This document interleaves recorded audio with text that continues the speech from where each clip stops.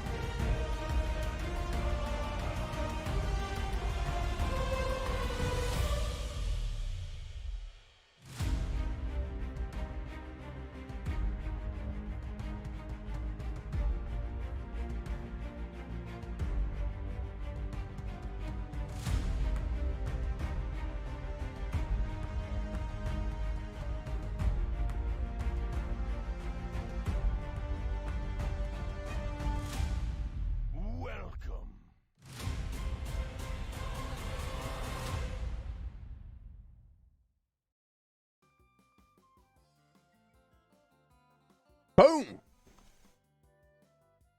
How could they turn Mario into elevator music? So good.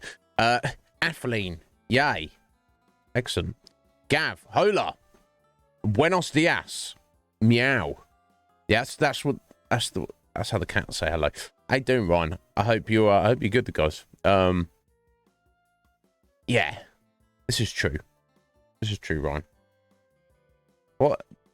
Atheline, my God, your jokes are insane. So I started typing something here on Discord, and I better finish it off, as I think we're having Cage join us soon. And obviously I'll need Discord. So yeah, we're just gonna chill for a minute, guys. Thank you for being here. I just got started. I started the stream on time and then hadn't taken care of some stuff. It won't be a second.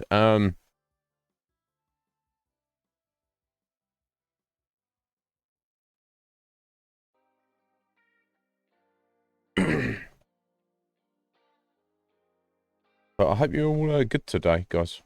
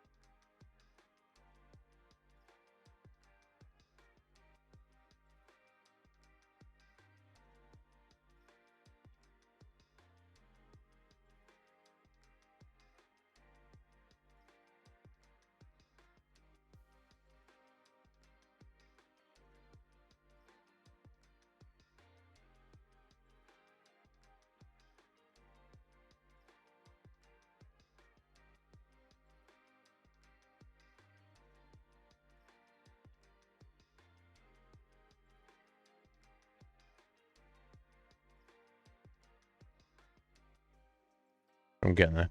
But none of that matters. What matters more than yeah, Gav. Like, what's Gav sent me? What matters more than that, than even the fact that it's Thursday, is the fact that Squid is over 9,000. Garnet. I feel it's more janky every time I do it. Thank you, Squidge. And I'm on Flexer. You're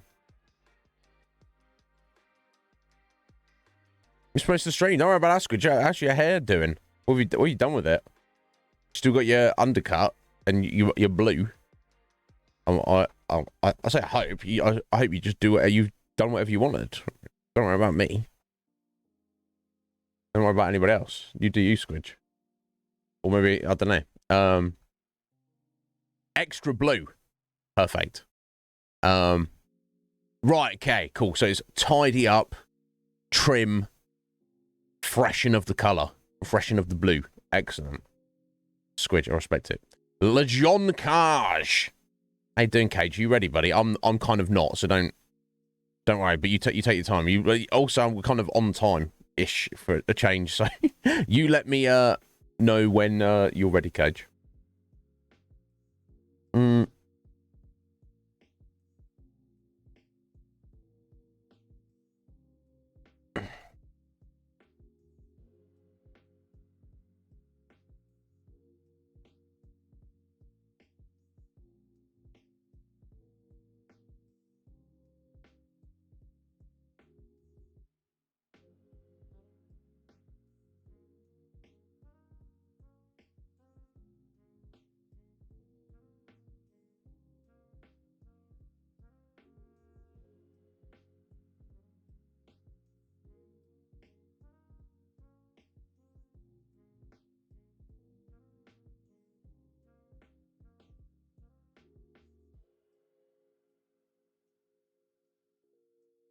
Not heard back about from Twitter yet, but I wasn't expecting to. There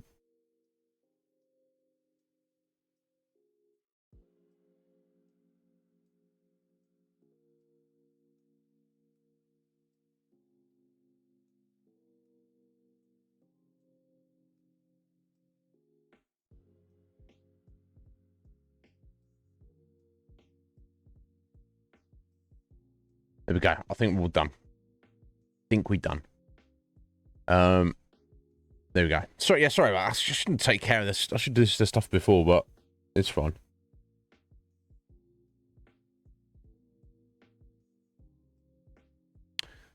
Yeah, pull up Instagram. I try to stay away from it nowadays. It's funny, if you go to Instagram without being logged in, you can like look at stuff for about 30 seconds, and then it like goes, oh yeah, you're not logged in, you have to log in. And if you there's no option to you have to like leave. You're not allowed to use Instagram unless you have an account, basically. Not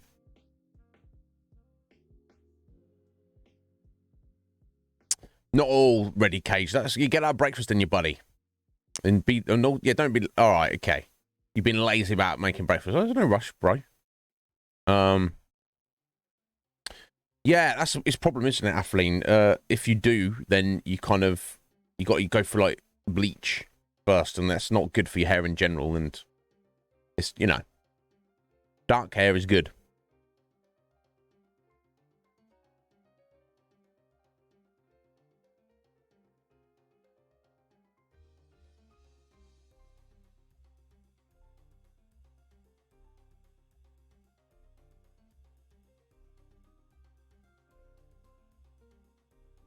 I think it's because Cage is an old man that he assumes everyone else is he's older than everyone. Yeah, Gav's like, what? 30. What is this? Damn, Ryan.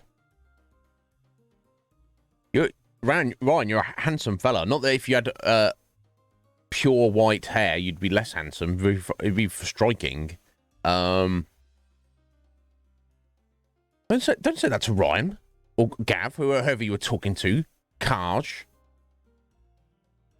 He's very rude, isn't he? Oh, you're running out for food. You're going out to get food. My God. Yeah, it would definitely. It would work. Oh, me. Oh. Yeah, I am older than you, Cage. There you go. But I can't remember who said it. I don't know. You're only as old as you feel, Cage. So in that context, maybe maybe you're older than me. I don't know, buddy. I don't know. I generally feel pretty good nowadays, except when I'm not. And then it's all relative, isn't it? You could be like, I know people who are like in the peak of physical health, and they're like, I don't know how I feel. It's like, you look like you feel like God. That's what you look like to me. And they're like, Yeah, I guess, I think most people have a little bit of body dysmorphia. Like, I feel fat. I'm literally grabbing some love handles right here. Some spare tire. Well, I guess it's all relative, isn't it? I'm sure that if there was like some people who had my physique, they'd feel like $1 million because of what it's what you're used to, isn't it? You know, I don't want to be ripped. I don't want to be cut, but I don't know. It's because I've known better. I've been better.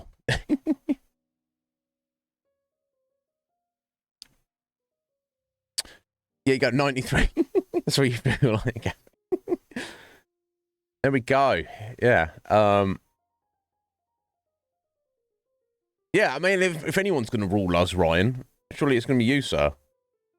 I don't know. But anyway, none of that matters. So yeah, so Cage is going to join us for Lone Wolf. Let me go ahead and get all that stuff set up. So then when Cage is ready, we can get right into it.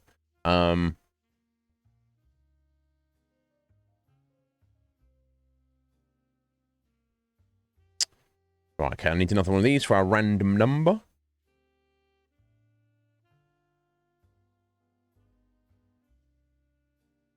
Okay, that's cool. Right,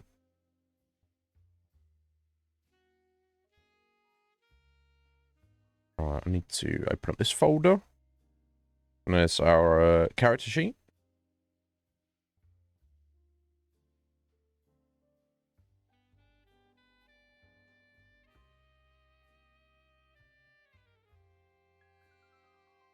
Okay, let me go ahead and open the next book here. I'll probably delete these. We don't need these anymore. Yeah, I remember the Chasm of Doom. I remember this being my favourite, certainly of the first 4. But I don't remember why. So I'm kind of excited about it.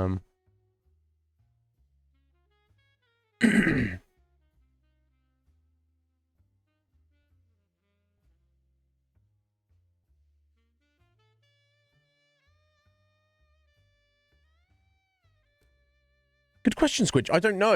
I don't know if anybody knows. Yeah, Athleen's name looks the same colour to me. Gav's is completely different. Gav, in my chat, in my stream chat widget, is green, like a dark green, as opposed to Athleen's bright green. Well, obviously, Gav on the actual stream is bright red. Your colour looks roughly the same, Squidge. But yeah, I don't know. I don't know what the answer to that is. Like, if I look, oh, there you go. That's something I'm not done. Let me let me get my stream up on the laptop here for later. If I pull it up here, the oh, in fact, if it's on here anyway. I've got it. I'm sure I've got it on over here.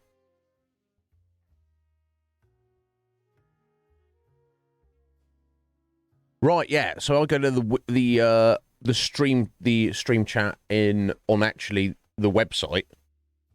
That matches what is on the screen and not what is in my personal widget in OBS.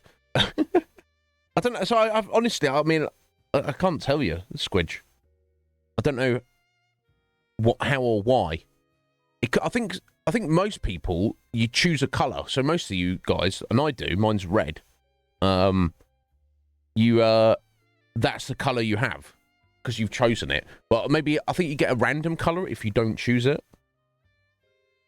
And then if you've not chosen it, I think it can appear randomly. Well, Gav, maybe you can answer the question for us. Have you specifically chosen a color for your name? And if you haven't, maybe it's just randomly assigning it to Gav every time he comes in chat. Who can say? Not I.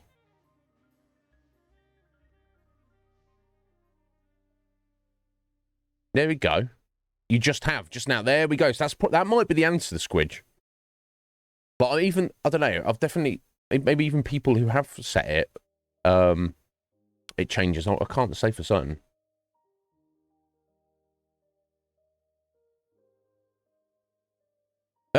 Very strange, Gav. There we go. Let me go change this.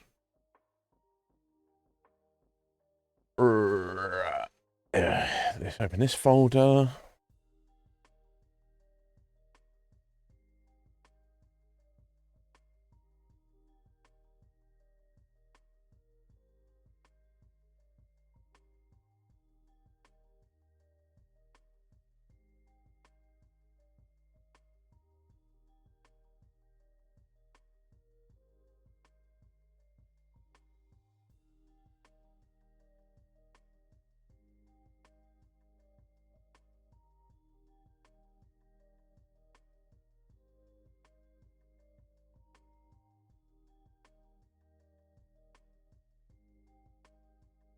Cool. Okay, that's all changed.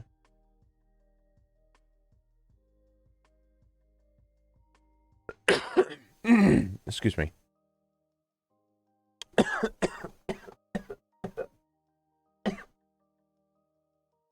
Sorry What's that? What even was that? Okay, let's get rid of that for a second. And I think we can also get rid of this.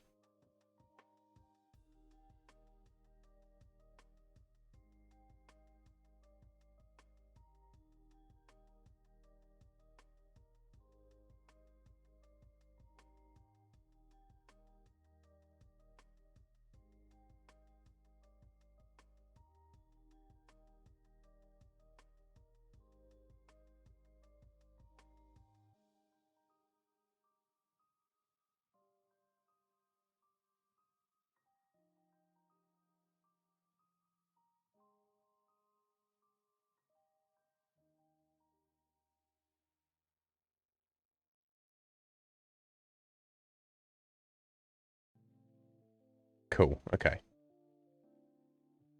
Okay. Going purple, Gav. Yeah, there you go. Red looks good. When I'm looking at the orange and the red next to each other, I can barely tell the difference. The orange is quite a statement, but yeah, purple is a nice choice. So all of your names, Aphrodine, you can't. So you're losing colours as well, Aph. My God.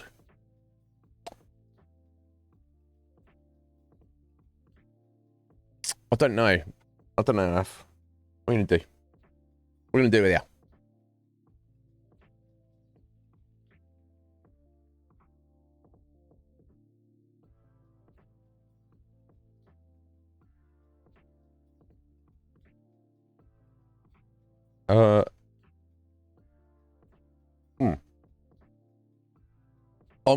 I know it's early, but before we, so I don't have to break when Cage gets in here. We'll I'm gonna take a 1-minute break. I'll be right back.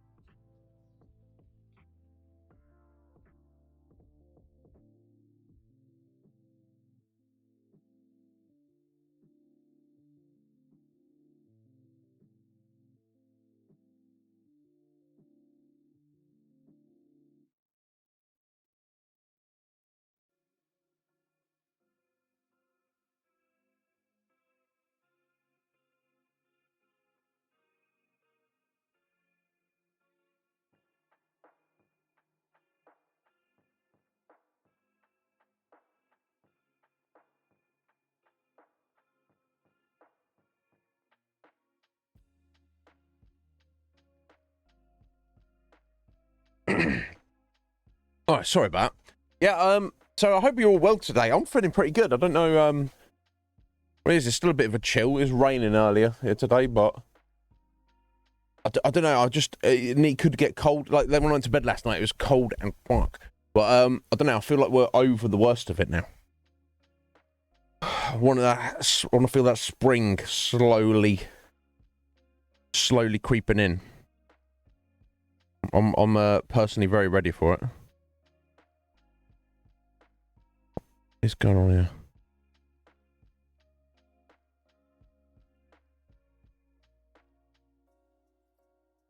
Okay, weird.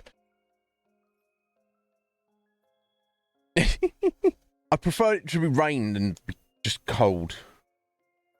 Or maybe I don't know. I don't know, Gav. I guess it's I just want a sunny spring day. Early May. Just take that and leave it at that. So So we're not going to rush. Yeah, is anything you guys need me to address? Let's have a little look what's going on in the world, if anything. Oh yeah, they had the Nintendo Direct yesterday. Apparently they're on the Switch. They're introducing Game Boy games and Game Boy Advance games, which is cool and great. But a couple of things. One, they didn't already have that. Okay, I guess not. So cool for adding it already. Two, like I said, I shouldn't encourage this, but I don't know. There's this weird idea, and it feels like Nintendo leans into it more than any other of like the big companies, where they're like, "Hey, we got some new games for you kids." Oh, awesome! Yeah, they're not really new; they're just old games. But we're just gonna sell them to you again. You're all right with that, right, kids? Oh, well, I love Mario, so I suppose I better give you some money. Cause Mario's great, right? He's not trying to steal my money, is he? No, Mario's a hero. Just give us some money, please, for that 30-year-old game that you already own, please. Right, Gav. That's what it comes down to, isn't it? They're very. I mean, it's their property, isn't it? So they can do what they want. But it's interesting. They're an interesting company, and you know, I would like a Switch in theory. I don't know what for specifically. I like the idea of it, but I don't know what else. I guess I can let me do an investigation. Here we go. Let me go. Nintendo Direct. Tell me what. Just couldn't I just get the headlines?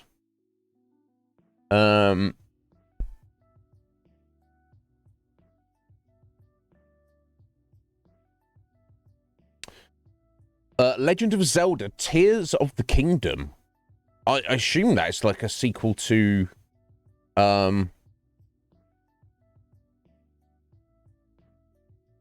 what was the last Zelda called? Oh, I swear to God. Anyway, Squidge, you get on that. You get on that work, Squidge. But yeah, new Pikmin 4. I've not played the first 3 Pikmins. Splatoon 3. Mario Kart 8. I thought they were already up to the Mario Kart 18.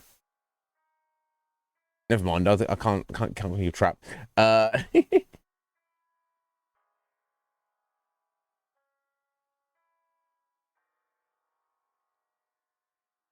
Yes, Pikmin 4. So the longer-awaited 4th installment, apparently. Splatoon 3 expansion. Okay. Mario Kart 8. Oh, sorry. DLC. Okay. Breath of the Wild. Of course, that's what it's called. The Breath of the Wild. Is indeed, of course, what it was called. So I guess Tears of the Kingdom is I assume it's Tears, not Tears. Is like kind of like a direct sequel to that, to Breath of the Wild.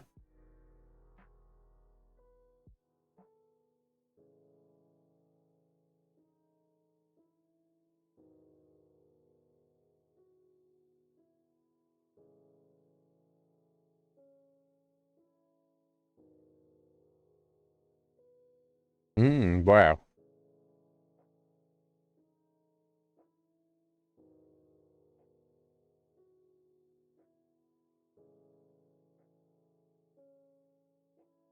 Yeah, so I don't know. Okay, that's all. That's the basic takeaway I got from that. Yeah, I mean, the screenshots I looked at there, I'm sure it's great, Gav. And I know people who feel that Breath of the Wild is one of the best games ever made, and from what I've seen of it, my God, I think I would love it as well, honestly. But I don't know. We'll see where it's all going. it's weird. I'm not one of these people who really cares about the gaming news. I was like, you like video games? Yeah, of course. Oh, that's why I've got a load of them. But you want new ones? I'm quite satisfied with the ones I already have. I don't particularly need the new ones necessarily or specifically. Cool. What kind of mods can you get, Gav? I was saying mods on PC. If it's been hacked.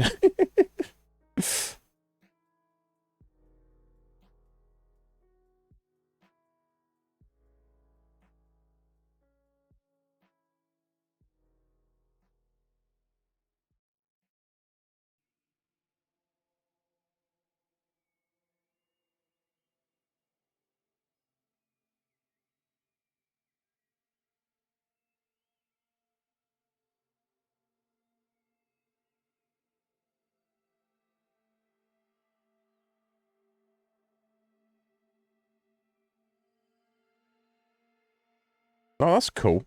It doesn't like look bad anyway, does it, Gav? It looks pretty good. Yeah, what else? Oh yeah, of course we had it was fun to raid 7 yesterday. Let's keep an eye out for 7. She's got a very good vibe as a streamer, definitely. It's interesting to be on the other end of that equation as well. Yeah, Persona 5, which we will get back to after we've hosted Cage today.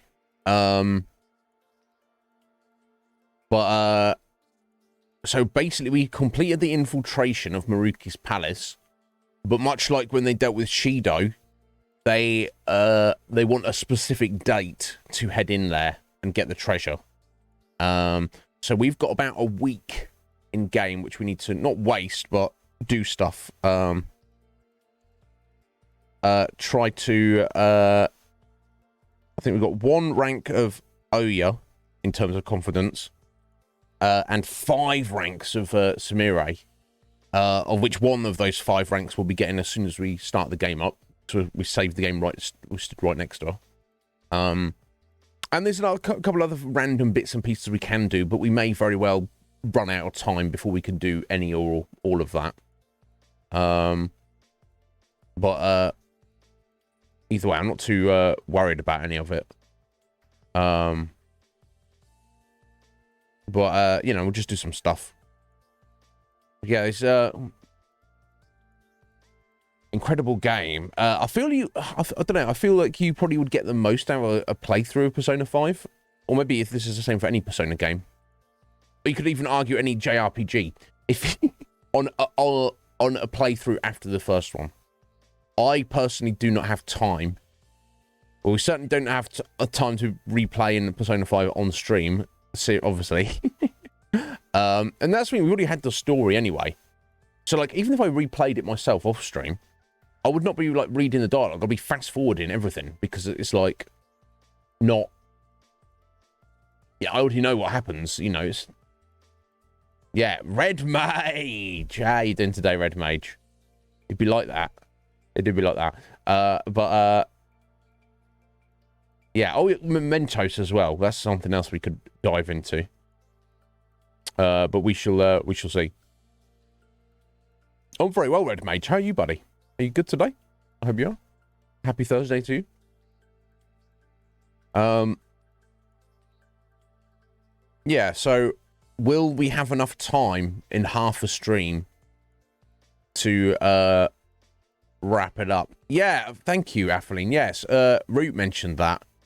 For actually choosing to sleep in class. Just because it's like something we'd never done, something might come of it. Or even if it's just like an amusing little Easter egg. Maybe Joker has a dream or something. But yeah, a few little bits and pieces. And I feel we're not going to have time to do everything. But, oh my god.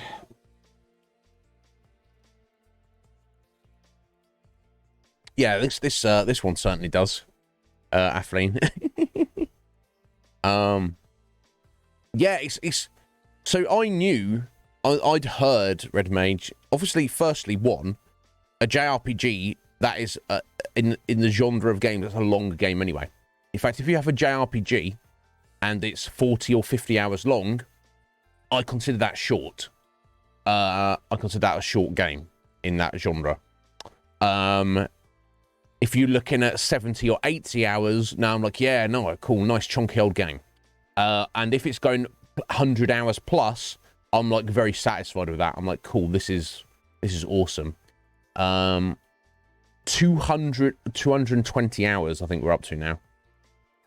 Now, and of course, probably about at least 100 of those 220 hours is me just talking nonsense, probably. But, no, it didn't. No. It's made me think maybe about, in terms of the votes, we do Red Mage, like how to make it maybe more fair in terms of length of game, because of the way it's all set up at the minute, every title, every individual video game is judged equally. But then you look at a game that like Persona 5, where we're over 40 streams into it, carries the same amount of weight potentially in terms of voting power as anything else. And the other extreme, Bastion, a game that Squidge voted for, single stream game, one stream, start the game, complete the game, a single stream. So it feels like I don't know what I could do to adjust that. On one hand, you could say, well, if you're voting on a game, you should be aware of how long it is. And yes, if it's a game you like and it's extra chunky, then good for you. Put your votes to that because you're going to get more of what you want. And if you're there's a game you want that is kind of on the shorter side, that's your choice. That's what you've got to commit to. Yeah, I think you were around, Atheline, when we played Bastion. I don't know, maybe you were busy that day. I don't know. Me talking is the best, is the most voted for thing. Red Mage, I don't know about that. Oh, right, yeah, the narration in Bastion. My God, yeah. Yeah, very good. Very good. Rux. Rux was the character's name, I believe. Yeah, on point. Perfect. Adds so much to the game. So I don't know. On the other hand, it's like, I do feel that there's got to be some level of fairness. But then again, if I don't know the game, and I'm just guesstimating, and if it's all stuff that I want to cover anyway, then I guess if we do something that's extra long, like Persona or Elden Ring, and some of you are excited to be here, but you're not really feeling the game, then I guess it's just a question of bearing with until we move on to other things, I guess. Root! Hello, Root. What is going on? You tell me, Root. I hope you know what's going on, Root. Because if you don't, then... I mean... I don't know. Root, you're now officially in charge. Go. What are we doing, boss? But how are you today, Root? Are you well? No, we are just we're going to be doing we are doing our next Lone Wolf book with Cage. He's just eating his breakfast at the minute, so we're just like hanging around for a minute while we do that. While we wait on him. There's no rush, Cage, as I said. He's around though.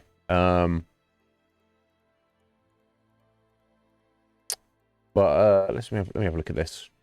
Yeah, Cage needs to decide a new discipline as well. Well, according to you, Cage, we are absolutely are playing tactics next. But maybe that will change soon. Who knows? I cannot say.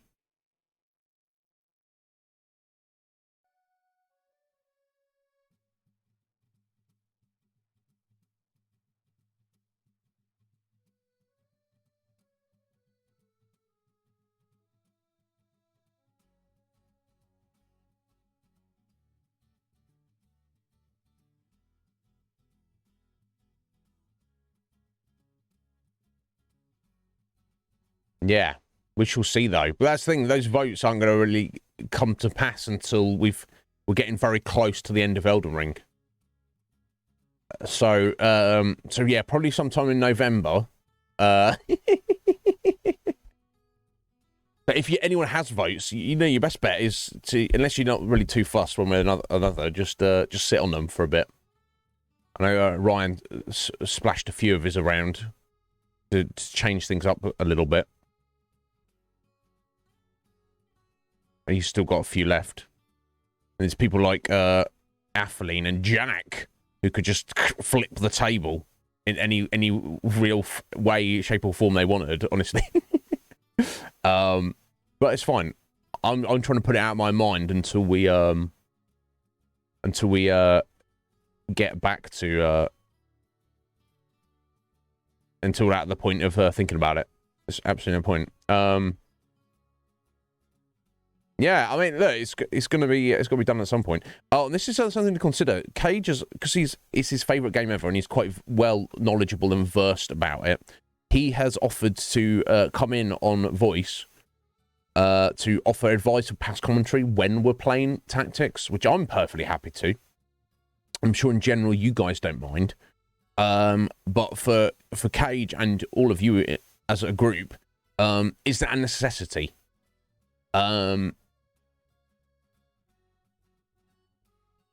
Should we just do it like any other game, and then when Cage can join us, he can join us, and when he can't, tough titty, doesn't matter.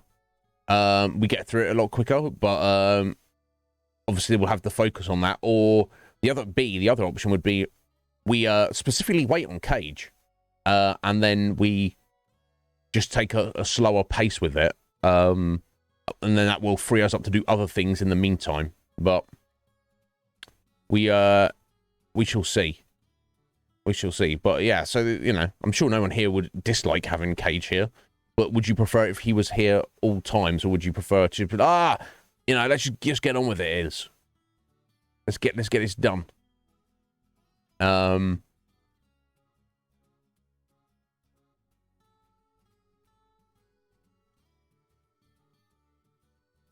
yeah, so yeah, Cage has to choose a new discipline. He has 7 out of the 10, and he's got to choose his 8th. And of the 3 left, there are Mind Shield, Mind Over Matter, and Animal Kinship. Maybe he can decide after he finds out what his mission is.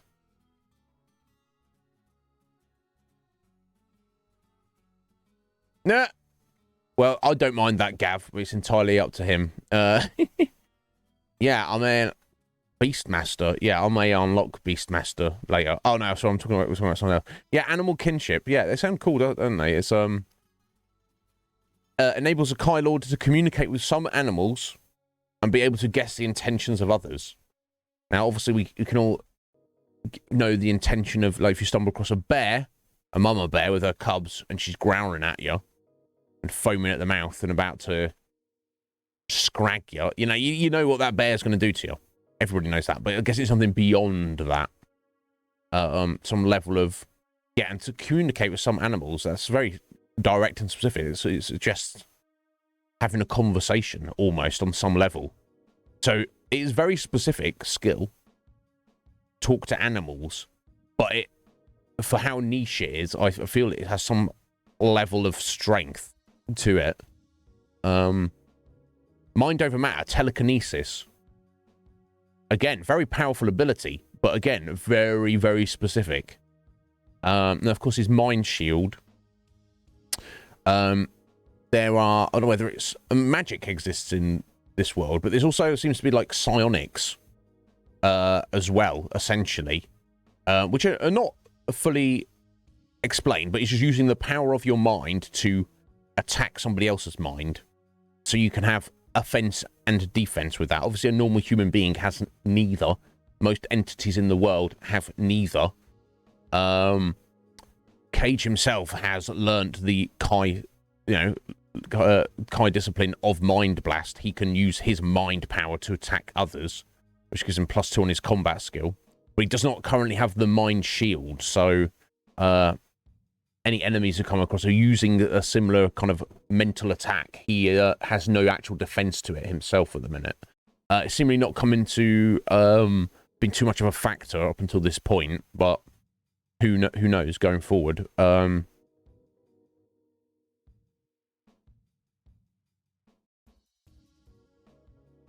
But yeah, it's I know which of those three I would probably choose, but that's not because I know the book. I just because I have certain preferences. Hot as Satan's toenails, Red Mage. My God, I could do with a bit of that.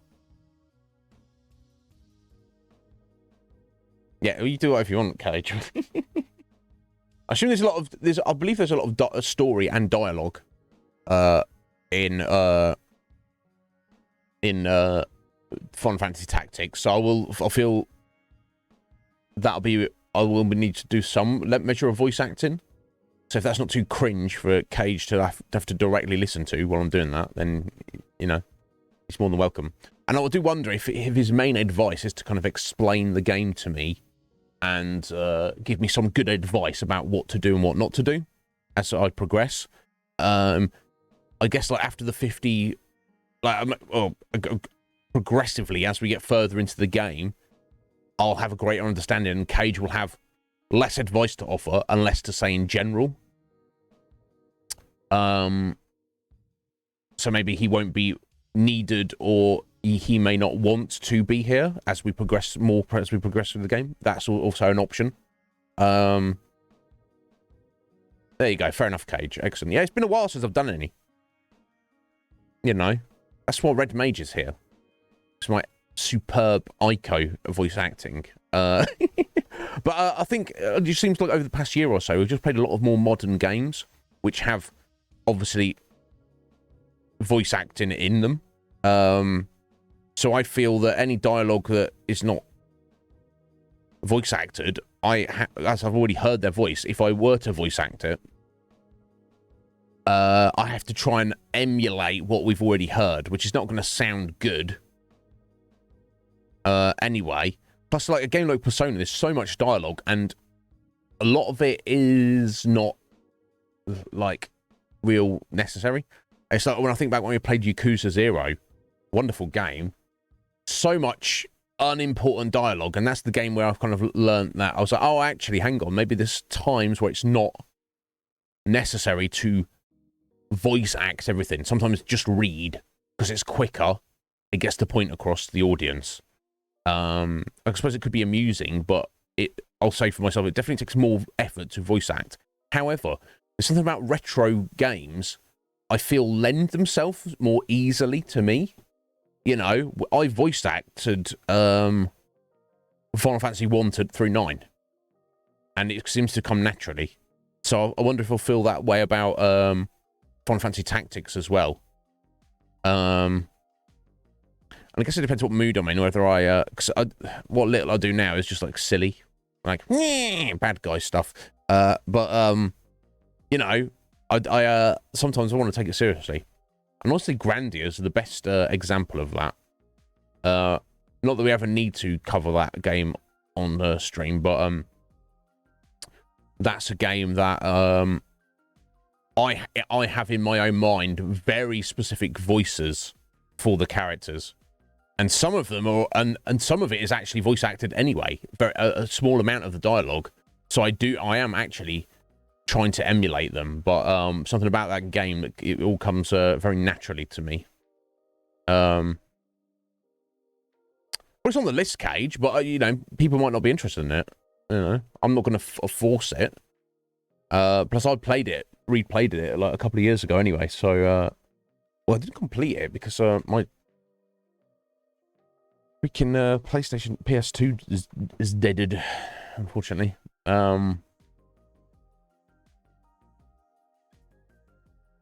Yeah, if only, Red Mage, if only.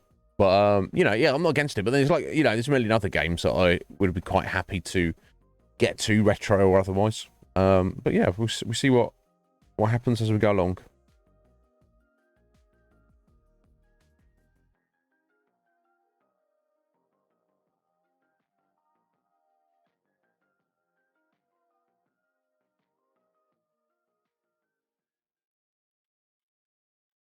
I don't remember some of the specific dialogue choices, Red Mage. I just remember, like, you know, you have like a full, long, drawn-out conversation with like an NPC who is just for a side quest that, you know, they tell you the whole life story and their backstory and this and that and all their thoughts and everything, and they ask your opinion on the situation, and then Kiryu and Majima are giving their opinion, and then none of it really mattered. It's like the kind of game where if you're playing it on your own, you're not streaming it, you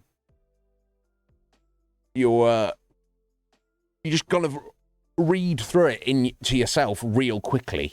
And then some streamers do that. Some streamers will just click through they won't voice act, and they'll, fair enough, I don't expect anyone to voice act, and they won't like narrate the dialogue either. They won't like read it. It might sometime the next step down from that is they'll pass comments, so they'll read it themselves in their head, and they'll be like, oh yeah, this guy wants us to. So they'll skip the actual text, but they're explaining to the audience what is going on. Next step down, I guess, is some streamers will not pass comment or say the dialogue, but they'll leave it on the screen for like long enough that an audience can read it for themselves. And then, of course, you've got the lowest level where they just skip through it, and you're like, oh, I wonder what that character said. Oh, I don't know. Never mind. Do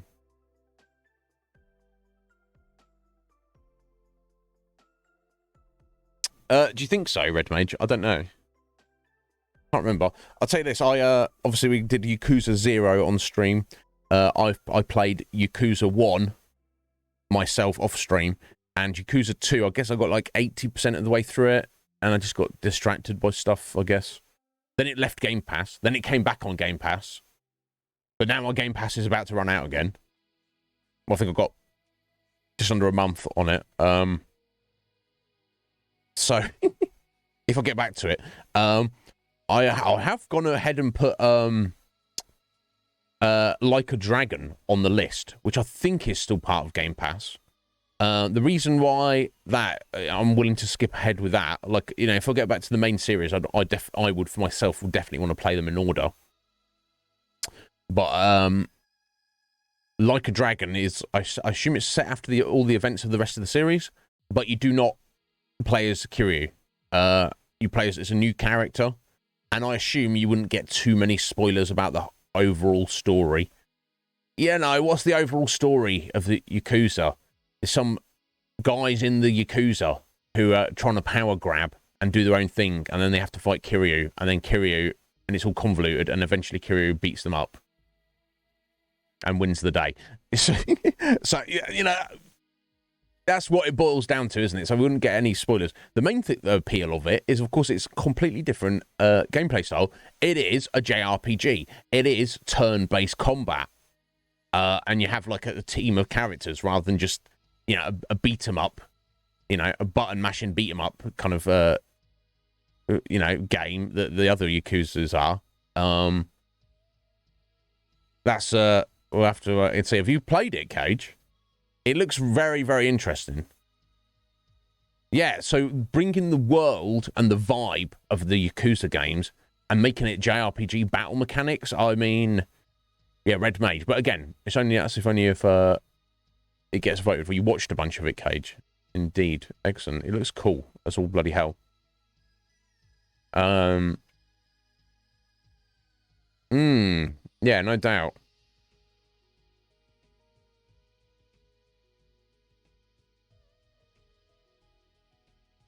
Oh, wow, Gav. Is that in the van? Nice collection there. Oh, are you ready, Cage? He's hanging out already. Here we go. Lejeune. Oh, he's grabbing water. Okay, he's not actually ready. Here we go. Let me just go share my screen with him so he can see what's going on a bit better. I don't know what's happening. I feel like I need to pee again already. This is ridiculous. Might need to step out again at some point, but here we go. Mini collection, my God.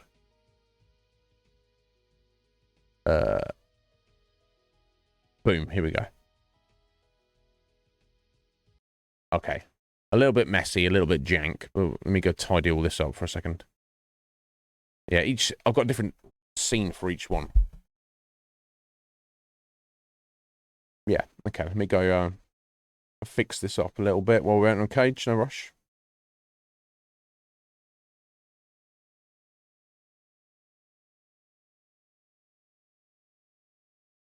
There we go, that seems reasonable. I'll chop this right down, my God.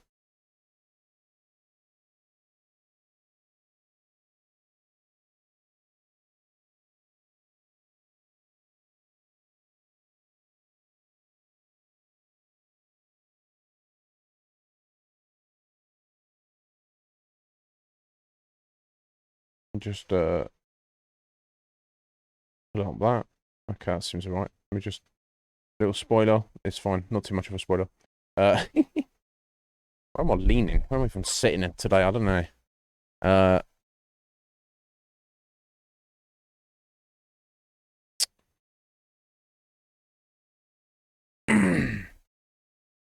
Yeah, I've got to run away. This is ridiculous. I've got to pee again, guys. So I can't. I need to sort my freaking life out. 1 minute. I'll be right back. I won't even change the scene. I'm broken.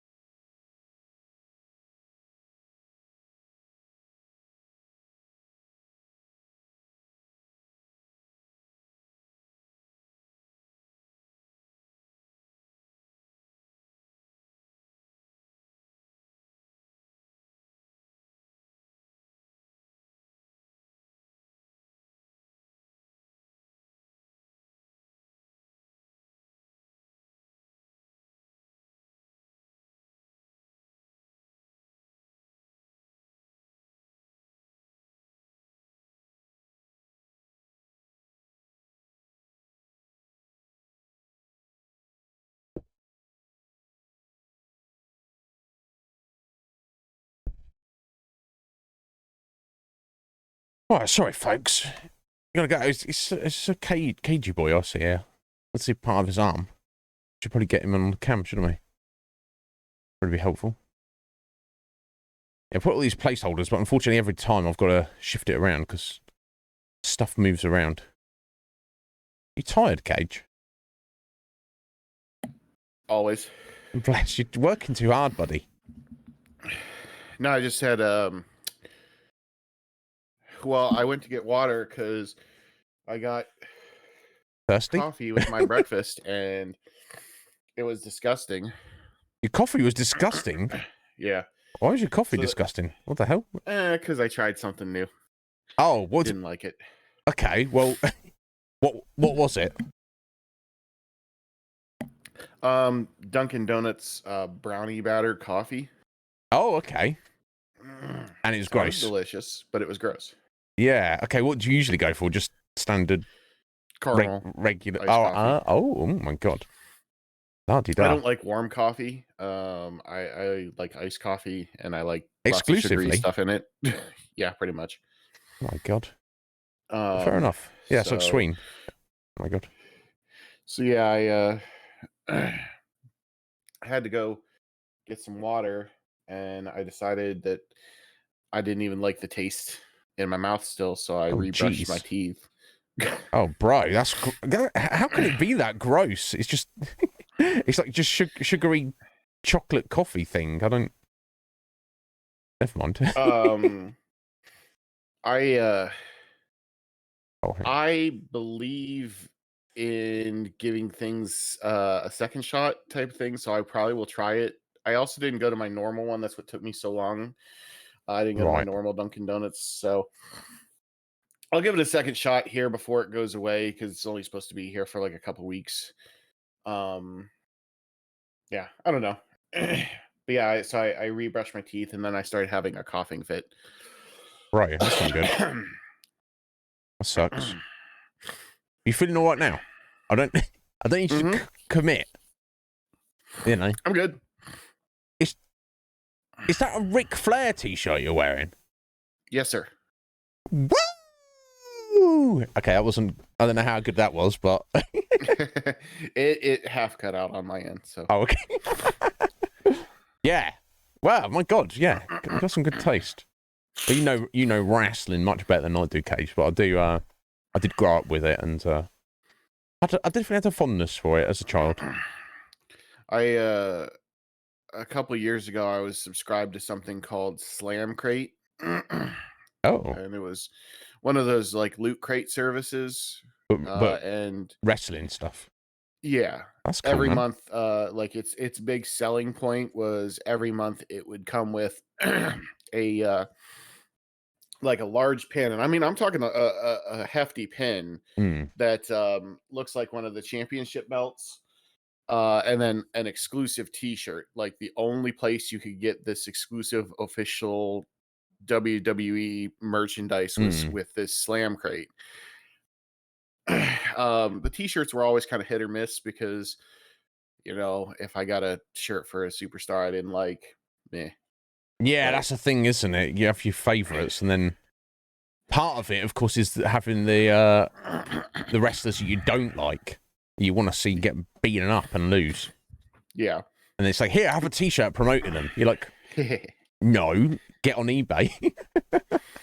But I always had I always kept it because I kept it for a long while because I like the pin. Yeah. I was all about getting the pin. And then they stopped giving the pins. So I was like, okay, I don't care about most of the other stuff or the t-shirt that much. So That's fair. Oh, that's cool. Yeah. And the thing of those loot crate things, they're like they're a nice idea, but then I think part of what you're paying for is the novelty of it, which is a nice novelty, but if you're getting like merchandise that you feel that you wouldn't have necessarily bought otherwise, or it's not adding up to the value that you're paying for it, then it's a problem. Oh, Scotty, how you doing, Scotsworth? Are you well, sir? Apparently, it was an terrible impression of you, Cage. Yeah, I believe it. Yeah, I mean, we'll have to just wait for Cage to do his own impression of himself. But no pressure, Cage. I'm joking. Anyway, my impression of myself. No, I think he wanted you to do a woo channel Ric Flair. Nah. Nah, okay, yeah, we're not going to put you on the spot. Scotty, leave him alone. He's always picking on you, isn't he, Scotty? Yeah, he does that. Anyone think he's like a massive scumbag? Scotty, we got our beady eyeballs on you, buddy. I'm joking. He's better than me.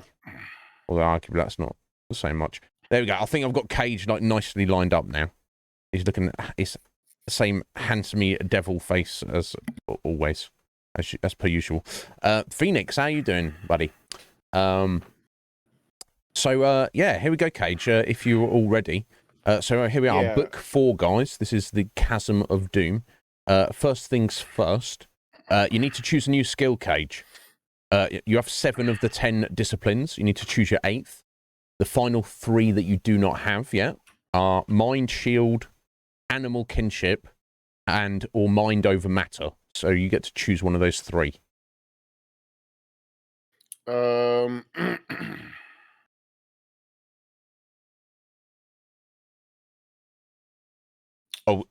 maybe you want to hear what your quest is before you decide, because that maybe might inform it. I don't know.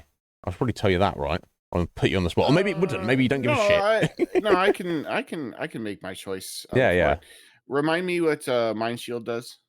Some of the hostile creatures of Magnamund have the ability to attack you with their mind force. This discipline prevents you from losing any endurance points when subjected to this form of attack. So for you, your mind attack gives you combat skill. But from the description there, it sounds like enemies get used against you just directly does damage. And this apparently will stop that damage, potentially. Okay. I'll...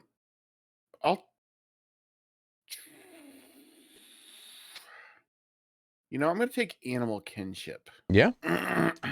Cool, okay. I'm going to hang out some animals. You don't have to hang out with them. Just say hello to them as they're passing by. Yeah. Cool, excellent. At the completion of this book, assuming you don't die, you'll get to choose one of the two remaining. But yeah, let's see if we can get some use out of that animal kinship here.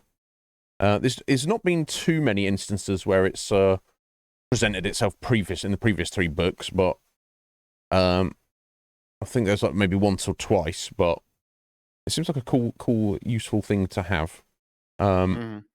Maybe, potentially. Who can say? Right, here we go. Are we back here?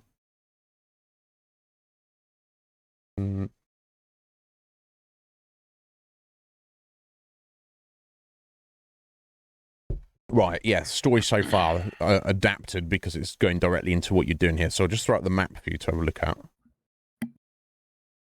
There we go. You can see Home Guard to the north there. And obviously the stuff to the well, Duranor itself is hidden behind the key, but got a bit of the south of where you've been currently. Right, yeah, Ruanon is a remote mining province to the south of your homeland, Sumland. Nestling between the sullen peaks of the Dern Crag and Marken Mountains, the people of this province have long prospered from their toil in the ore-rich mines, living and enjoying their wealth under the protection of their lord, Baron Vanelund. The golden gems that are mined at Ruanon yield an important source of revenue to your homeland. The heavily guarded convoy of wagons that leave the province and journey to the capital have become a regular monthly routine. A routine that has never been broken until 1 month ago when, suddenly, all contact with Ruanon ceased. A troop of 100 cavalry from the King's Guard were immediately dispatched to investigate the whereabouts of the missing convoy. The commanding officer, Captain Duval, was ordered to report back to the King as soon as contact was made, but he and his men have not returned. They, too, have disappeared without trace. The King had summoned you, Lone Wolf, last of the Kai Lords, to his citadel at Holmgard. Your quest is to find Captain Duval and his men, discover what has happened to the missing convoy, and to uncover the veil of mystery that now hangs over Ruanon. The King has gathered a company of border rangers, a unit of elite scouts, all of whom are skilled in horsemanship and outdoor survival. He has ordered these 50 men to accompany you in the hope that, with your leadership, they may succeed where the larger and more visible force failed. As you and your men enter the royal armoury to equip yourselves for the long ride ahead, you glimpse a black crow perched on a window ledge high above. It flies away, but not before a shiver has run down your spine. In Holmgard, the crow is a bird of ill omen. Someone's maybe already got a beady eye on your cage. Or not. Superstition. Also, you're now a... I'll get rid of the map if you need to look at that again. So basically just heading directly south down the main road. Although it looks like it's... what? A few hundred miles, at least. So I'm not sure how long it's going to take you to get there. Exactly. Yo, Kaji, how you doing there, buddy? Thank you for the luck. Yes, you've got your new rank, Warman, which is got a cool sound to it. Not that it matters, but just for capital letter is sort your life out. Right, we've got your skill. Okay, cool. Getting into the armory. I'm sure they're going to give you some stuff.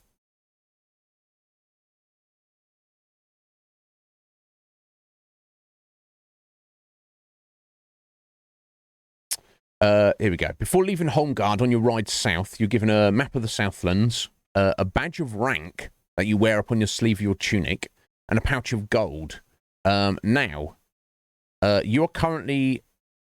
Okay, cool. You're on 40. Yeah. It doesn't say in the books at any point, Cage, like, oh, you now have 0 money. It's like, I've just finished that other adventure and I've got money. So I don't see a problem with... If you can carry over items, why shouldn't you be able to carry your money? But anyway, got some extra gold. It doesn't... I'm sitting here muted like an idiot. Oh, are you saying important stuff? No, I was gonna say I think it's more or less because, to my understanding of the series, right?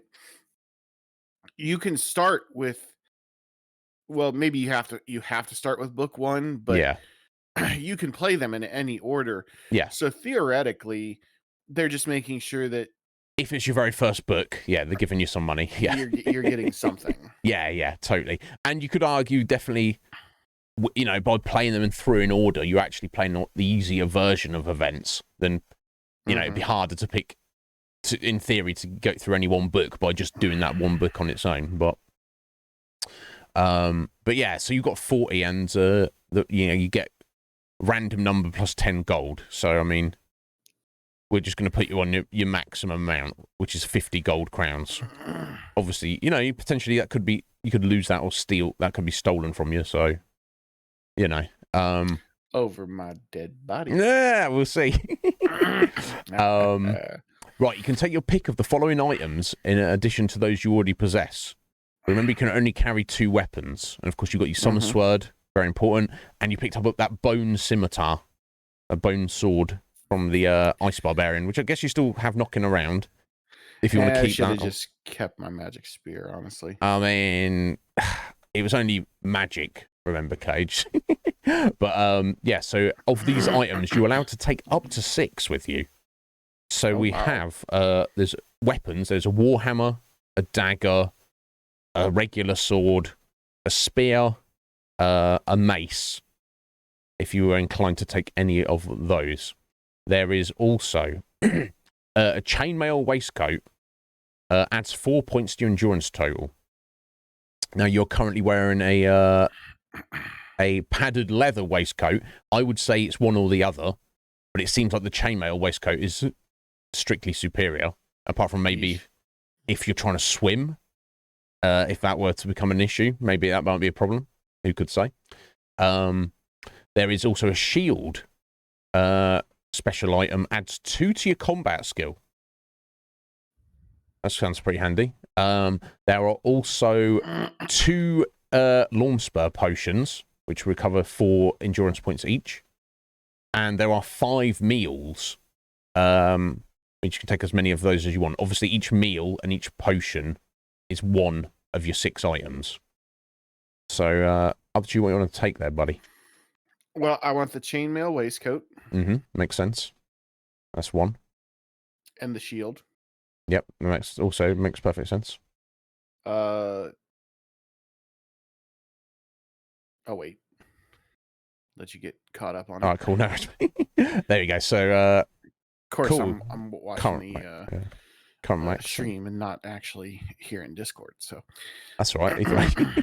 All right, and you want your the shield? Okay, let me just. I like that the shield gives me more combat skill. So yeah, rather than just hit points, kind of makes sense, doesn't it? Yeah.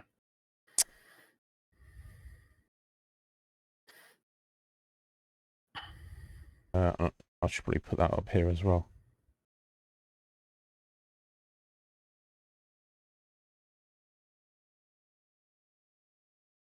Oh, God. He's breaking stuff. There we go. So, there you go. So, if you've got your summer sword and your shield, and you're using your mind blast, what's that? It's 26 to 20. So, your combat skill, assuming you've got all of those at your disposal, is a whopping 30. So, yeah. Obviously, as the series progresses, enemies do, you know, get better at fighting. But I feel like this book 4, that's pretty decent to say the least. Right, so that's your 2 items there. You got 4 more. Okay. Can I see my backpack? Oh yeah, of course, buddy. Sorry. Yeah. Okay. In your backpack, you've got your orange liquid, whatever that may or may not be for. And you've got a long rope that takes up 2 slots. Okay. I'll go ahead and take 2 long spur potions and 2 meals. Okay, cool, nice.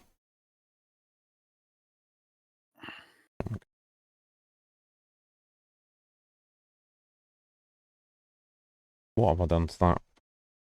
Sort your life out is. Okay,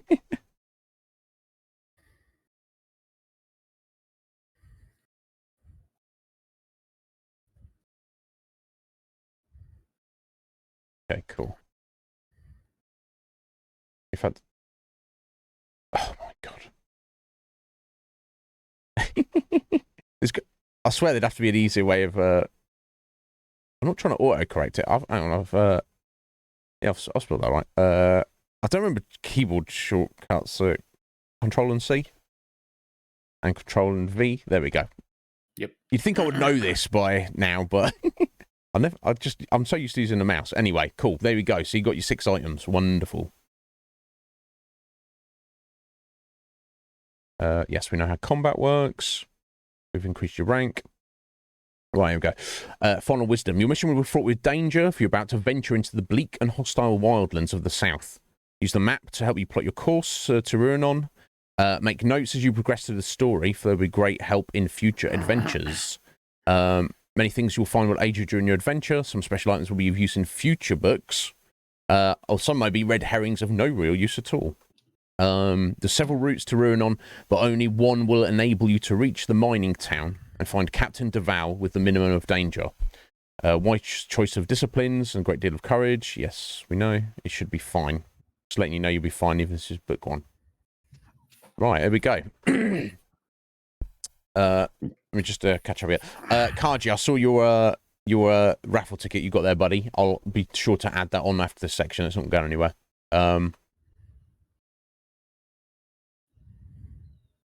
But yes, Scotty, yeah, I was talking to you. Sort your life out.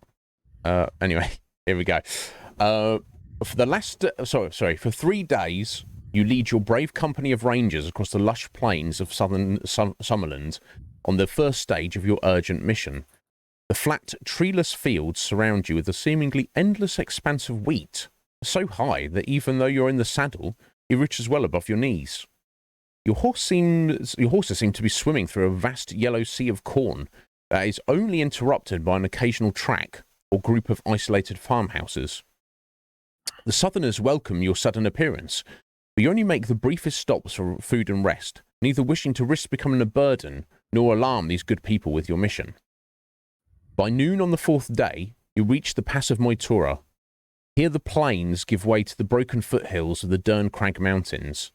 You soon reach a highway, the surface cracked and full of potholes, heading off towards the south. This is the notorious Ruinon Pike.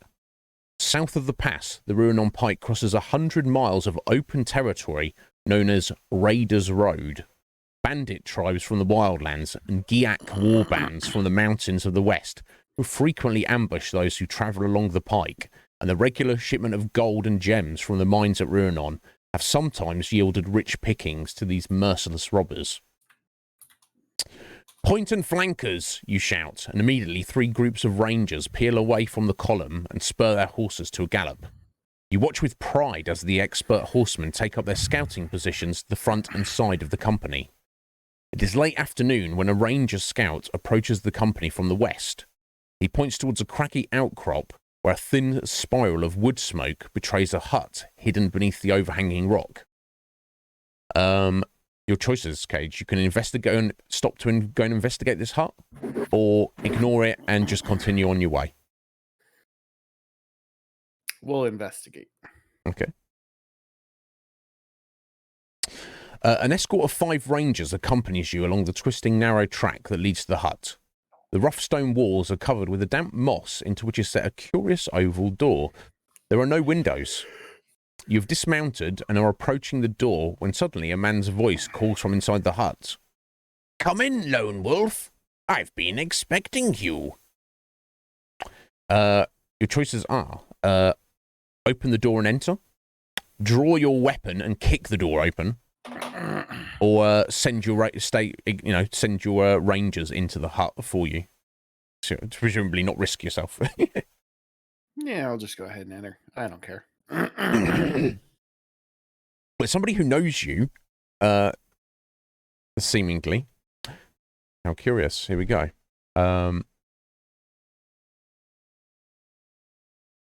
In the dim light of the interior, you see an old man seated at a table. The flicker of a log fire is all that illuminates this foul-smelling hovel. Ugh. Yet it sheds enough light for you to see the clutter of charts and strange instruments that crowd the hut. The man slowly raises his gaze from a large crystal sphere and bids you sit opposite him. You know my name. How? You ask warily. The stars foretold our meeting long ago, Lone Wolf, he replies, slowly passing his withered old hands around the sphere. Be not alarmed by my knowledge, for I wish only to aid you. He produces a small scroll of parchment from within his robe, and he hands it to you. Upon the scroll is written the following verse. When the full moon shines o'er the temple deep, a sacrifice will stir from sleep. The legions of a long-forgotten lord.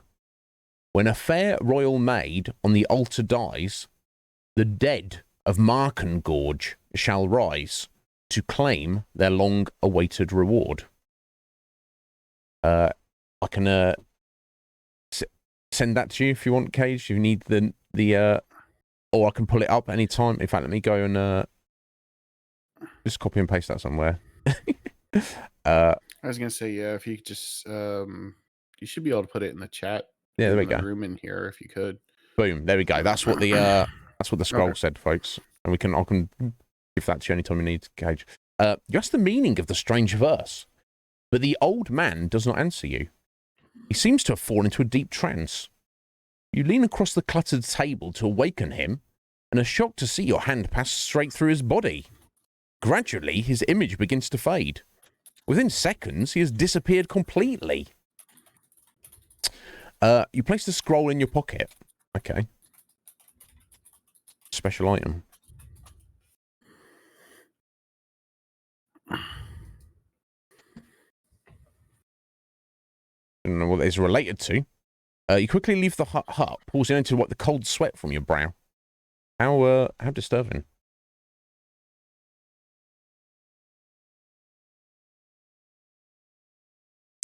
I'll get rid of this fella.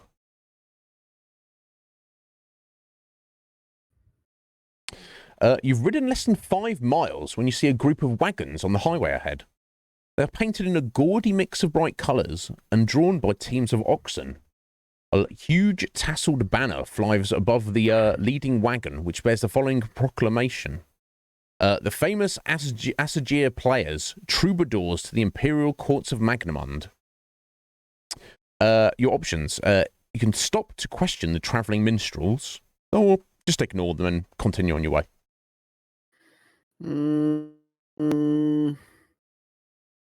Let's stop and question them.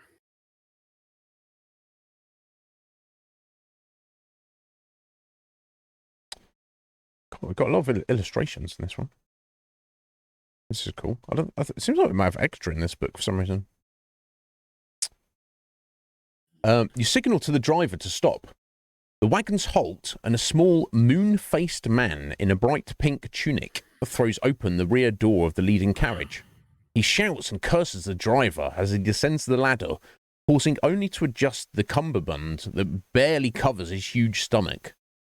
Seeing your men, he lets out a strangled shriek and fumbles for a short sword hanging at his side. Bandits! Robbers! He cries, and wrestles to free his sword from its ornate scabbard. A row of anxious faces appears at the wagon windows, but the expression soon change to a smile when they recognise your some-lending uniforms. Calm yourself, Yesu, shouts an elderly woman. They are some-lending rangers. They will not steal your gold. Laughter, maybe you will, Cage, I don't know. Laughter ripples along the carriages as the little fat man suddenly unsheaths his sword with such force that he spins around and tumbles to the ground. You must forgive Yesu, says the old woman. He means you no harm. Raiders Road has made him a nervous wreck. You question the old woman, asking her where they have come from and their destination. You learn they are a troop of players and have journeyed many miles from their native land of Kalasia in the east. They last played for the people of Eshnar, but it was a disappointing show. It seems the town was as quiet as the grave. Those who did come to see them were a sad and sorry crowd. They're now bound for Holmgard and hopefully a more appreciative audience. Light is fading, remarks the old woman. Perhaps you and your men will camp with us tonight. We would deem it an honour, and we would be happy to entertain you all with songs and dancing. You notice a hopeful look in the eyes of your men as they await your decision.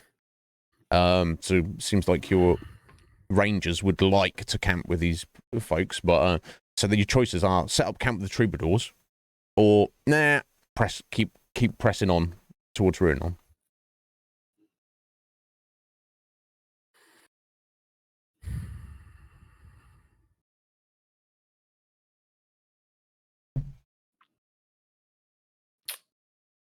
I guess camp.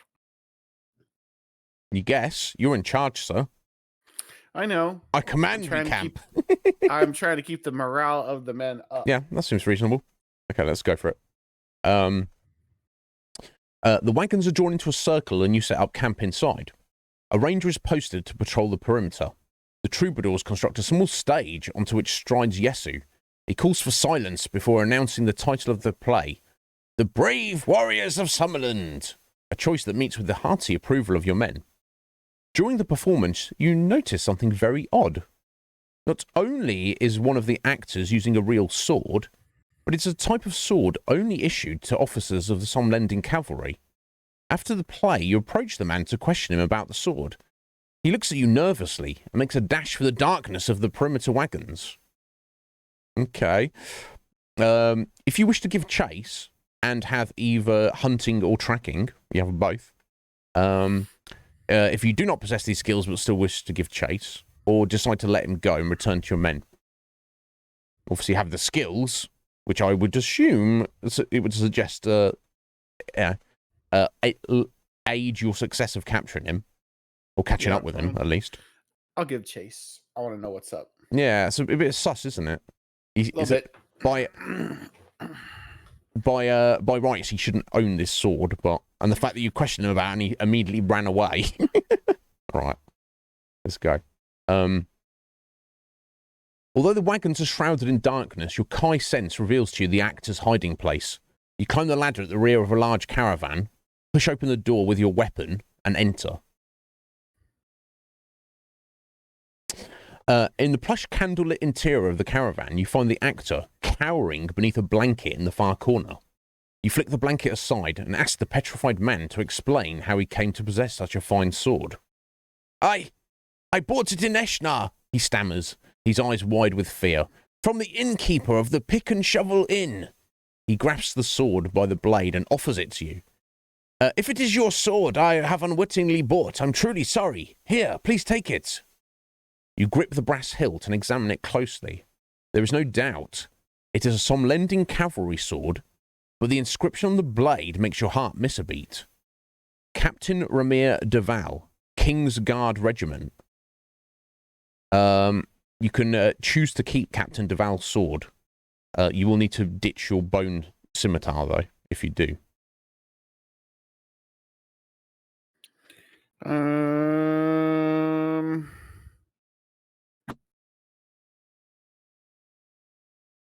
Now, I apologize. Has this Captain Deval been in one of the past stories? Like, is this someone we know? He well, in this story, he's he was in charge of the 100 cavalrymen that went to the king sent to go and investigate the missing gold and gem shipment who's gone missing. Oh, yeah. So he's the dude. He's the dude that we're basically going to look for. He's the guy you're looking for, and you've just found his sword. Yeah. This random guy should not have this sword.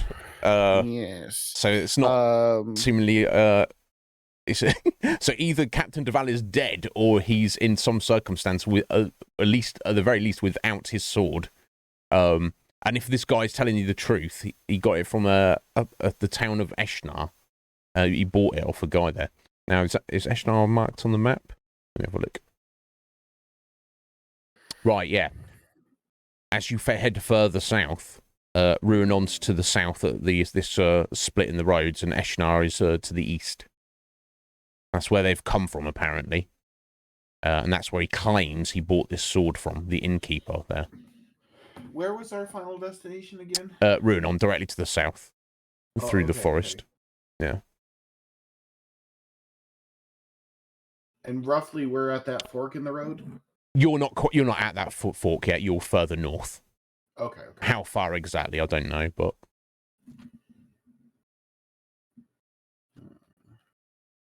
Interesting. Okay. Well, yeah, I'm gonna go ahead and keep the sword. Yeah, makes sense. Because worst case scenario, if the worst is confirmed and the captain is dead, I'm sure the king would like to have his sword back, probably. The sword back, so... Yeah, that seems reasonable. Okay, so you take the sword. Excellent. Oh, sorry.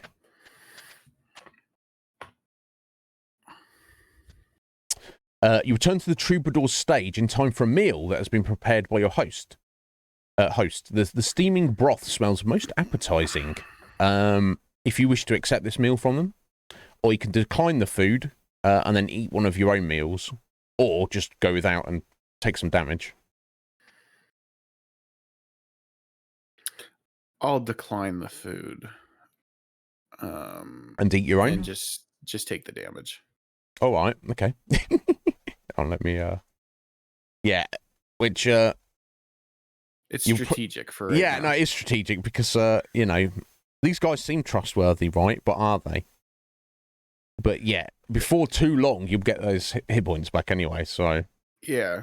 Well, you know, like here's the thing, right? So like we don't know these people from Boo, and they're willing to like just put us up for the night and entertain us, give you food, yeah, and all this kind of stuff. And if one already wouldn't be suspicious, you know, anyways, just from the get, now this dude with a real sword. Because I'm sorry, you know, last time you know, obviously this is supposed to take place in like past times or whatever, but like most plays weren't executed with real swords. No. On the actors, they were using like wooden swords if they needed the prop.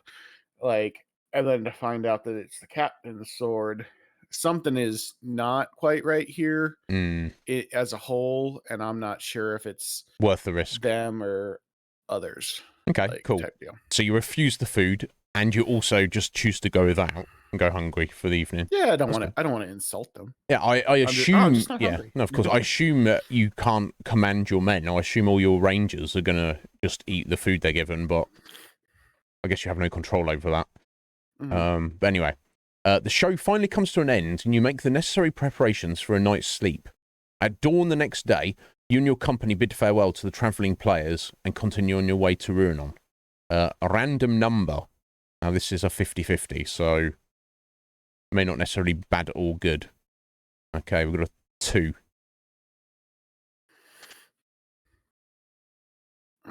Mile after mile, you ride across the flat and desolate landscape surrounding the Ruinon Pike. You've entered the wildlands south of the Pass of Moitura and cannot use the Kai disciplines of hunting to hunt for food in this desolate area. Okay. Yet, in spite of the uninspiring view, your men seem in fine spirits. They sing rousing marching songs to relieve the tedium of the journey and help to allay fears of what may lay ahead. During the afternoon, storm clouds gather above the peaks of the Derncrag Mountains to the west, and the roll of distant thunder warns of imminent rain. It is late afternoon when your scouts sight a coaching tavern on the highway ahead. It is a large stone building that has been fortified. You can stop at the tavern for the night, or decide to brave a possible storm and continue to ride south. Okay, so nothing happened with the rest of the caravan. Next day comes. No, presumably the food wasn't poisoned. They're gone. They're on their way. You're on your way. Nothing else came of it. Okay. Of course, but that was random number generated, so who knows what would have Yeah. happened otherwise. Well, what the random number is led you to this coaching tavern. Okay. So you could have got something different had we rolled a different number. All right, so there's a storm coming. Yeah, go ahead and we'll stop at the tavern for the night. Okay. The sound of a tolling bell drifts across the barren landscape. Window shutters slam down, but eyes still peer at you from the arrow slits carved into the walls. You draw your company to a halt outside the wide tavern doors. "We are some lending. We seek shelter for the night and fodder for our mounts," you shout. There is a long pause before a voice answers your call. Okay, another random number here, sir.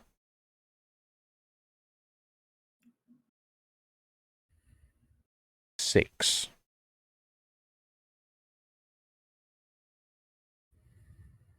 "What proof have we that you're not bandits in stolen uniforms?" What can you say or do that will convince them that you speak the truth? You have the two options are say that you're a Kai Lord and that your men are border rangers of Summerland, or you can show them your badge of rank, your official, whatever, your rank wasn't determined, but so a badge of rank for the king gave you. Mention to them that I am a Kai Lord. Okay. "Go away!" shouts a nervous voice. "We're a tavern, not a barracks," shouts another. You try to reason with them, but they are adamant. They will not let you enter. You have no choice but to continue along the highway. You've not ridden far when a storm cloud breaks directly overhead and torrential rain crashes down. Within minutes, the dry and dusty highway is transformed into a quagmire. It will be impossible to set up camp in this storm, so you resolve to continue to ride all night in the hope that the storm will soon pass.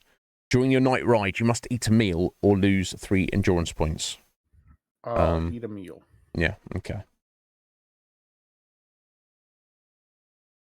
Good job you picked some up.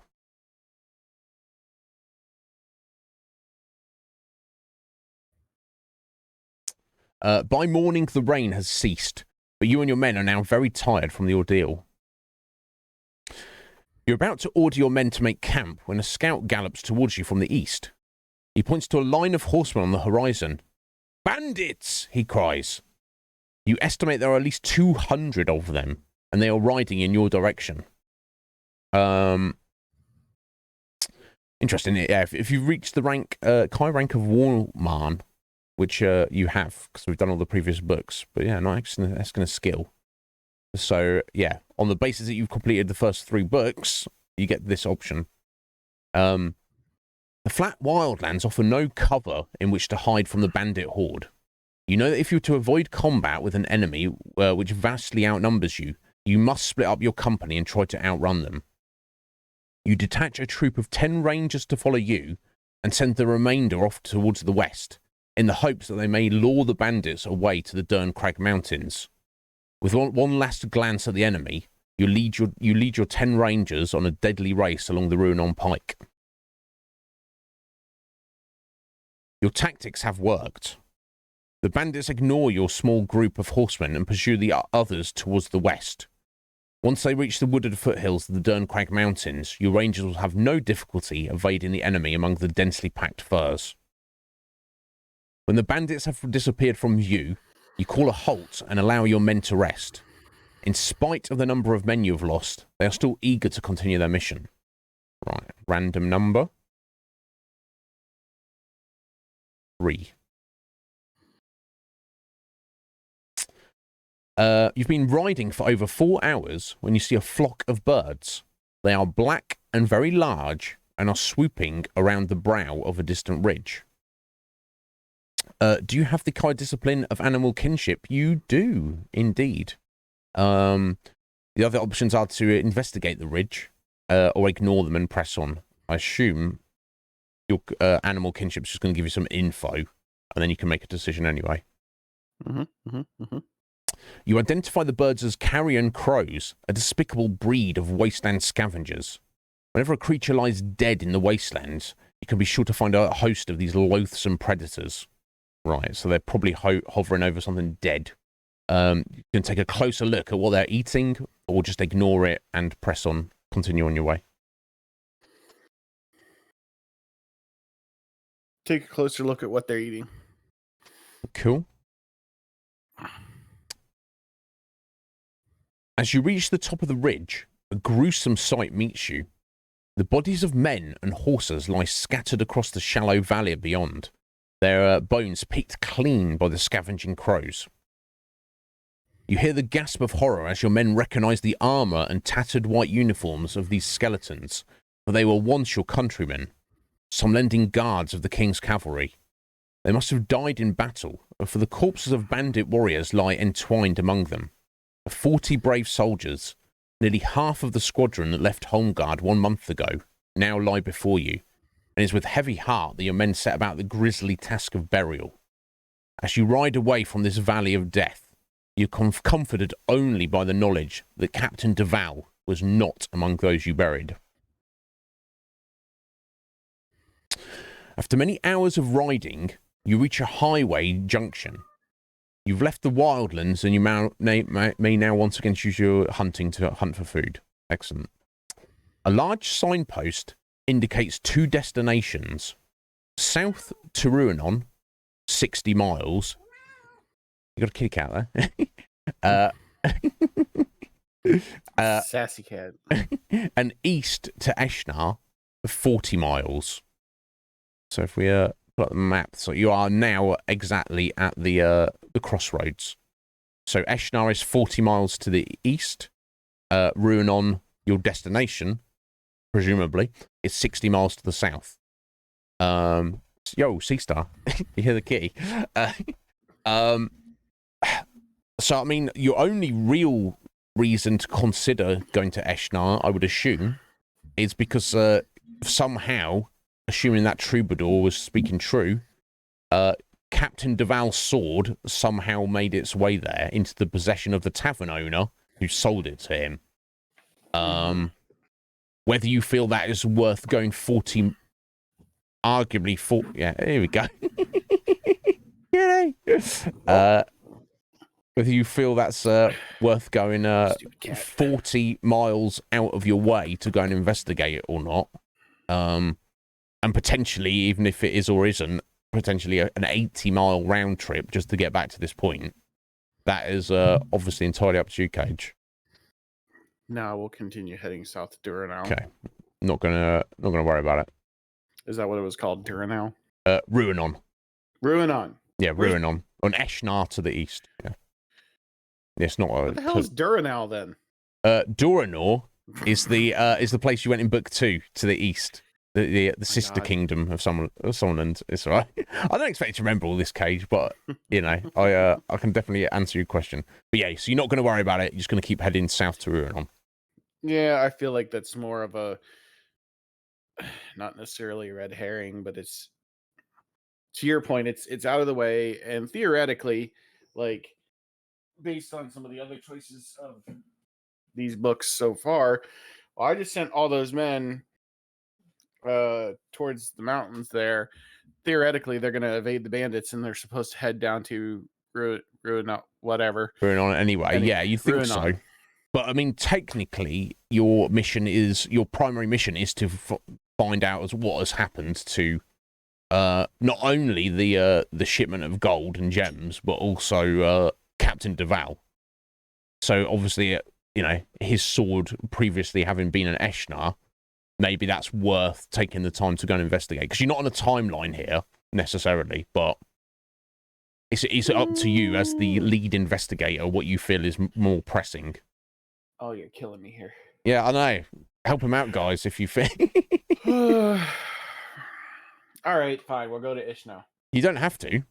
It's entirely up to you, bro. Hey, I said we're going to Ishnar. Yeah, no, and to be fair, in fact, this is the first book where you're not actually on a time limit, technically. All the previous 3, they were like, oh, you have to do this in this amount of time. Now you don't. You just... I do what I want when I Okay. want. So you are going to head 40 miles east to Eshnar to go and inquire about this guy, how on earth he got Captain Duval's sword, presumably. Yeah. I mean, and it makes sense, you know. Like I would have only known that had I actually tracked dude down and Yeah, if you'd skipped the troubadours, you wouldn't have even known about that. And still would have presumably been presented with this option. Then again, of course, you know, your overall mission is just to get to Ruinon and be like, excuse me, what the hell is going on here? I'm here on behalf of the king. Can you please explain where our gems are and where our captain is? Yep. But you're cool, buddy. All right, Ishnar. Eshnar, final decision. Whatever Right. the hell it is. Ish. Is noon on the following day when you reach the outskirts of Eshnar. To the south, the wooded hills gradually ascend towards the magnificent snow-capped peaks of the Marken Range. It's a beautiful sight, one of stark contrast to the squalor of Eshnar and the desolate wildlands to the north. You ride along the only street in this dilapidated town and eventually arrive outside a large tavern called the Pick and Shovel. Your men are exhausted and badly in need of food and rest. So your options are to enter the tavern or continue along the street, but also you can use your sixth sense to get some info. Sixth sense. Yeah. You have a very uneasy feeling about this town. So far, you've only seen women and children shuffling on the street. There's been no signs of any men whatsoever. The inhabitants all seem nervous and avoid looking you directly in the eye. Instinct tells you to turn around and leave as quickly as possible. So your options are to follow your instincts and go, screw this town, let's go. Press on regardless of your instincts and investigate the tavern, or just continue going along the main street of the village.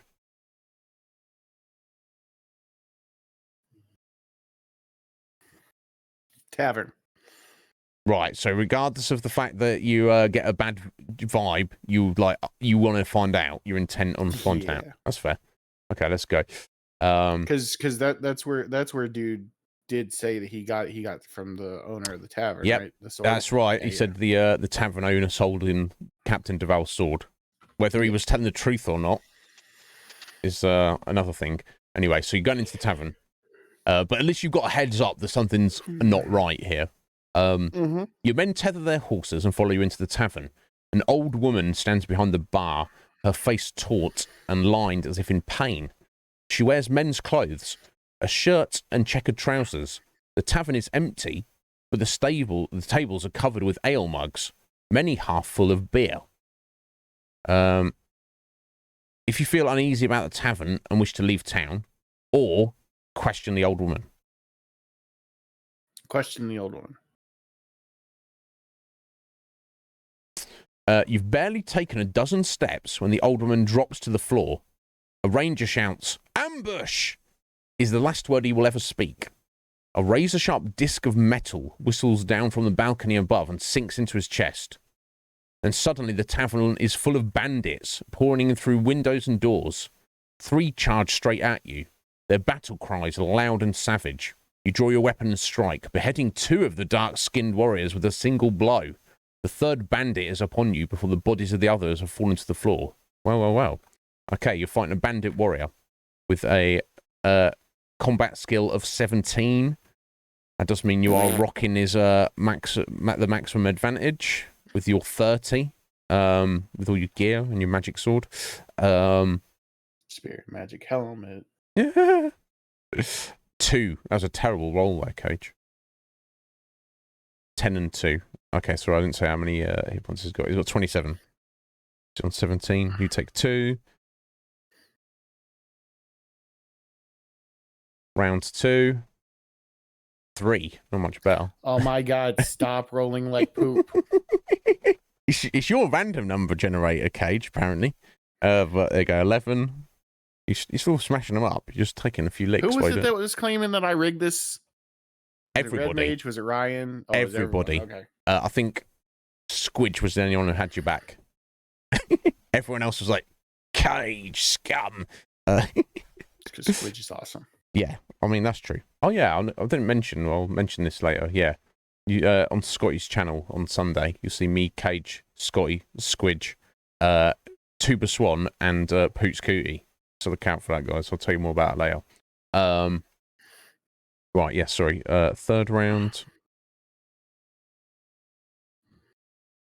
A 0. Oh, my God. Insta-kill. If only you did that straight away. So you took 4 points of damage and you've killed him in 3 rounds.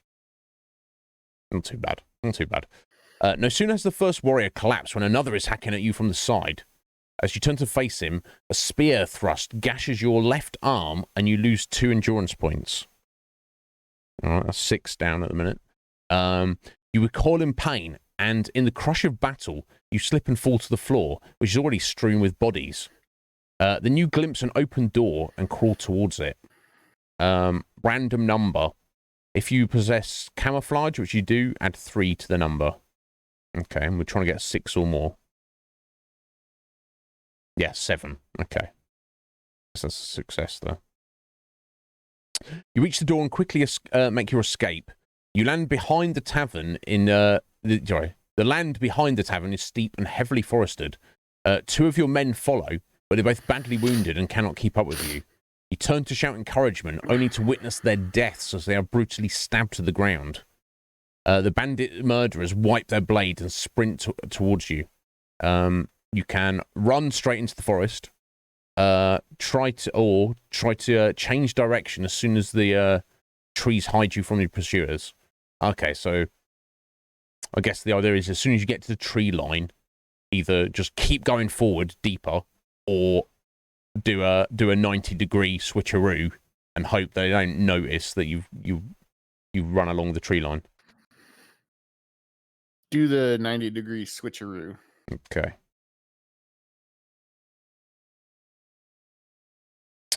As you part the dense foliage, you suddenly topple headlong over the edge of a steep drop and fall with a crash into a wide forest track below. Whoops. It happens. It's happened to the best of us, Cage, don't worry. Less than 10 feet away kneels a bandit examining the hoof of his horse and prizing out a sharp stone from the animal's shoe with a long curved dagger. The noise of your fall alerts him, and he turns with his weapon raised for attack. You got to fight him. 16 and 24. So he's not quite as skilled. So you've got the maximum advantage again. So we can get a good roll for your Cage on your random number generator. 3. All right, 11 and 2.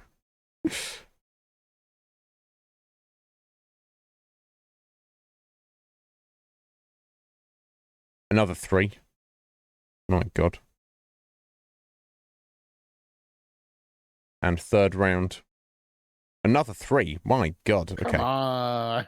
Crazy. Right. So you killed him in 3 rounds, but you took another 6 points of damage. So you're now actually down by 12. I need to put that on your character sheet because that's obviously quite a lot. There we go. Current 30 down to 18.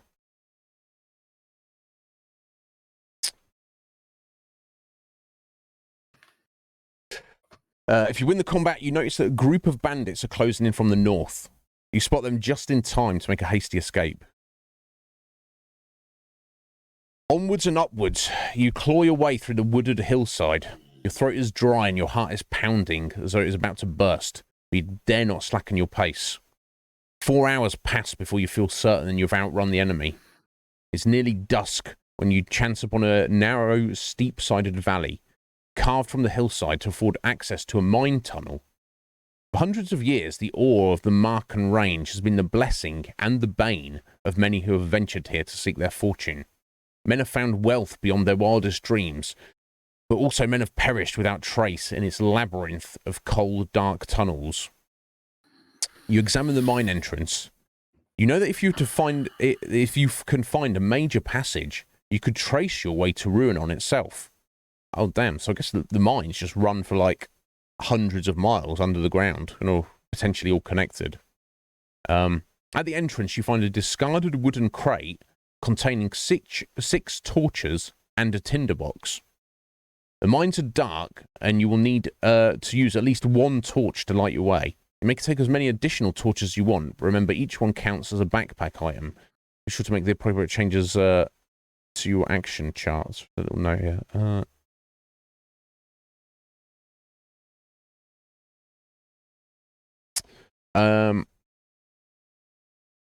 Oh, okay.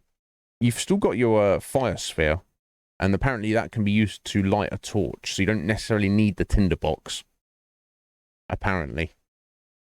There's a little note here. So, I mean, you could take the tinderbox anyway. Even if it does the same thing as... Apparently, yeah. It's not in the original text. In fact, let me just...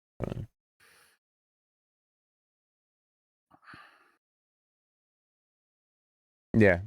It's just, it's not necessarily noted, but... I guess, you know, your fire sphere, which you still have, and is still functioning, you can use that to light fires and be a source of heat, essentially. Just take 2 torches. Don't need the tinderbox. Right, yeah, because that's what you've got space for. Okay, cool. I guess one torch you literally have in your hand, but still, it takes up space. Enter the mines. Yeah, you're committing to doing this. In the flickering light of your torch, you can see that the tunnel is supported by a crisscross of props and beams. The rock is damp, and a narrow rivulet of ore-stained water runs along the tunnel floor. You soon reach a junction where the tunnel heads off to the left and the right, which you can choose to go either way, but you can use your tracking to get an idea. Of course you should. You sense that the left tunnel leads away from Ruinon. Without hesitation, you turn and head off towards the right. So I'll start keeping track of your regen here. The tunnel descends for miles into solid rock. You are occasionally startled by an unexpected swarm of glowing mine flies or fluttering bats swooping out of the darkness attracted by your body heat. You eventually reach a chamber where a small wooden hut has been built against the wall. You're now desperately tired and in need of sleep. You can rest in this hut or press on regardless of your fatigue. Rest. Seems reasonable, right? Extinguishing your torch, you curl up on the floor and quickly fall into a deep sleep. Many hours pass before you awake, totally refreshed by your rest. Restore 2 endurance. Okay, cool. Relighting... Restore 2 endurance? That doesn't sound like totally refreshed. Well, I mean, from getting stabbed by a spear, that seems very reasonable to me. Relighting your torch, you can now see that the hut is full of mining tools. Picks, shovels, and wheelbarrows are stacked or upright along the far wall. If you can you can choose to take either a pick or a shovel, do so, and mark it on your chart as a backpack item. Due to the size of these tools, they each take up the same amount of space as 2 normal backpack items. Do you want to take either a shovel or a pick? And if so, what are you ditching?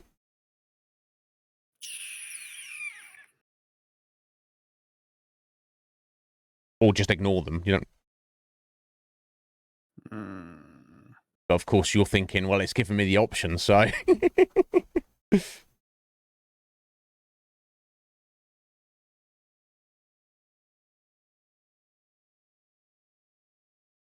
Yeah, because you've got your double rope at the minute. You've got 2 torches, which I guess you've got to keep one of those at the minimum.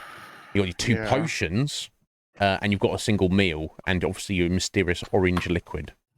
Now, I know Atheling told you that's important, but... And I don't want to say that it's not.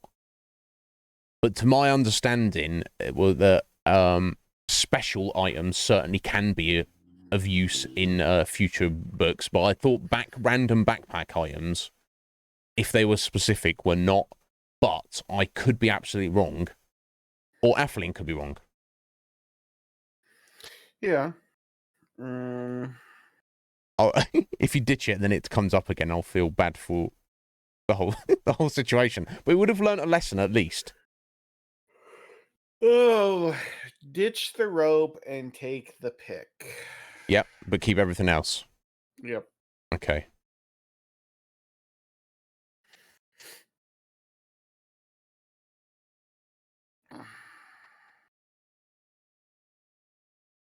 Cool. Okay, so if you need to dig in this mine, you at least have a means to do so now. 2 tunnels lead away from the chamber. One heads west, and the other heads south. Now, you presumably Ruinon is relative to your position, but southwest. So, No option for tracking. nope. Make a choice, sir. South or west. South. You soon arrive at a collapsed section of the tunnel. A wide rift has appeared in the floor, and a makeshift bridge has been thrown across it. In spite of the many gaping holes in the bridge floor, you make your way safely to the other side. You are hungry and now must eat a meal or lose 3 endurance. Or save your food and take the damage. I'll go ahead and eat the meal. Yeah.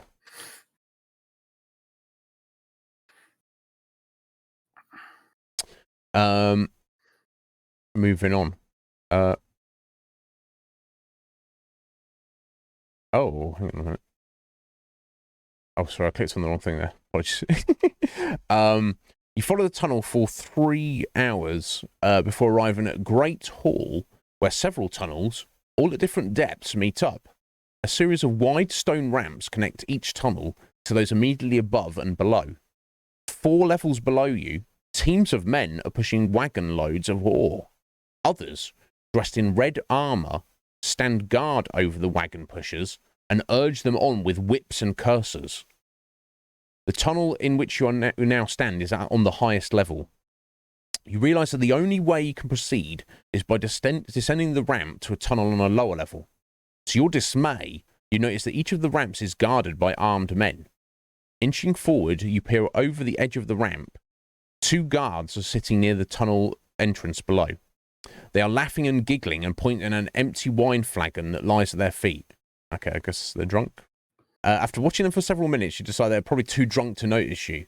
You decide to make a dash for the tunnel. Interesting.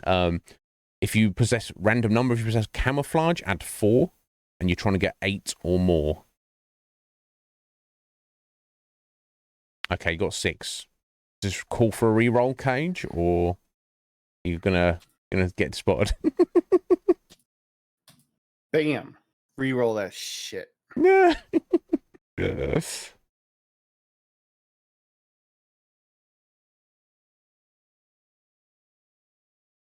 Five. What did I say? It's adding. 4. 5. Yeah, there we go. So that's 9. So yes, there we go. Done. You slip past the guards and enter the tunnel unseen.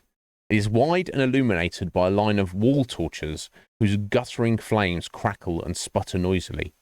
You soon arrive at a junction where the tunnel narrows and divides in 2. So you've got options on left and right, but you can also use your tracking here on this one. Tracking.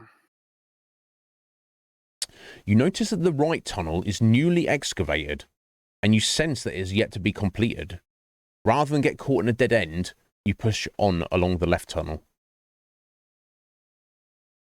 The tunnel soon emerges into a large chamber divided by a deep mine shaft. A dark-skinned warrior in tatty leather armor stands guard at the entrance to the wooden bridge spanning the shaft. He is whittling a block of wood and grumbling to himself about how unfair it is he is given the most boring duties. On the other side of the chamber, a tunnel disappears into the west wall. You know that if you are to reach the tunnel, you must get past the guard and cross the bridge.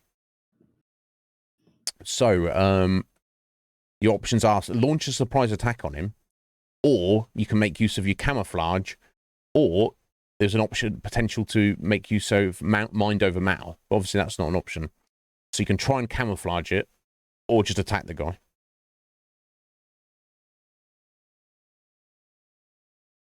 Did it say anywhere that I missed, like, we know these are bad guys? You don't know that. You don't know who they are, what they're doing here. You know that they are slavers, at least. They are working this mine. with slaves.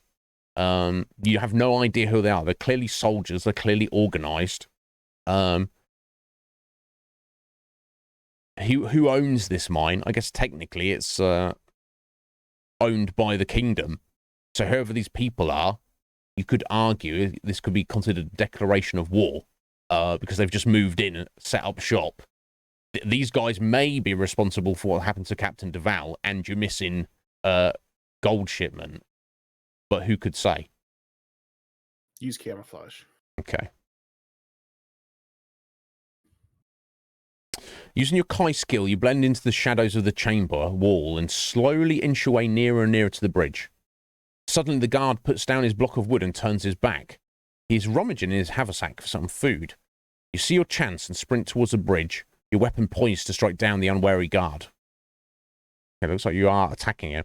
Random number. If you have hunting, you can add 3 to the number you've picked.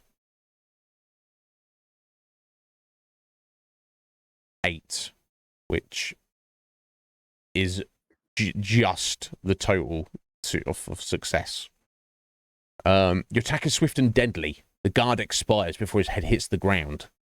A search of his clothing reveals 3 gold crowns, a sword, and enough food for a single meal. Now, you can't carry any more gold. You have max gold, but I guess you can take the food if you like. Mm-hmm. You may take whatever you wish before you cross the bridge, but remember to make the necessary adjustments. Yes. As you reach the far side, you hear the sound of running footsteps in the distance. You decide not to wait to see who it is and quickly enter the tunnel in the west wall. Less than 50 yards along the tunnel wall, you notice a lever. Your Kai instincts make you naturally suspicious of this unusual feature, and you scour the floor looking for evidence of a trap. You find nothing, but a glance at the roof reveals the underside of a wide portcullis hidden between 2 beams. You pull the lever and the portcullis falls, sealing off the tunnel behind you. To make sure you will not be followed, you smash the lever with a wedge of stone before continuing along the tunnel. Nice. You are hungry and now must eat a meal or lose 3 endurance points. Eat the meal. Yeah. Good job you grabbed it. How's your hit points doing? Okay, I've recovered 8 for you so far, so I'll keep going for a minute.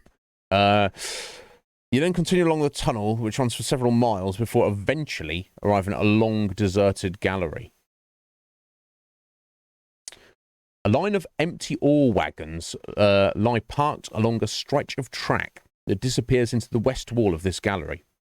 Above the arched tunnel, a flight of wooden stairs lead to a smaller passage lit by a sputtering torch. You stay hidden in the shadows, watching the gallery for half an hour before you are satisfied it is safe to enter. So you can follow the wagon track into the west tunnel, climb the stairs to the balcony and explore the passage, or use your tracking to get some clue. Tracking. Tracking. Yeah. Judging by the smoothness of the stone floor and the condition of the ore wagons, you deduce that this gallery must service a major section of the mines. A fresh breeze can be felt blowing out of the west tunnel, and you sense that you must be nearer the surface. Ruinon lies due west, the same direction as the ore wagon tunnel. You take a deep breath and emerge from the shadows across the gallery and quietly enter the archway beyond.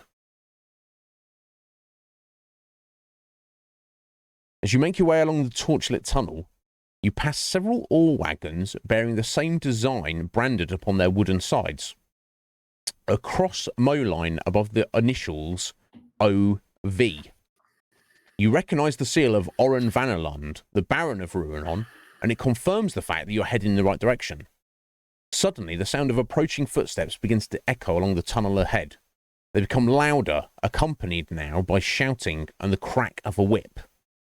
You can dive into one of the empty ore wagons, or you can attempt to hide in the shadows of the rough tunnel wall. Dive into the ore wagon. Raising the hood of your Kai cloak, you crouch in the bottom of an empty ore wagon and wait with bated breath. Through a gap in the wood, you can see a haggard procession of men shuffling towards you. An escort of bandit warriors pushes them forward beating any who falter or slip out of line. You feel a sudden jolt as your wagon is pushed along the tunnel and glance up to see a sweat-streaked face peering down at you. Run left when I say go, whispers the face, which then disappears over the edge of the wagon. Okay, so this guy's clocked you and seemingly is trying to help you. Okay, so he saw me. He knew I was there, and he hasn't told the guards about you. And then when he says go, I'm supposed to run. Yeah, he says run left when I say go. As the wagon emerges from the tunnel, sunlight suddenly floods over you. Through the crack, you can now see your destination. The wagons are being shunted onto a timber gantry where the track ends some 50 feet above a huge mound of ore. Your observations are cut short by a hissed command. Go! Leap from the wagon and run to the left. Jump from the wagon and run to the right. Ignore the command and stay where you are. So do you have faith in this guy? Well, he didn't tell the guards you were here, but I don't know. I don't even know who he is. It doesn't mean that he didn't wait till we got outside where all the guards are. And this is true. And then I just jump out and then I die. Yeah. Screw it. We'll trust him. Jump out and go left. All right, we'll see what happens. I'm going to regret this. I already know it. You leap over the side of the wagon and sprint towards a line of densely packed trees less than 20 yards from the track. Luck is with you, for the bandit guards fail to notice your daring escape, and the wagons continue on their way towards the gantry. Pausing just long enough to catch your breath, you give silent thanks to the stranger who helped you before pressing onwards through the trees. There we go. He helped you out. It's all good. Yeah. The trees are alive with bandit patrols, but your quick wits and Kai skills prevent you from being seen by them. Eventually, you reach the edge of the copse. You find yourself staring out across an expanse of open plain towards Ruinon. The sight that lies before you is very disquieting. Much of the mining town has been burnt to the ground. The blackened ruins of what were once shops, cottages and taverns are now little more than smouldering mounds of charcoal. You're beginning to fear the worst. The Ruinon has been totally destroyed. When a gentle breeze clears the haze of wood smoke hanging like a grey curtain over the ruins. Inside the perimeter of ruined buildings, a barricade has been thrown up around a tower of stone. Above the tower, a tattered flag still flies, bringing renewed hope. It is the sun flag of Summerland, edged with a band of white braid, the cavalry standard of the King's Guard Regiment. The sudden crack of a twig makes you freeze. You glance behind to see 3 bandits creeping through the trees towards you. The wide steel tips of their spears glint. They seem to be coated with a clear, sticky fluid. Indeed. If you wish to fight them, or wish to evade them and run across the open plain towards Ruinon, 800 yards away, do you have the kind discipline of hunting, or ever visited Gorn Cove? You have indeed done both of those. Have both of those. Yeah, you recognise Nadern sap dripping from their spears. This is a deadly poison. You dare not risk engaging in combat with these bandits, for the merest graze of one of their tainted weapons could be fatal. Leaping to your feet, you race away from the trees and run towards Ruinon. From all along the forest edge, groups of bandits emerge from the trees, whipped and scolded by their bullying sergeants for allowing you to escape. This spurs you to quicken your pace, and you cover the first 100 yards with ease. Then arrows begin to fall around you. You duck and weave, making yourself a difficult target for the archers, and gradually the falling shafts dwindle in number. You smile at their futile attempts to stop you, but your confidence is soon shaken by a pack of snarling warhounds breaking out of the woods to your right. They are off the leash and hungry for blood. You're less than 500 yards from Ruinon, but the warhounds are closing in. You can try to quicken your pace and attempt to outrun them, or stop and prepare to fight them. These are just the warhounds, right? I won't for you fighting any of those. I think that if you stopped, or even if you ran, the hounds are going to get to you, and the band, one way or another, you would deal with them without any human bandits being there as well. All right, I'll stop and fight the hounds. Okay. Better to be prepared for them versus them just catch up to me. Makes sense. The warhounds lope towards you at an unnerving speed. You can see their great red-lipped jaws clearly and hear the clacking of their fangs. You fight to control your breathing, to concentrate all your warrior skills, for you must dispatch the warhounds quickly and with precision if you are to avoid being torn to pieces. Excuse me. Two dogs, faster than their brothers, break free of the pack and close upon you. They leap simultaneously, their slavering jaws spread wide for attack. You dive forward and roll, striking at their bellies from beneath as they pass above. Both howl with rage and pain and tumble lifeless to the ground. You're back on your feet as the next warhound attacks. Right, it is... let me give you your hit points back. Where we're at. Okay, not quite max. I've got you back up to 29 with your journey through the mines. So it's got 17. So again, you're absolutely destroying it in terms of skill. Let's see if we get some good rolls for your cage. And it's got 25 hit points. 4. 12 and 2. So it's half dead. You know, that's pretty good.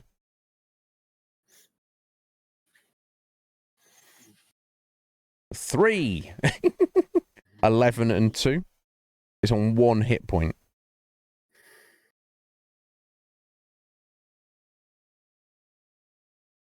And third round. 4. So you've taken 6 damage but killed it in 3 turns. In fact, let me adjust that now. Should have stayed in bed. rough day you've had on this journey so far, Cage. Here we go. If you win the combat in 3 or less rounds, or 3 or more than 3 rounds, but you did 3 rounds. I assume. Well, we'll see. Beyond the approaching warhound pack, you can see that a dozen bandit archers are closing in. If you were to survive the rending jaws of the warhounds, the archers would be sure to pick you off with ease. Without wasting a second, you turn towards Ruinon and run as fast as your legs will carry you. You try to ignore your aching legs and the fear that knots your stomach by forcing your concentration on the sun flag, a fluttering symbol of hope in the distance. Your face is streaked with sweat, and your lungs feel as though they will burst. But you dare not slacken your pace. The thought of warhound fangs closing and tugging on your skin is all you need to drive you forward. At 400 yards, you can see the barricade and watchtower are inhabited. But at this distance, the faces you can see are only a line of small pink dots on the walls. At 300 yards, you run into some gruesome remains where the corpses of bandits lie twisted on the ground, most killed by arrows. Many have lain in the open for weeks. A flock of startled carrion crows rise shrieking from their feast as you race through the bodies. You turn away in disgust. Suddenly a new sound drifts across the plain, the sound of cheering. The beleaguered defenders have spotted you and recognized your green Kai cloak. 200 yards to go. You just passed the ruins of a burnt-out cottage when you feel an agonizing pain tear through your left thigh. An arrow has pierced your leg, and you... not your knee, that's good. And you pitch forwards into the mud and ash. Crouched in the ruined cottage, a bandit sniper raises his bow and takes careful aim at your head. Random number here. Now, I don't know what... obviously, one of these is not good. So the numbers are 1 to 5, 6 to 9, or 0. So, I mean... let's see what we get, Cage. 8. Do you want to take the 8? Yeah, guess so. Let's see. A scream of pain and terror fills the air. The sniper crashes to the ground as the jaws of a warhound clamp tightly around his neck. Other hounds are drawn by his ghastly screams, and he's soon ripped to pieces. You look up to see a man running towards you from the barricade. He has a shield in one hand and a longbow in the other. It's Captain Duval. He reaches you, breathless from his run, and draws an arrow from his quiver. The warhounds, tired of their victim, are in search of fresh sport and are turning their attentions on you. Deval aims and fires, drawing another arrow as soon as his bow is empty. Warhounds tumble and crash to the ground around you, felled by Deval's deadly shafts. The captain grabs you by the arm and swings you over his shoulder in one swift movement before carrying you back to the barricade. Others run forward to help him, but the bandit archers are now in range and the men are forced back by a hail of arrows. The red shafts whistle past on all sides. Finally reach the barricade. A wagon is pulled aside and you carry through the open gap. Captain Deval is close to exhaustion. He staggers and his men rush to catch him before he drops to the ground. A circle of unshaven faces are staring down at you. A soldier cradles your leg as another snaps the shaft buried deep in your thigh. Before you can even cry out in pain, he has drawn the arrow from your leg with one swift tug. "You're very lucky, Kai Lord," he says as he bandages a handful of Lormspur onto your aching limb. "The wound is clean, and the bleeding is but slight." You lose 4 endurance points. Back down to 19. The soldier's quick thinking and skill has saved your leg from infection. With great care, the soldiers carry both you and Captain Deval into the stone watchtower. "I was hoping the king would send a large search party," says Captain Deval wryly, now having fully recovered from his exhaustion. "I was beginning to tire of this town." You rise from your straw bed and offer your thanks to the captain. His brave and timely action saved you from certain death. "'Tis nothing compared with you, Lone Wolf. Your bravery is legend. Your presence here is now worth 100 men." He asks you about your mission, and you recount the events that have led you to this meeting.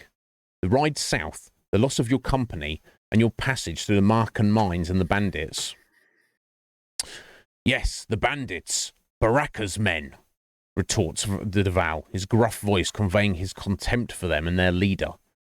"It seems we have both suffered at his hand. A month ago, he and his Vasagonian renegades ambushed my troop on the Ruanon Pike.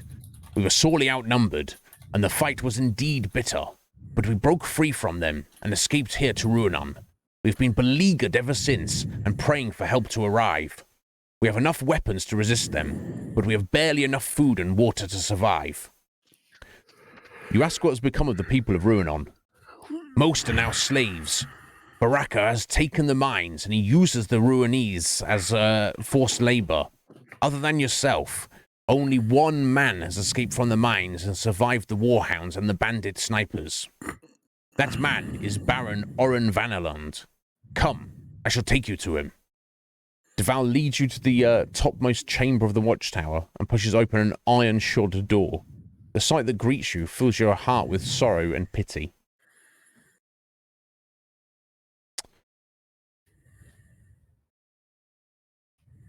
So here we go. 318.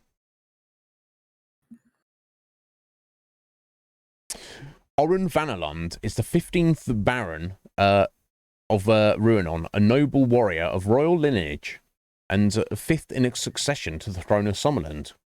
This once proud and chivalrous warlord now lies upon the cold stone floor of the chamber, red-eyed and whimpering like a frightened dog.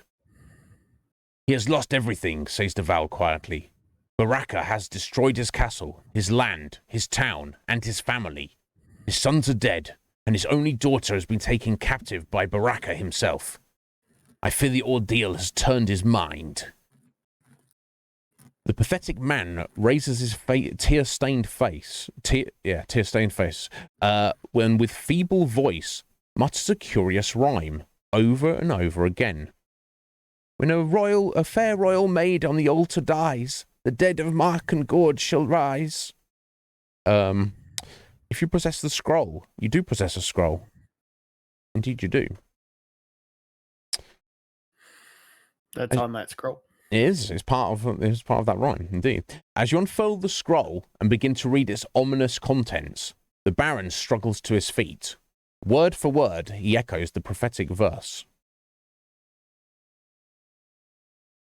I'll just drop in chat if anyone wants to read that. "When the full moon shines o'er the temple deep, a sacrifice will stir from sleep the legions of a long-forgotten lord. When a fair royal maid on the altar dies, the dead of Marken Gorge shall rise to claim their long-awaited reward. You must save her, Lone Wolf. You must prevent the sacrifice. The Baron's voice is choked with emotion. Save who? Who must he save? Questions Captain Duval as he tries to calm the distressed Baron. My daughter, Madelon. Baraka has found the dagger of Vashna. He plans to sacrifice my daughter upon the altar of Marken to release the undead of Marken Gorge. The Baron explains that during the Age of the Black Moon, King Ulnar of Summerland killed the mightiest of all the Dark Lords, Vashna, with the Summer Sword, the Sword of the Sun. His body and the body of all of his soldiers were hurled into the bottomless abyss of Marken Gorge. He plans to lead the dead to victory, first to conquer Summerland, and then all of the last lands, he says in despair. You stare at the Baron in stunned silence. If Baraka completes the sacrifice, all is lost. What mortal army could stand against a legion of the dead? Captain Duval ushers you from the chamber and closes the door. I fear he was insane, but your scroll confirms my worst nightmare. He speaks the truth. As the dreadful significance of the verse begins to sink in, your thoughts are broken by the shrill blast of a war horn. Captain Duval strides over to an arrow slit and peers out across the plain. As he turns to speak, you notice that his face is ashen and grey. The bandits! They're launching an attack! If you possess Captain Duval's sword, which you do, you draw the sword and offer it to the captain. A look of surprise and delight crosses his face as he examines the blade. I never expected to see my trusty steel again. It is a good omen for the battle ahead. Thanking you, the captain sheaths his sword in its scabbard, that until now had hung empty on his belt. Okay. I mean, I guess you could have not given it to him, but it makes sense to return his sword to him. So you don't have a spare weapon now, Cage, but hopefully you won't need it. Do you need a breakable, Cage? No? Nope, I'm good, sir. Okay, it's now the Legion Cage show for 1 minute. Enjoy, folks. Asking me to do things.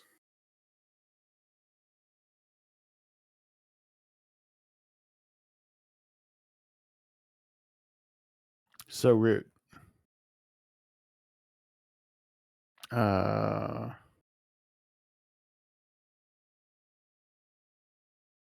Everything. I like the job system. I like the battle system. I like the Atheling. Just ditch me for the cute phlebotomist. Okay. I like the job system. I like the battle system. I like the story. Unlike most Final Fantasy games or RPG games in general, it's not just a clear evil.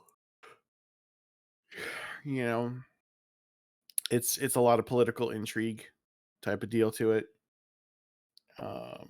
So they there's twists and turns, and it's just it's a bit convoluted at points, but it keeps you drawn in. I think it does really well.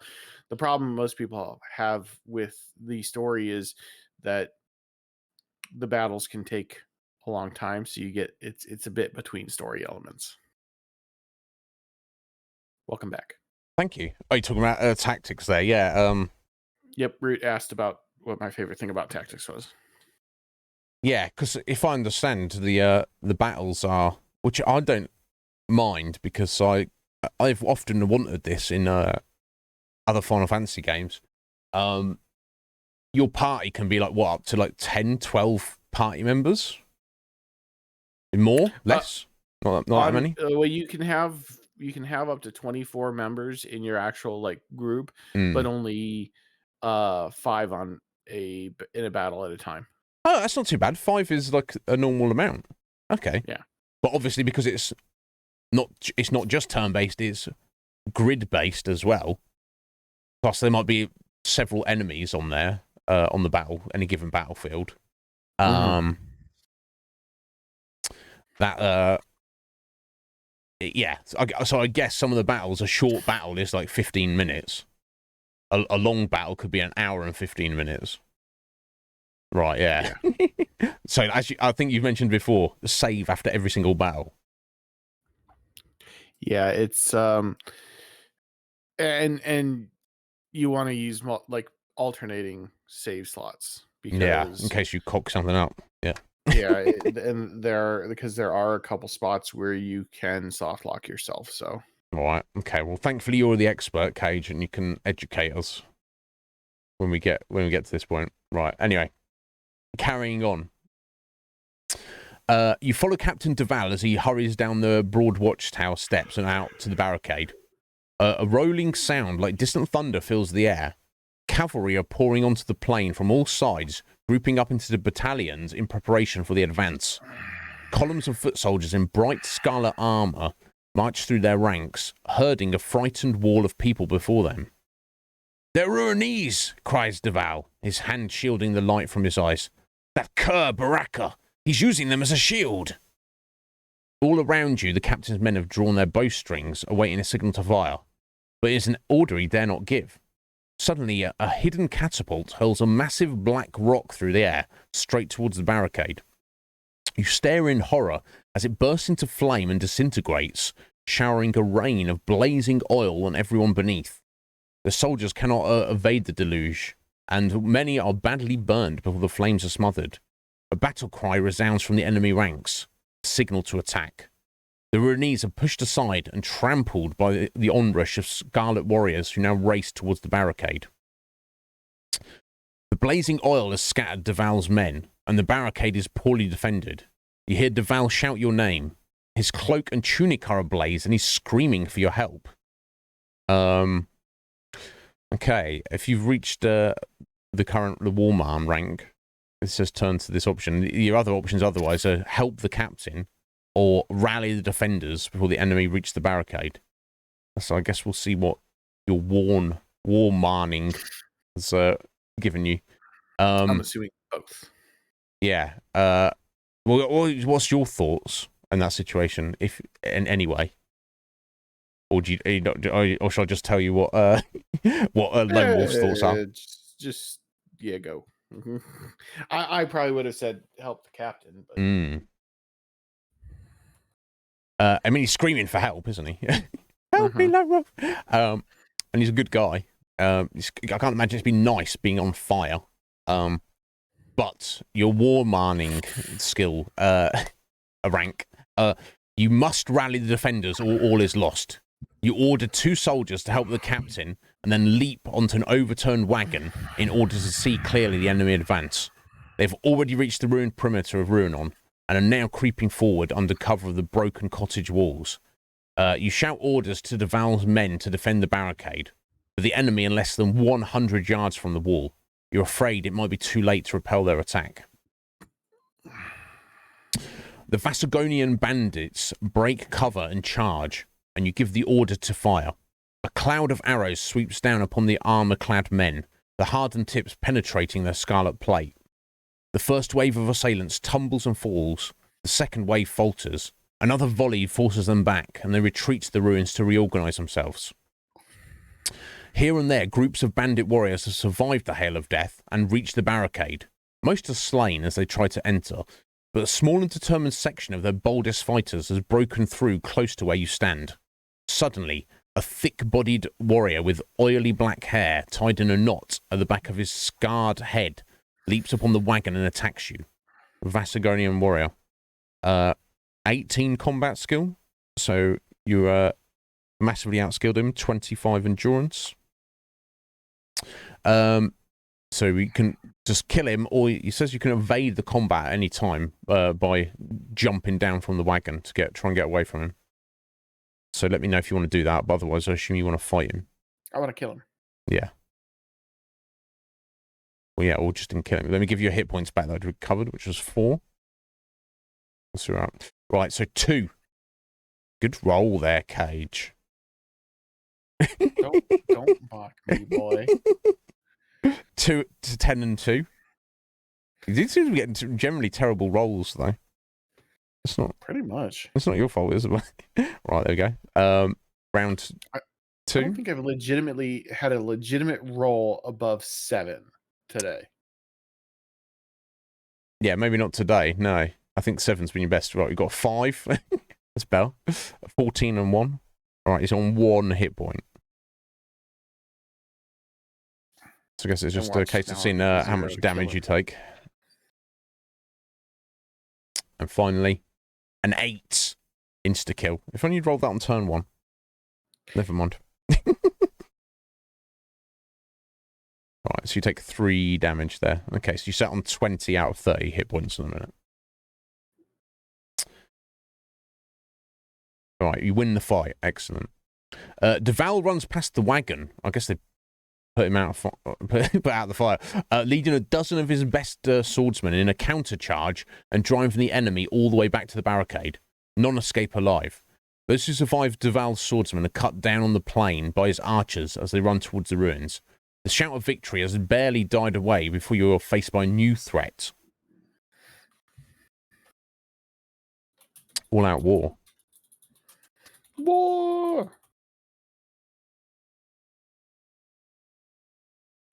A mantlet, a large shield on wheels, is being pushed slowly across the body-strewn battleground towards the barricade. Arrow shafts soon bristle from its thick wooden planks as Deval's men fire their bows time and time again in an attempt to hit the shielded foe. Suddenly, a robed figure darts from behind the mantlet and levels a black staff at the barricade. He is cut down by an arrow, but not before he has let loose from his staff a guttering ball of flame. It cartwheels across the plain and explodes with a tremendous roar, hurling the bodies of defenders and shattered barricade high into the air. Through the cloud of dust and debris, you can see a line of enemy cavalry charging across the plain. They wear tall, plumed helmets of polished steel and breastplates of deepest crimson. In the wake of the fireball, they pour through the remains of the barricade and attack. They give no quarter. A horseman spurs his horse towards you, his lance leveled at your chest. You can stand and fight the lancer on his horse, or you can run back to, don't fight him and just run back to the watchtower. I feel like trying to fight a lanceman on a horse is not a smart move when I'm on foot. Doesn't seem like it. I'll run back to the watchtower. Okay. The bandit horseman pursues you, his lance speeding closer and closer behind you. You're running flat out, and it's too late to dodge the somnolending soldier who now stands in your way, his bow drawn ready to fire. Dive! He screams at you, and instinctively you obey his bold command. Almost simultaneously, he releases the bowstring. The bandit is barely feet away when the steel-tipped arrow penetrates his visor and erupts from the rear of his helmet like a skewer through an apple. The charging horse crashes to the ground, throwing its dead rider at your side. You open your mouth to shout your thanks, but before you can speak, the soldier turns and hurries away to the barricade. You can follow him and head back to the barricade, or you can continue on towards the watchtower. Go to the barricade. Captain Deval and his men are locked in mortal combat with the invading cavalry. They are outnumbered and hard-pressed by the merciless foe who use their spike-shod horses to kick and trample their opponents underfoot. You reach the barricade to see yet another wave of the enemy approaching. Armoured handlers with packs of warhounds spread out in front of a line of spear-armed infantry. 50 yards from the barricade, the armoured handlers stop and kneel to let loose their dogs of war. Random number. 4. Assuming as you've got nothing to go on, you take it. Yeah.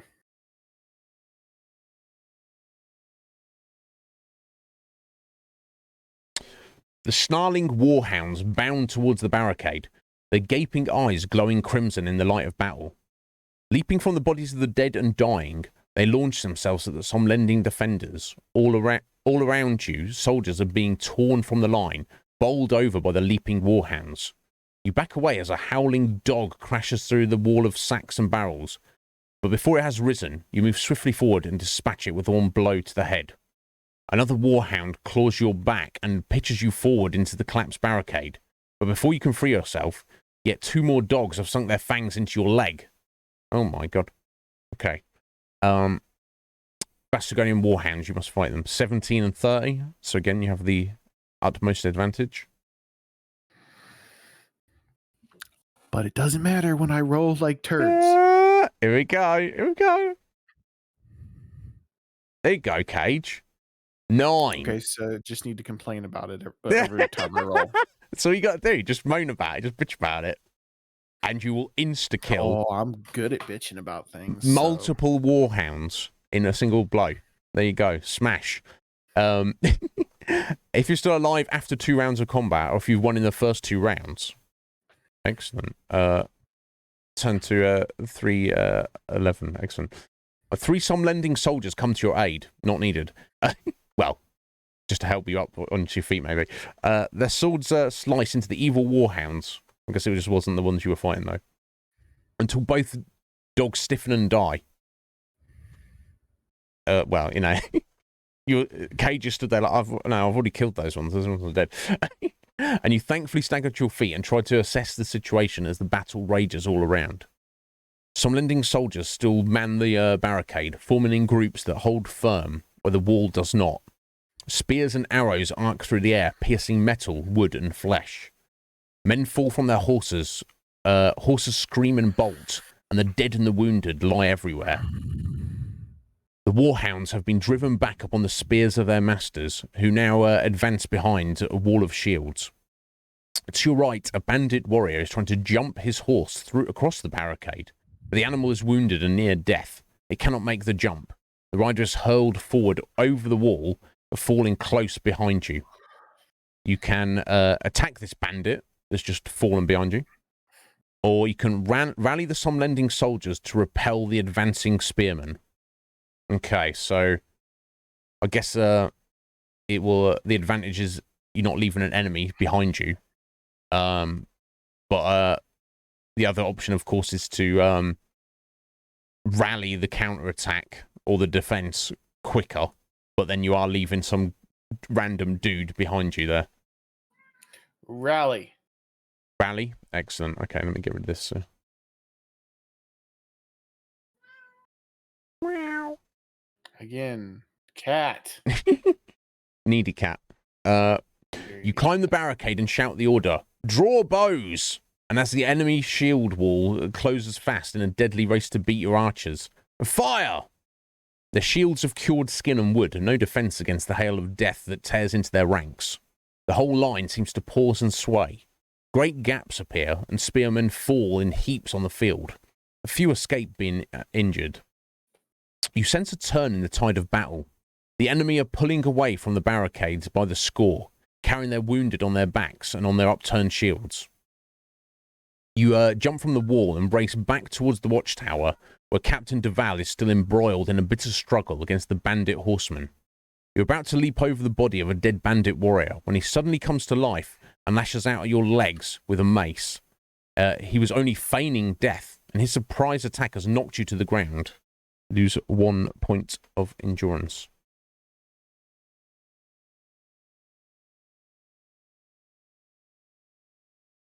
Yeah, obviously while this is going on, I'm not ticking up your regen, because obviously you're a bit busy otherwise. The bandit springs to his feet and attacks you with his mace. Deduct 2 from your combat skill for the first 3 rounds of combat, as you're now lying on the ground. You cannot evade the combat and must fight the bandit to the death. You are, even with that 2 points of combat skill deduction, you are still outclassing him to the extreme. He's got 24 hit points. Let me get rid of these hounds. On a good roll here, Cage. Gonna do it again. Nice 2 for you there, sir.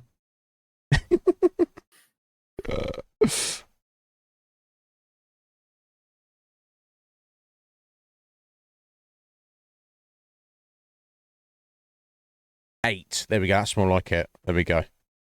Killed him on the second turn. 2 points of damage. Nothing too crazy. You're on 17, though, out of 30.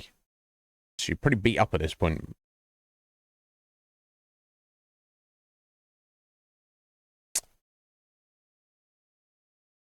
Oh, here we go. We got it. To me! To me! Captain Duval's voice booms out over the battle noise. Rally to me, some lending! The brave captain draws about him a shielded wedge of soldiers and charges into the flank of the horsemen. They reel and buckle as the shield wedge hews its way through their company. A Vasagonian herald, his crimson armour torn and his face smeared with blood, breaks free from the battle and sounds the retreat. You watch as the surviving bandits spur their mounts to the gallop, desperate to escape through the ragged hole in the barricade. Gripped by panic and fatigue, they ride through their own foot soldiers who are advancing to support them. The infantry falter and collapse as the cavalry ride them down. Captain Duval leads his men to the barricade and directs a lethal volley of arrows into the shattered infantry. It is the last straw. They throw down their weapons and flee from the clouds of arrows raining down on them from out of the smoke-filled sky. A battle cry, proud and strident, pursues them across the plain. For Summerland! For Summerland! You barely won, Cage. Done well. I didn't barely win. What? Yeah, maybe not you. Maybe you kicked ass when you're not getting tripped up by people and get arrows through your leg and savaged by hounds. But, the soldiers, your team, barely won. You're half dead as well, Cage. Don't forget. All around the barricade, the enemy are retreating in disorder. Bandit war horns announce the withdrawal, exhorting their defeated warriors to flee the battlefield. A jubilant Captain Duval emerges from the war smoke, his eyes shining like jewels beneath the rim of his battered helmet. We have triumphed, Lone Wolf! We have vanquished the foe! All around you, the captain's men are rebuilding the barricade and tending to their wounded comrades. It sorrows you to see some lending dead, but you take heart at how few there are beside the enemy's losses. The captain ushers you to the watchtower, where your wounds are cleaned and dressed with Lormspur. The herbs restore 6 endurance points. Nice. Yeah, 223.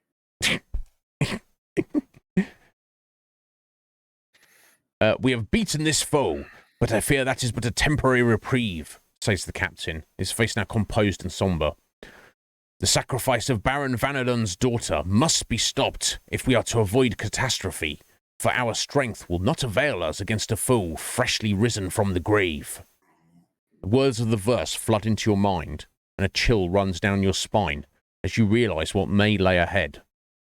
In 3 days' time, when the moon is full, Baraka will sacrifice the Baron's daughter at the buried temple of Marken, a sacrifice that will unleash the dead of Marken Gorge, the chasm of doom.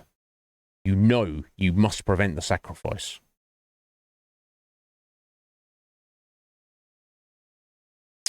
Uh, 50 miles south of Ruinon, the ruined city of Marken teeters on the brink of Marken Gorge. I can pull the map up if you want. It's basically just, 50 miles south. There you go. A cold sweat breaks out upon your brow as you contemplate the difficulty of your mission. For you're separated from your goal by 50 miles of enemy-held territory. There is still a flicker of hope. With the enemy in confusion and retreat, your chances of success will be far higher now than before the battle. Before you set off on your perilous mission, Captain Duval offers you the choice of the following equipment and provisions. There is a rope, presumably a single slot rope rather than a double chonker rope. Food for 3 meals, another Lormspur potion covering 4 hit points, a sword and a spear. And you can take as much or as little of it as you want. Obviously, not limited. Can I see my backpack? Yeah, there you go. So you've... Yeah. I don't know if you need a pickaxe anymore, but that's entirely up to you. We'll keep it for the moment. Well, one of those torches would have been used going through the mine, right? I mean, it didn't say it was used up. I guess you were still using it, but Go ahead and ditch both torches. okay. I'll take 2 meals. Mm-hmm. And how many Lom Spur potions did he have? He's just got the one. Okay. So that'd be a third potion, yeah. Can I take it and just use it instantly so you don't even have to put it on the thing? Yeah, I mean, yeah, you certainly can. Just Yeah, to cool. get myself closer to being full health again. Yeah, go for it. Yeah, just bosh it straight away. Yeah, cool. Nice one. Anything else? Backup weapon? Ooh, I forgot that I don't have a backup weapon anymore. Can I take the sword? Yeah, of course you can. Excellent. Yeah, and you want to take the rope? Or, I mean, you'd have a spare slot for it. Yeah, if it's just a single slot. Yeah, go ahead. I mean, you can always like go ahead and ditch it if you decide you don't need it. Cool.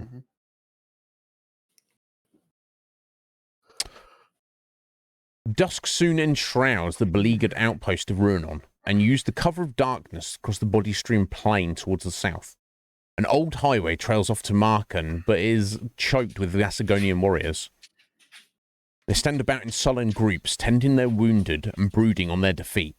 However, even demoralized and dejected, they're still a deadly foe. It will be too dangerous to risk passing through their ranks, so you must use the forest to conceal your passage. Well, yeah, interesting choice here, Cage. Venture through the trees to the right of the highway. Wish to pass through the trees on the left of the highway. not too much of a choice there. I'll go through the left. Okay. Because I'm a lefty. Excellent. The forest is patrolled by bandits, but they take little interest in their guard duties, and you find it easy to avoid them in the dark. Then by chance you come across a small log cabin hidden deep in the woods. A candle flickers at the window, and the door is ajar. You may enter the hut, or ignore it, and continue on your way. Ignore it, continue on my way.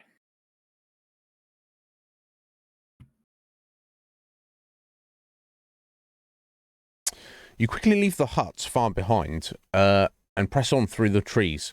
By morning, you reach the edge of the forest. Staring out across the fields of tall crops, you see a small village lying at the base of a shallow valley. The fields are only separated by narrow tracks, which are alive with flying insects hovering in swarms. You're walking along the track when you suddenly spot bandits ahead. They are wandering idly up the track towards you, their spears slung over their shoulders.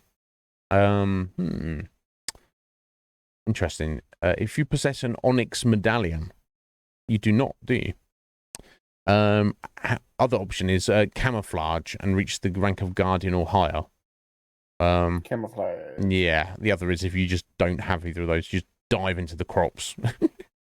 You got your camouflage though.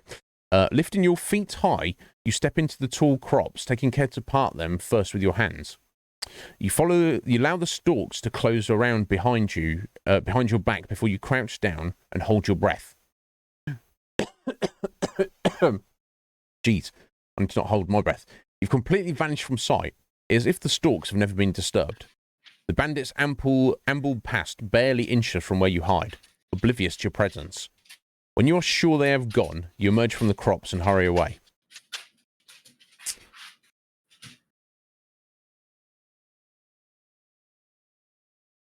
You bypass a village with orange wood cabins and stone walls, and climb through the tall fields towards a wooded ridge. Beyond the ridge, you enter a thick forest and discover a bubbling freshwater stream. You drink deeply and realize how hungry you are. You must eat a meal here or lose 3 endurance points. I guess you probably can't use your hunting, just because of all these soldiers and such around. Go ahead and eat the meal. And in fact, I think your hit points should be back up to full by now. As night falls, you reach the city of Marken. The gaunt, weed-infested ruins of this shattered city are spread like a vast graveyard and bathed in the eerie light of a near full moon. A sound fills the air like the wailing of lost souls. It is the cry of Markengorge. It's been nearly 2 days since you last slept, and fatigue begins to overwhelm you. Drawing your Kai cloak about your shoulders, you settle down to sleep. You will need all your strength for the daunting task that lies ahead.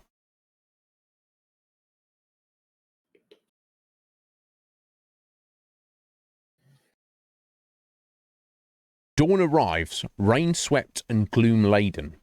A pall of drizzle hangs over the ghost city, and the gruesome discord of the wailing winds of Markengorge makes you feel uneasy. You watch and wait, your Kai cloak drawn close about your shoulders to keep out the chill, damp air. Excuse me. It was here, during the Age of the Black Moon, that King Ulnar of Summerland killed the mightiest of the Dark Lords, Lord Vashna. In mortal combat, upon the very brink of the abyss, the Dark Lord was slain by the Summersword. It's said that his death cry, when he fell, will echo throughout the gorge until the day he rises to wreak his revenge on Summerland and the House of Ulnar. Your stomach contracts at the thought this could be that very day. For 5 hours, you observe and take in every detail of the ruined city. The first line of the strange verse keeps repeating itself in your mind. When the full moon shines o'er the temple deep. The temple must be underground, and there must be an entrance to it. But where? You study every crack of the broken ground and eliminate all but 2 possibilities.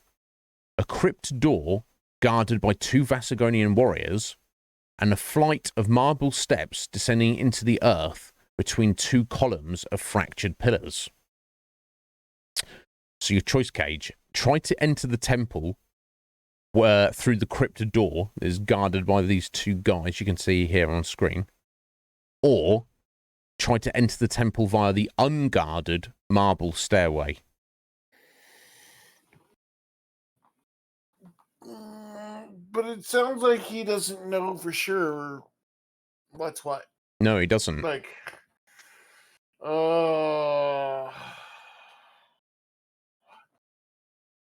yeah, obviously, I guess in one way a clue is potentially that if anything of importance would be guarded. But obviously, having to get by guards, you may have to fight them, or your presence could be alerted to other people. So who knows? And it's not to say that whatever they're guarding is where you're trying to get to, but who can say? Yeah, my thought process is that they're guarding something. So yeah, we're gonna go that way. Okay, head towards the guards. Okay, cool. Mm-hmm. You manage to reach a tangle of briars growing near the crypt door, and from here you can observe the Vasagonian guards undetected. More soldiers appear on horseback, riding into Marken from the north. They dismount and approach the door. "Password!" shout the crypt guards. "Lon!" reply the soldiers. The door opens, and they are allowed to enter. Armed with the password, you decide to try to enter in the same way. Keeping the hood of your cloak raised and your somnolending features in shadow, you walk boldly towards the guards. Random number, add 4 if you have your camouflage, which you do. You're looking for 7 or more. You got it, just. 3 and 4 is 7. I assume it's going to work then. Your bravado has paid off. The guards accept the password and allow you to enter the crypt. As the stone door is drawn shut, you find yourself in a wide, torchlit corridor heading towards the east. The corridor ends at a flight of steps that descend 100 feet into the earth. At the bottom, a short passage leads to a junction where a tunnel runs from north to south. To the north, you can see a torchlit cavern with what appear to be observation slits carved into the wall. To the south, a passageway leads towards a low balcony. Torchlit cavern or the low balcony? Torchlit cavern.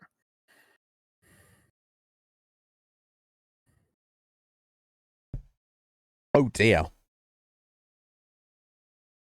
I don't like you saying, oh dear, okay? It's a brutal 50-50. You've taken just one step into the cavern when a blow on the back of your head knocks you senseless. You were seen at the junction by 2 guards who prepared this ambush for you. Your equipment is taken and your unconscious body bound by Baraka's men who throw you into a cell. You're unable to stop the sacrifice, and the time comes for your cell door to open is the bony hand of a skeleton that turns the key. Your life and your mission end here, Cage. Brutal. Okay. Go to the low balcony. Go get these channel points off you somehow, Cage. Yes. Brutal, but so be it. Okay, there you go. I mean, that's rough, dude. That's a 50-50 guess, though. There's nothing to really suggest one way or another what all that would have been, but yeah, it didn't say much, did it?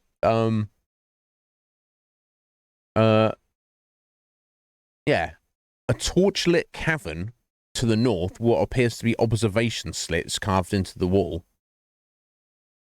So I guess it's like, oh, maybe they were peeking out at you from there. To the south, a passage leads to a low balcony. It's not really much to go on, but we've so be it. Going to the balcony.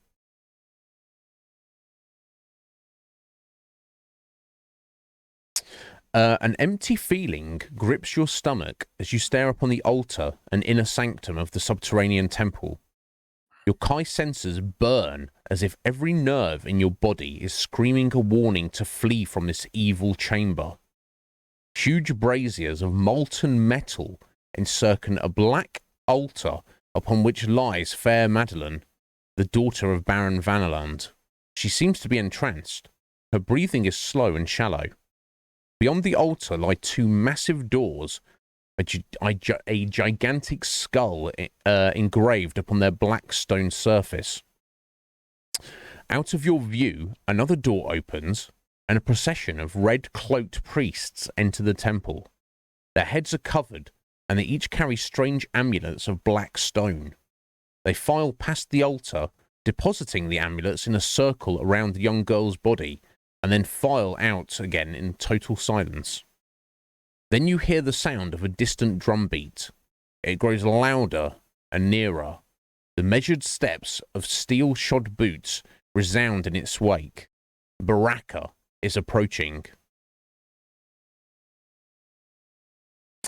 Baraka carries the stench of death and decay about him. He strides into the temple, his boots of Gorgas hide covering both legs and feet, and slams shut the huge stone door with frightening ease. He stands in silence before pushing open the huge black doors engraved with the menacing skulls. Suddenly, a gale-force wind sweeps through the temple, and your ears are filled by a terrible scream.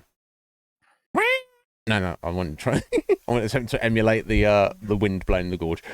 Beyond the open doors, a pier of stone juts into the abyss of Marken Gorge. You're staring into the chasm of doom. Baraka turns away from the windswept pier and walks slowly towards the altar. From a hidden scabbard, he removes a twisted black dagger and holds its stiletto blade to the light. An evil blue flame runs up and down the black steel spike, flickering in the ice-cold winds of Marken Gorge. Sacrifice is about to begin. You have 2 options, Cage. You can draw your weapon and attack him, or you can attempt to distract his attention from the altar without attacking him.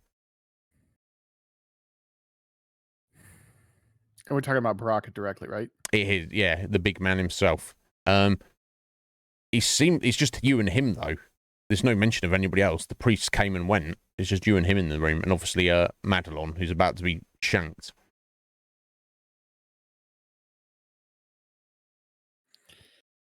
Attack him. Yeah. Go for broke. There we go. I rolled like shit all day long. What's another? Yeah. I mean, the thing is, if you just go, "Hey, Baraka," and he goes, "Oh," screw you, buddy. We come down here. What are you gonna do up there? You're gonna throw a stone at him? You know, I don't know. Yeah, you're gonna just pull your weapon out and attack him. Do you possess the Summer Sword? You do indeed. As you raise your golden sword, the howling wind seems to rise in pitch and intensity. It claws at your mind, filling your head with terrible images of death and horror. Baraka sees you falter and strikes a cruel blow that opens a wound in your cheek. You lose 1 endurance point. Jeez. Listen here, you little shit. Yeah, just shanked you in the face. But the sudden pain reawakens you to the presence of your enemy, and the combat begins. Right, he's got 29 hit points. And 20. We are evenly matched. Yeah, and 25 combat skills. So you actually are beating him in that regard. However, you've been attacked by a very powerful mind blast. Unless you possess the Kai discipline of Mind Shield, which you do not, your combat skill is reduced by 4 for the duration of this combat. However, Baraka himself is a warrior who possesses formidable strength of will. He is immune to Mind Blast. Right, okay, so let's add up. So you got 16 plus your sword, 26. You can't use your shield. That's 28. You can't use your Mind Blast, so you're at 28.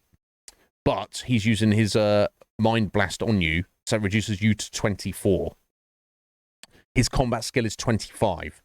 You are at a -1 against his skill. This is bullshit. I mean, he's the boss, Cage. I mean, I don't know what you expect. I am the freaking Kai Lord. Yeah, and he is the evil bad guy who's trying to raise an army of undead. So anyway, here we go, Cage. Running at -1. How many hit points does this douchebag have? 29, did I say? Exactly the same as you right now. That's right. Okay. All right. So I got my thing ready. Don't get too hasty with that minusing. Let's hope some ready. Good rolls here. Good rolls. Roll number 1. Stop giving me shit. 5. So that would give 6 damage to him and 3 to you. That's okay. I'll take that. Okay. Right. As you can see, as we discussed previously, the chart is always in your favor anyway. Right, here we go. Second round. 3. That is 4 and 4 equal. Nope. You want to re-roll that? Okay. Yes, sir. I admire your determination, Cage. Okay. Re-rolling that 3. A 6. Yeah. That's going to be better. So that's 7 and 2. I assume you'll take that? Yes. Okay, he's on 16. I don't know what you're on, but you've taken 5. Right, round 3. Give me a big roll. Come on, baby. 4. That is not it. 5 and 4. It's technically your advantage. taking a hit, a bit of a hit. I'll take it. What am I at HP wise? Currently, you've only taken 5. Okay. So I'm at. Yeah, so you're 24. Okay. Let me make a note of it properly. So you're 24 before this round. So yeah, 5 and 4. Okay, so he's on 11. You're on 20. Okay. Right, next round, round 4. 3. Nope. Yeah. Okay, round 4 again. 6. 7 and 2. We'll take that. Okay, that puts him on 4, and you're on 18. All right, yeah, you've definitely. This might be the decisive blow right here, folks. 4. That's 5 and 4, but so you'll take a hit, but you will kill him in this round. You'll be knocked down to 14. Yeah. Random question, yes. Not story related, but of course. What is the protocol as far as like in combat? Can I use like a Lom Spur potion in combat? No, you can use them anytime outside of combat, but not while you're in the middle of a fight. This is not Final Fantasy, Cage. No boshing of Well, potions in the fight. That's why I asked. No, I know. I appreciate it. Yo, Wolf. Oh, Udon. How are you doing as well, buddy? Oh, you're doing well. So we keep you waiting there. Cool. There you go. So you've killed him. You did take some licks there, but he's now dead, presumably. If you win the combat. Yeah, that was tricky. He might be the single toughest enemy you've fought in the whole series so far. As Baraka dies, the wind suddenly arises in pitch and intensity. Oh, here we go. Got a little picture for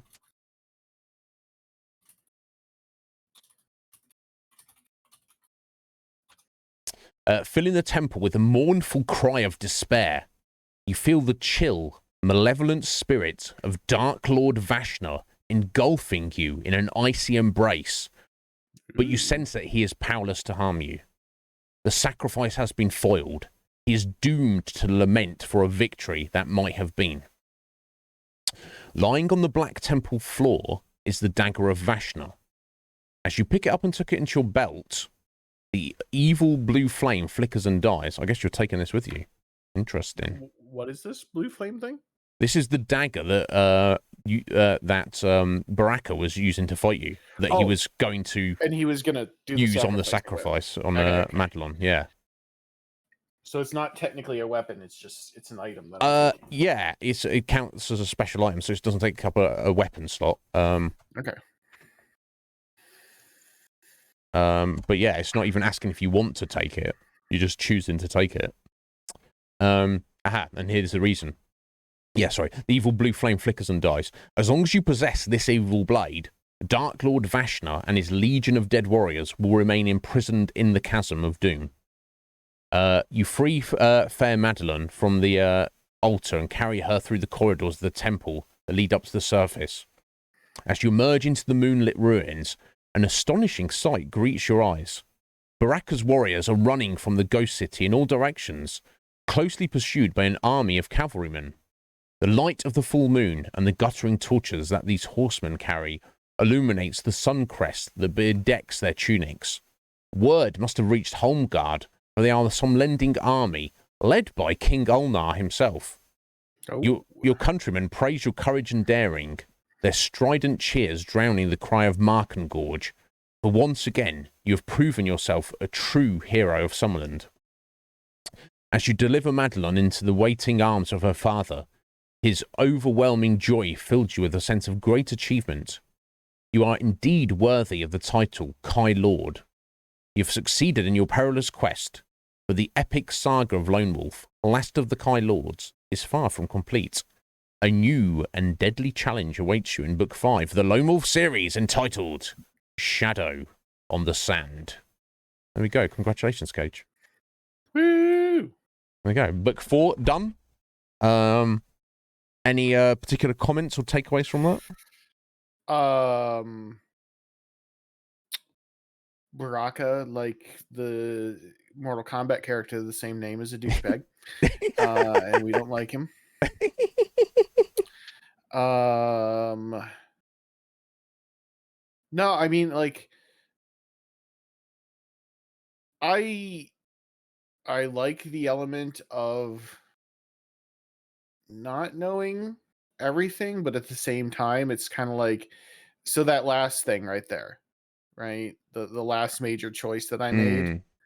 That's brutal. Well, I guess it wasn't the last major choice, but it was, you know, do you go down the hall or do you like to the candlelit, or do you go to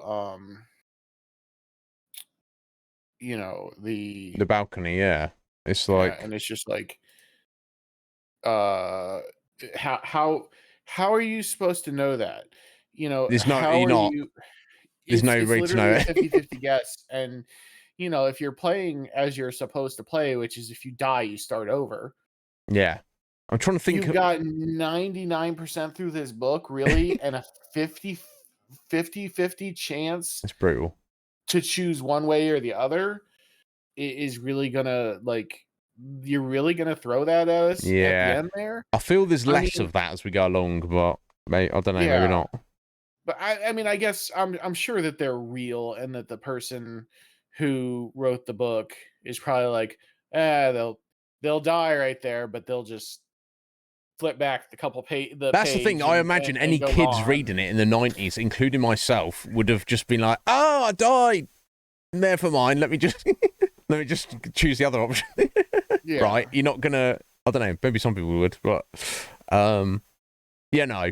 I think there's definitely insta death 50-50 choices later on in other books, but I think that you just given like more obvious clues, like of what might the case be. Like you'd be like, I don't know.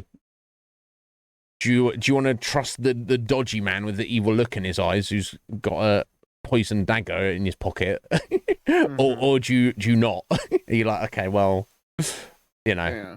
um, But and I don't, again, I don't mind like the no clue choices. I mind them if the no clue choices are gonna, one of them, like if it's gonna involve insta death, mm, like you make this choice, you die. mm, It needs to, like, in my opinion, it needs to give more information yeah, so you can at least, I mean, hell, just like Sixth Sense.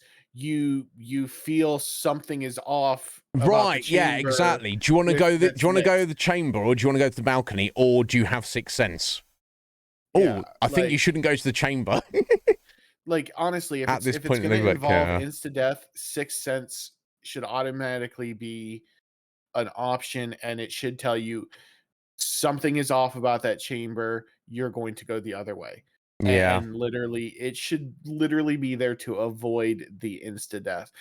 Again, if go back to hiding in the cart, right? And the dude told me when I say go, jump out, go left. Like it If gave you me the jumped on it choice. gone right, yeah. Yeah, it gave me the choice to go right. It gave me the choice to stay in the cart, Mm, type of thing. At least then, it's differing options, and yeah, an insta death would still suck, mm, but you know, there was no information to go on. It no, was literally, do you trust this dude or not? yeah, And thankfully I did, and it was the right choice. Well, yeah, it was a choice that did not lead to yeah, insta death, so God only knows what maybe some of the other choices would have been. yeah, But yeah, just like, if it's gonna lead to instant death, I need yeah. more So that annoyed you. information. That's fair. Yeah. Oh well. But otherwise, no, I like the choices. I like the fact that if hypothetically you were doing this book with like Athelene, right? Like Mm, if Athelene was the lone wolf, and they made a choice, like they're gonna make a different choice than I am, mm, and it's gonna result in a slightly different story. yeah, yeah. Like the end result theoretically would be the same, Same. Yeah, but yeah. so Cool. I'm glad you enjoyed it. I think what I'd forgotten the story, but I remember liking it is because a couple of things. One, it's I guess we were heading in a completely different direction than had been done in the previous books. We're heading south into the landmass. Not that there's necessarily much going on, apart from bandits and mines. Uh, but that was interesting. I think I like the fact there's a lot of fighting. There's like that big pitched battle there at the ruins of Ruinon. Um, mhm. that was like the most amount of fighting and crazy stuff that's like going on in a single point in any of the books. Yeah, every other encounter's kind of been like, here, fight this thing. Excellent. Carry on your way. So I found that quite interesting as a kid, and Yeah. also tying in this idea that the Vashna, the greatest of the Dark Lords, that was killed by King Olnar, is on some level not actually destroyed. His spirit still lingers, and there isn't a way for him to be brought back to life, so to speak. Now, thankfully, you thwarted that quest, and now you have the dagger of Vashna, which presumably is the only way to bring him back. So as long as you hang on to that, you should be able to stop the possibility of that happening. Yeah, it should be able to, but things like that tend tend to work themselves out in the way you don't want them to overall. So Maybe. But no, it was F would have died to the spider in book Yeah, one. I don't know about that, but Um, take this as a compliment, Cage. I think she thinks you're doing all right. good, thank you. uh, But no, the fighting is good. I'd say the difficulty ramp is a little bit too much right there. You think about every battle that I just had, right? I majorly outclassed yeah. everyone. You were literally at the highest ratio, only just, but you were literally, from a lot of those battles, you were on 11 or greater. Whereas Yeah. we get to Baraka, you were actually at a slight disadvantage. You're on -1. Yeah, so I feel like that difficulty ramp is a little much because Yeah. think about it, like now theoretically, yeah, you'd have the summer sword, but like if you didn't Yeah. take sword, I wouldn't have the +2. If I didn't Mm. grab that shield when You it wouldn't was have offered to +2. me, I wouldn't Yeah. have that +2. And then like, you know, he was immune to my mind blast. He had his own mind blast, which made me -4 because I didn't have mind shield. And yeah, you might have mind shield at this point in time, which Exactly. by the way is my next choice. I was literally about to ask you that. Yeah. So either that or mind over matter, but I assume you're going to Yeah. go mind shield. But like, I mean, you could be severely outclassed, and if you know, and that's part of the reason why I asked if like, are you able to use potion during battle? Mm. Because like, I mean, even at a -1, like it wasn't like the greatest thing, and obviously I used rerolls. Yeah, The quite. battle would have turned out a little bit differently had I not used some of those rerolls. Yeah, he may have just killed you potentially if you'd Yeah. got unlucky, and you did get unlucky with some of those rolls. Yeah, and I mean, yeah, again, you know, theoretically, if you're just playing, you know, type of thing just to have fun, you could start the battle back over. You just go back to the beginning of the battle and start over. But again, if you're severely outclassed, I mean, you think about that. Like, look at if he completely outclasses you. You've got the screen up right now. Mm. You know, if you roll a 1, you die. If you roll a 2, you You die. die. Yeah. If you roll 3 or 4, you do no damage, and he does 8. Yeah. Like, Yeah. and I get it because it's you know the opposite end of the spectrum from like when Mm. you severely outclass an enemy. But I don't know. I feel like he should not have his mind blast should not have been -4 Mm. to me. Um, Well, I guess his is stronger like than what you learned at the Kai Monastery. yeah. So I don't know. Whatever. I still beat him. You still beat I him. That's what matters. And I slightly cheated, but I still beat him. I think you would have had him without your re-rolls, honestly. Just about. Well, thank you, Just Cage. about. I appreciate it. So there we go. I've increased your rank, and we got your new your ninth discipline there, Mind Shield. So that hopefully will help out in book 5. As of now, do you believe you will be available a week today? No. No, your new work schedule. Yeah. Yeah, I can promise you that because I start my new work schedule on well, I mean, today and tomorrow are my last 2 days on second shift. Right. Monday I work first shift just because there's some stuff I needed to take care of and I needed the night off anyways. And then I'm on third shift after that point. So we'll just have to discuss privately Yeah. what works with your availability to be able to continue this going forward. Because I know Well, that a lot of times, you know, I know you got like twin speaks going on the weekends and stuff, and I don't know if you're wanting to do more Saturday streams. I know you were still trying to complete Borderlands with Steph and Mur when they're which available. I'll do that. I mean, that could be. We could dive into that slot if Saturdays are more suitable for you, or we could put it I on the mean, back yeah, burner, whether it's it would kind early of or be later. Hmm? it would kind of be a little bit but we'll talk Could about be, it. yeah. We're We'll not gonna sort it clog out. up the stream Either time way, for it. guys, Legion Cage, Lone Cage, Legion Wolf will return for book 5 of the series at some point in the future when we have arranged that. I'm looking forward to it. And And final reminder, guys, on Sunday. Goddamn, what time is it? Cage probably knows. I think it's 6 o'clock my time. 7 o'clock my time. 1 p.m. Eastern time. So 6 o'clock your time. 1 p.m. Eastern. Right. Everyone here, I'm sure, follows Scotty EBC 2021. If you don't, go follow him because we're having a special presentation.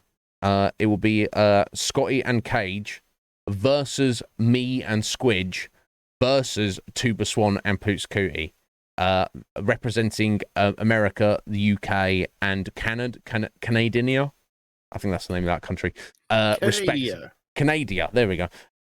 Respectively, where we're just discussing culture. We did one of these previously, where it's Scotty, Cage, myself, and Squidge. And we're just kind of comparing like the culture in the different countries. Where we talk about like food and words and just stuff. So we're including Canada in this as well. And obviously representing Canada are the wonderful Tuba Swan. You will not meet a finer gentleman. And well, I could say the same about Poos. So come and check us out if you happen to be around. Should be good fun. That's this evening or afternoon this Sunday. Any questions, let us know. Cage, thank you so much, bro. You're an absolute gem and a joy. I think these guys even love you almost as much as I do.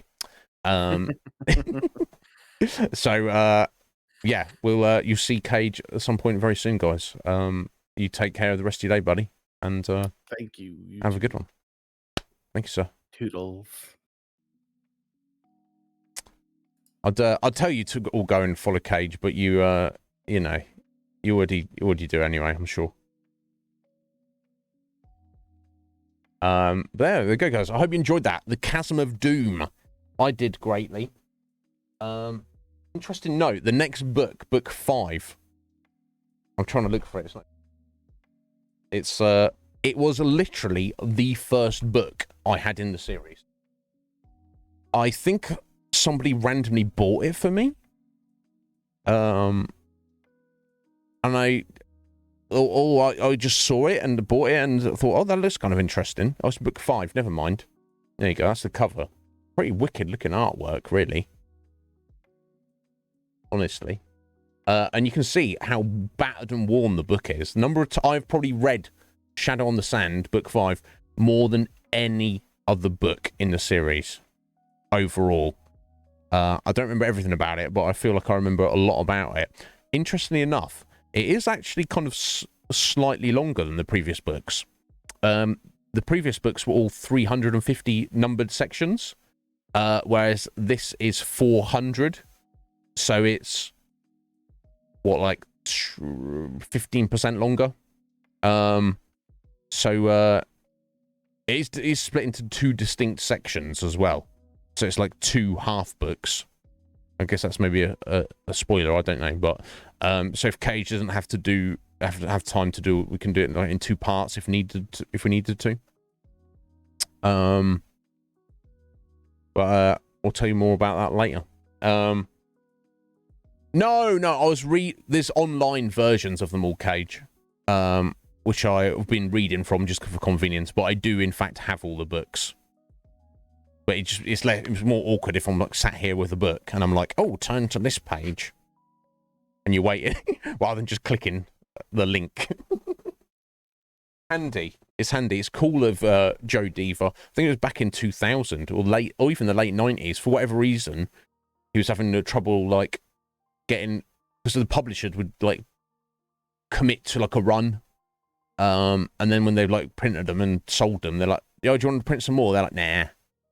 He's like, okay, let's find a new. Anyway, however it came about, he literally gave up the copyright on his own work. And was like, I don't think the printed copyright, but the actual words, he was like, yeah, put them on the internet for free. Now, even if they weren't, I'd probably be inclined to risk doing it anyway, but we are completely within copyright to be doing these on stream, so that's quite cool. According to Ryan, according to South Park, they're not a real country anyway. So, yeah, I mean, it's all that.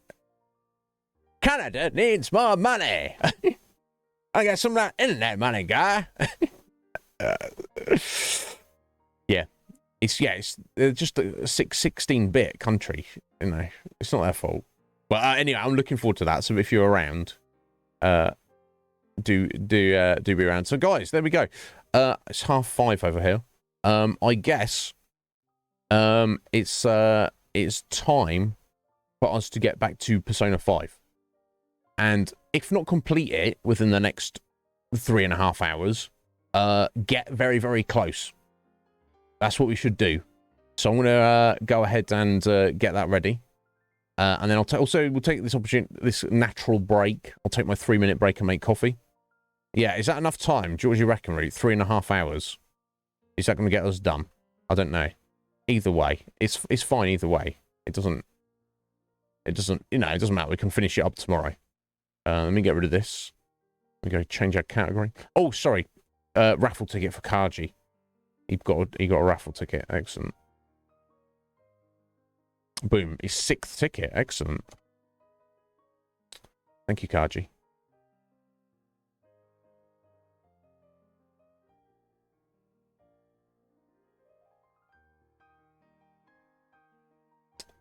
But yeah, guys, don't forget about your raffle tickets. We are on day 9 of 28. So you've still got 2.5 weeks to get your tickets in if you want.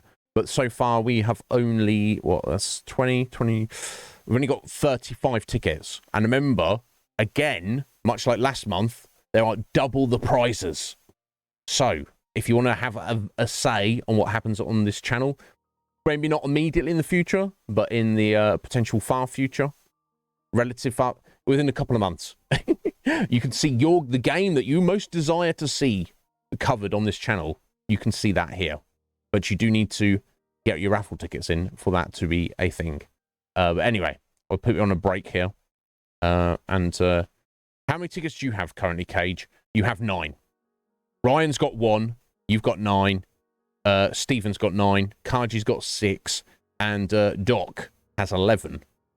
There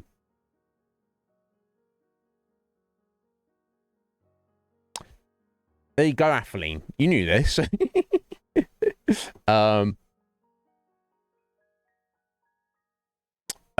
Play Boring Ring or Elden Ring. It's only because he's scared of it. He's saying that. Anyway, I'll be back in a couple of minutes, guys.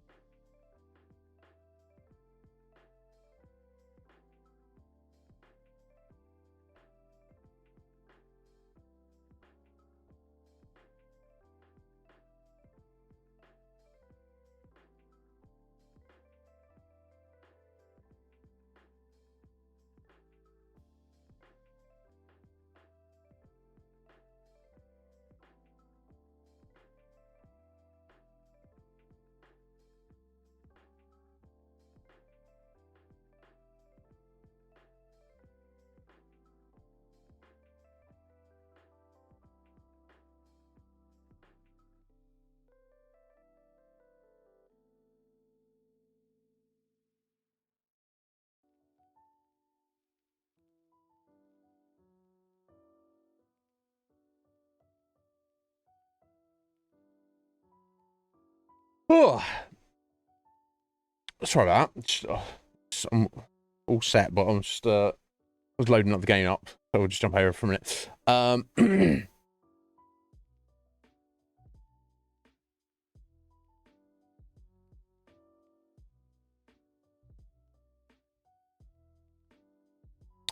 Yeah, I'm pretty sure the twins mentioned about the fool being, like, they said about how the arcana is supposed to represent somebody's journey through what, life, existence.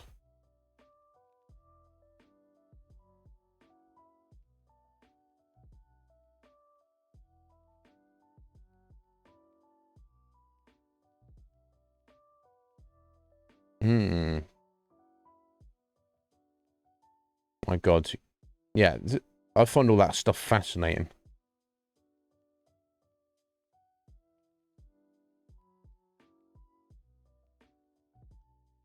What's everybody's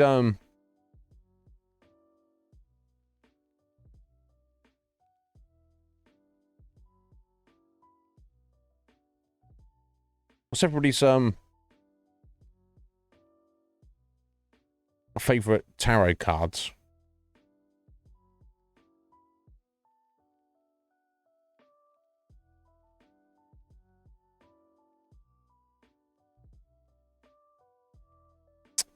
They stand out to you. Maybe just like, you don't have to mean you have to like the vibe. Yeah, that's what I said. It's going to be the journey of the fool. I like the hanged man, the hermit,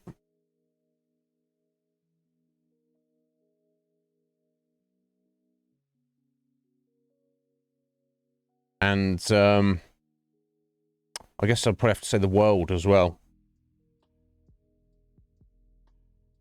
Those are the ones that stand out to me. I like them all, though. In I guess what their presentation and what they represent. Maybe the magician as well. Yeah.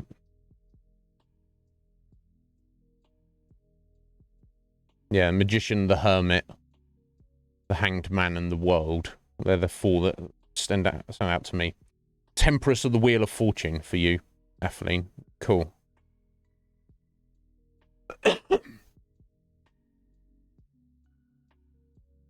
Yeah, it's fascinating, isn't it? I'm not like somebody like, oh, that's just all silliness. It doesn't mean anything.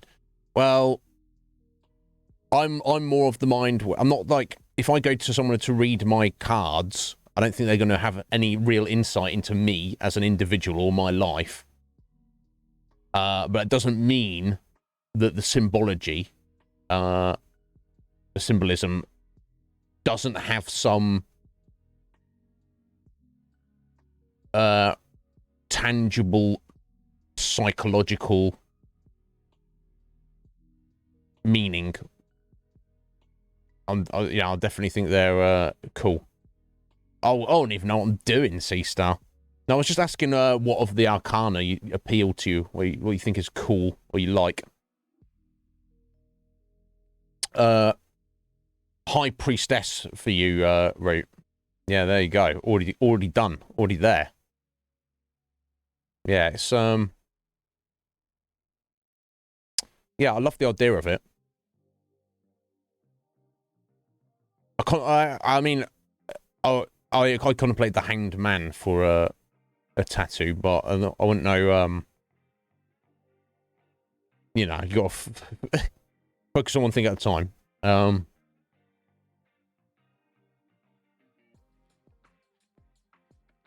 But yeah, I find it fascinating. Anyway, I'm sort of staring at tarot there. Let's get on with the game.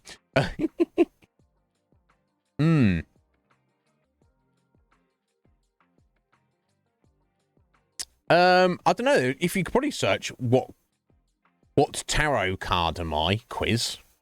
I wonder what tarot card am I quiz. Yeah. Oh, it's on Psycat as well. Yeah, that's what we were looking at before. Yeah, assuming there is. I mean, 20 questions. Okay, there we go. Yeah. We don't have time for a quiz now, C-Star, unless somebody redeems it, and then we do, obviously. But yeah, that could be interesting.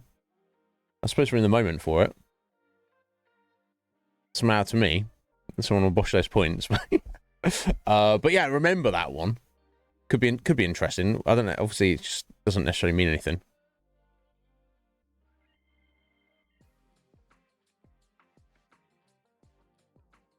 Hmm.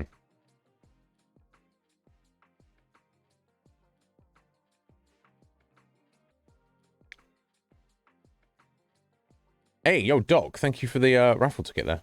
Yeah, save it for tomorrow. Well, yeah, if someone wants to get on it tomorrow, certainly do. Thank you for that ticket there, Doc. I'll take that. How you doing? You right there, bro? There you go. 12th ticket for you, Doc. Excellent. I appreciate it. Yes, C-Star. See you later. But yeah, it could be interesting. Well, no, it doesn't mean anything. Does it? Oh, is it just covering the major arc? I assume it just covers the major arcana. Yeah,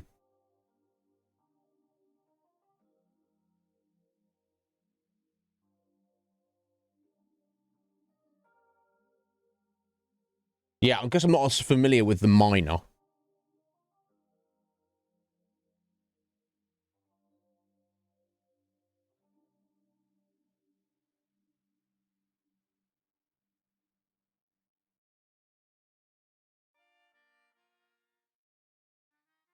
But we should see.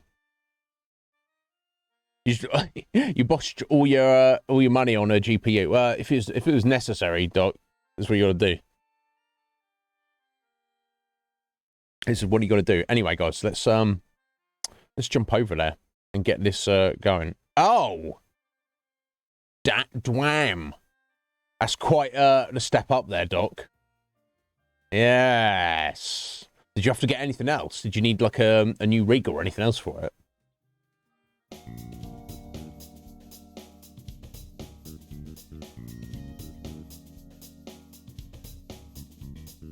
Sorry, let me sort this cam out. This is always necessary. There we go. Yeah, that's a very nice upgrade. Oh my god.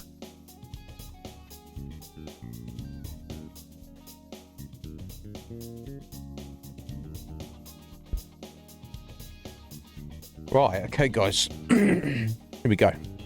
Let's get into it. Let's see if we can get close today. We've got just over 3 hours.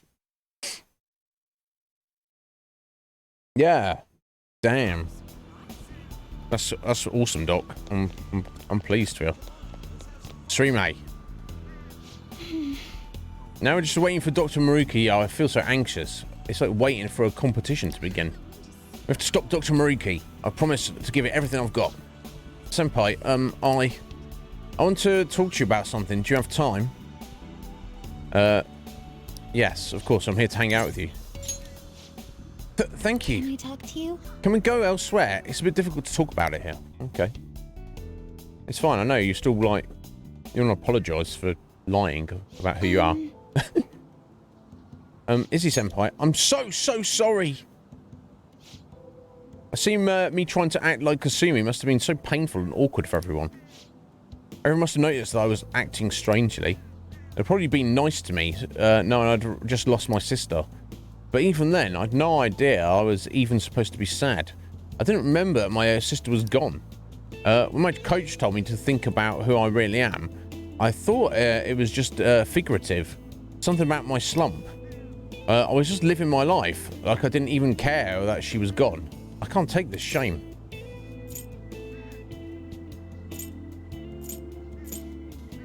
What else could you have done? Thank you so much. I appreciate what you're saying, but I still can't forgive myself. Ever since we were kids, Kasumi was always the one who decided what I did, what I chose, where I went. I couldn't do anything without her. I suppose it's clear when my grades weren't going up much. I was never on Kasumi's level to begin with. I was so pretentious, so wrapped up in my own stupid little problems. I was too self-absorbed to do anything. Don't beat yourself up. I'm sorry. I lost my composure. Can I talk to you? I'm starting to remember things from my past now. It's hard, but I'm trying. There's a lot. It covers everything, starting from when Kasumi and I first got into gymnastics up until just recently. I want to talk about how it used to be for Kasumi and me. Would you listen? Yeah, sure. Of course. Of course.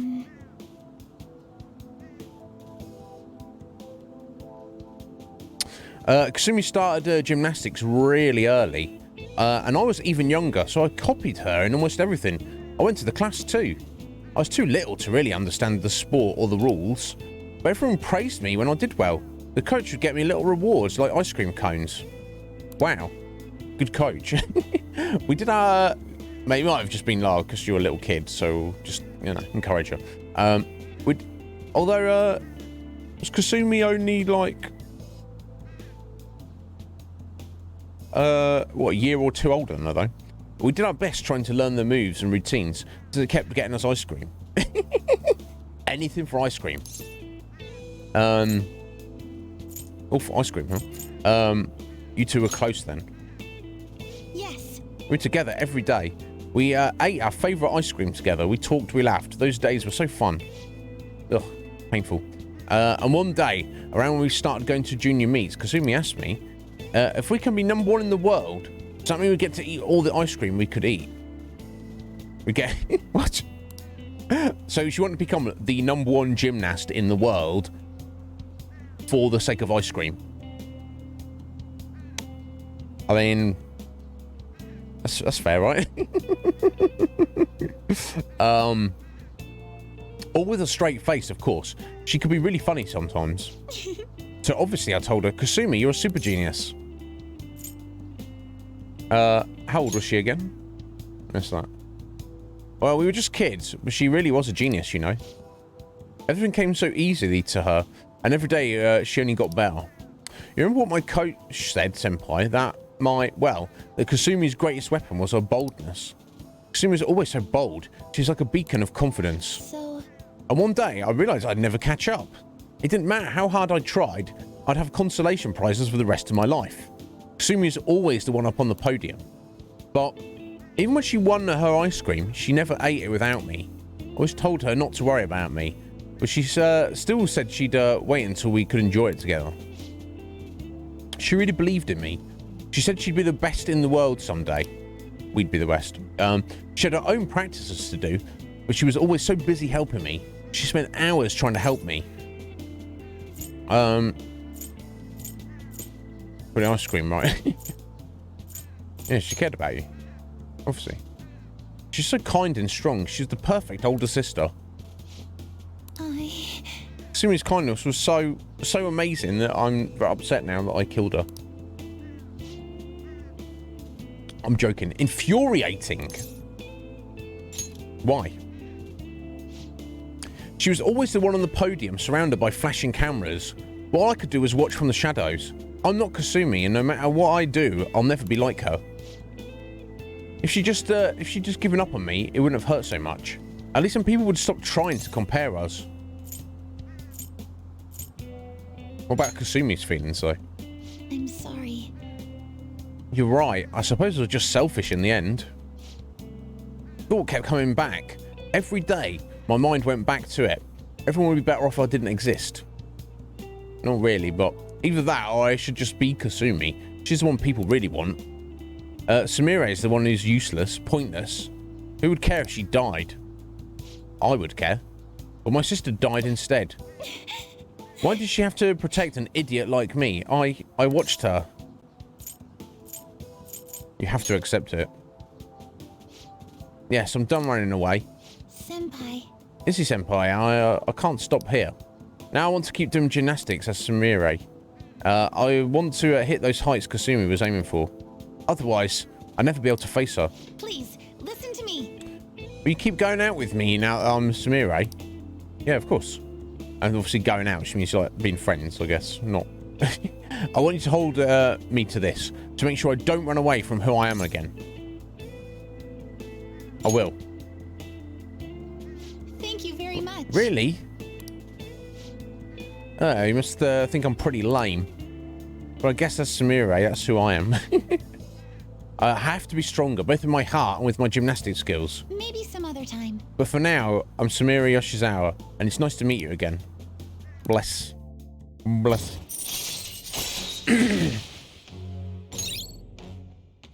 Follow up on fitness talk. If negotiating any kind of shadow fails, you can try again. Okay. I don't think that would be a massive issue at this point in the game, but... Phew, I feel so much better with all of that off my chest, Senpai. I think this really helped me. Now that I can focus on turning over a new leaf and doing my best. Shall we go? Let's get some practice in until I have to go to club. We'll be training even harder than before, Senpai. I'll be extra strict from now on. And due to a long training session with Samire. Thanks to Samire's training, I feel like my stamina increased. Oh, right. Max hit points. Okay, cool. I mean, I'll take it.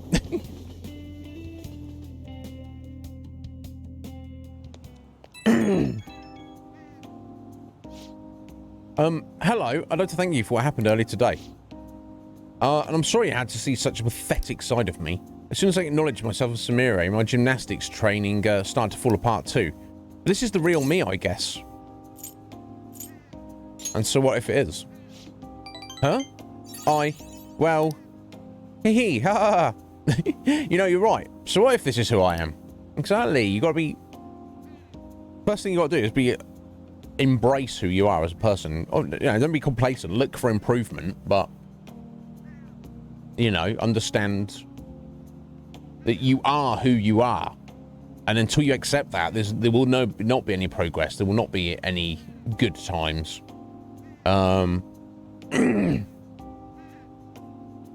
Long Furby. Yeah, what are they calling them, Brian? I'm sure they had a special name. I'm tempted to try and get one. Just to, like, freak people out. I made up my mind to keep moving forward. Even without Kasumi, I can't just run and hide now. I'll think about where Kasumi got her strength from and what I can do as Samire. I'll calm down and think all of this through. Thank you for listening to all that. Okay, I'll talk to you again soon. Yes, you will. Maybe. Depends if you're available tomorrow. If not, maybe not. Yo. Another box came for you. Excellent. Hey. Okay. Oh. Oh! Oh, crossword time. Hey. Done well. Here we go. Nightmare is the correct term. Yeah, some people think they're freaked out by them. Anyway, what we got here? Crossword 32. What lights do for store signage? Illuminate. Draw attention to. Highlight. Illuminate would fit in there. I think it might be even. Birthday cake topper. That's clearly got to be candle, right? Surely. Lady Liberty's light is a torch, right? Okay, let's see if we can get some of these in. I think I might smash this one, maybe. I don't want to speak too soon. Right, let's try and get some of these letters in. Alright, there's a candle.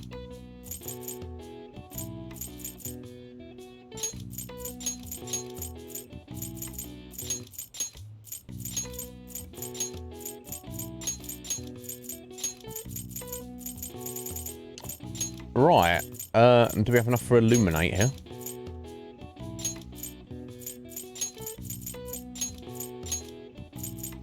I think, by Jove.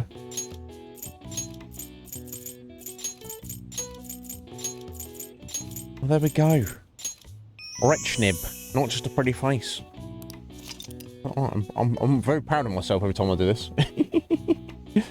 Yeah. Yeah, yeah, that's a good question. How are you feeling now, Ryan, after everything you've been going through? She had to take the baby to the ER. Oh my god, what's going on, Ryan? Illuminate. Called Denshoku, literally decorative lighting. Light sources like LED strips or light bulbs illuminate signs or scenery to increase awareness of ads. At first, the only coloured LED lights were red. Oh, okay. I didn't know that. Once green, blue, and true white LEDs were developed, the entire spectrum became available to advertisers. Indeed. I see. You know what? Actually, now I'm thinking about it. Do you remember like old electronic signage? Would you be like scrolling like words? They always, when I was a kid, they were always red. Interesting. Wonder if that's or variations of it. Ryan, I don't know how you live your life, buddy. You've always got so much going on. Appreciate you graces with your time. You can figure that out, Morgana. You need to buck up your ideas. There's no excuse. Just because you're a cat in a bag doesn't excuse you. Right, anyway. Anything going on in the evening? Oya's up. Okay, this might be our final. If I can max her out, it could be our final time. Do I still have my horny boy? We do. Okay, let's go and have a reading with Shia. And see if we can max out Oya right now. We're going to get how Kami to come over and make curry for us. Hi.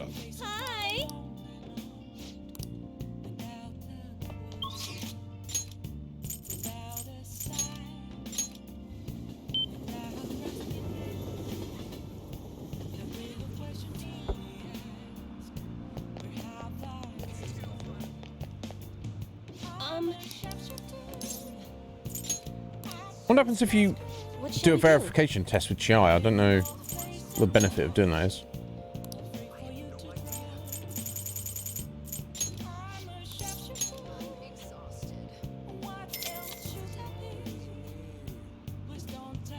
Here we go.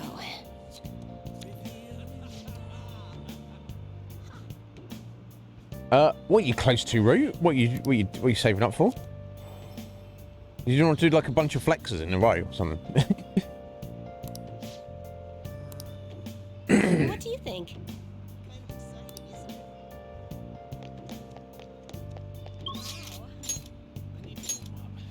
Still not enough, but so clearly there's no two ways around it. We've got to visit her twice to get her maxed out.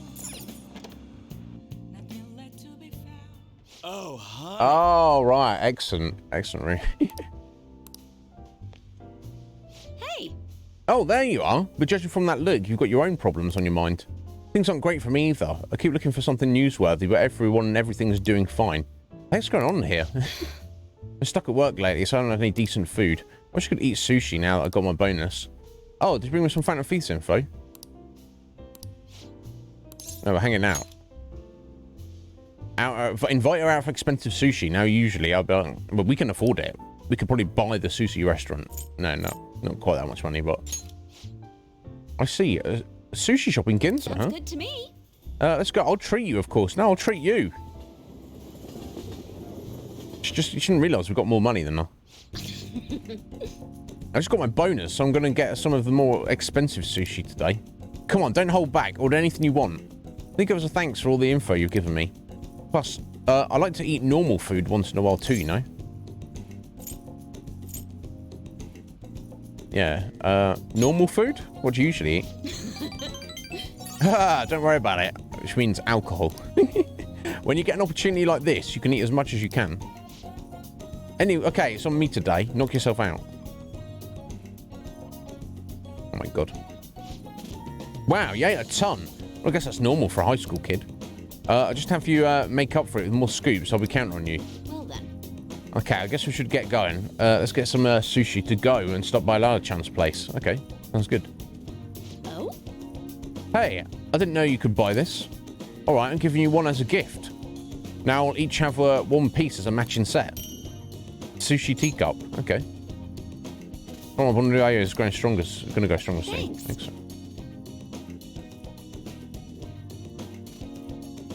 Thanks for the day. I'll be counting on you. Yes, of course. Oh my god, I could go for some sushi. Hi. Thank you for waiting. Here you go. Master curry. Excellent. Thank you.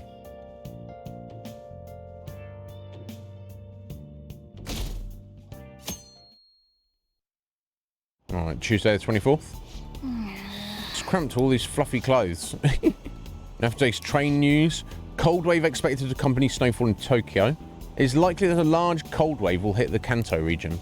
Companies with high employee satisfaction on the rise. Many workers have provided very positive responses. Crime rate reaches record-breaking low. Number of incidents is down by more than half compared to last year. Snow. It's getting cold lately. Alright, stay in your little bag. You'll be fine.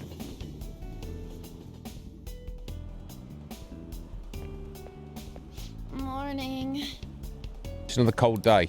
Indeed, Dan. Hey. You know, the public's been acting kind of weird lately, huh?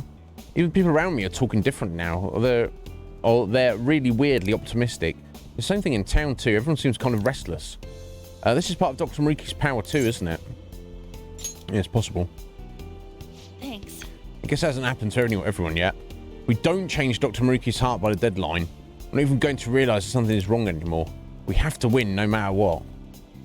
Indeed.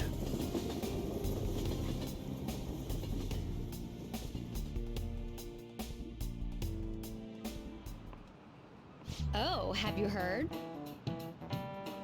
I was talking to my friends from overseas recently. They keep introducing me to new slang I've never even heard of. Well, English slang is constantly evolving with the times. Textbook English is more static. It's so lame. But sometimes you can work out the meanings behind slang through context clues. Some are just natural extensions of English language constructs that have already been in place for years.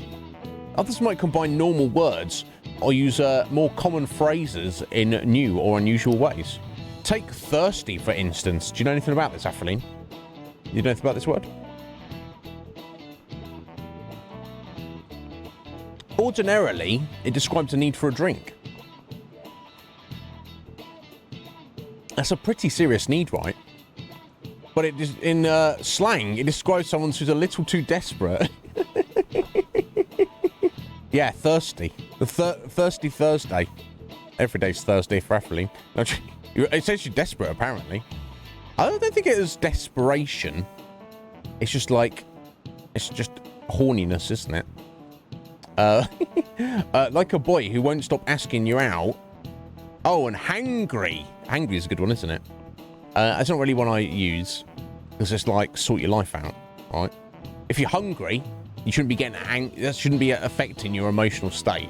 You should be like, you know, zen about it. That's just, yeah. But anyway, I guess I like the idea of it. Hangry. That's when you're so hungry, it puts you on edge and everything makes you mad.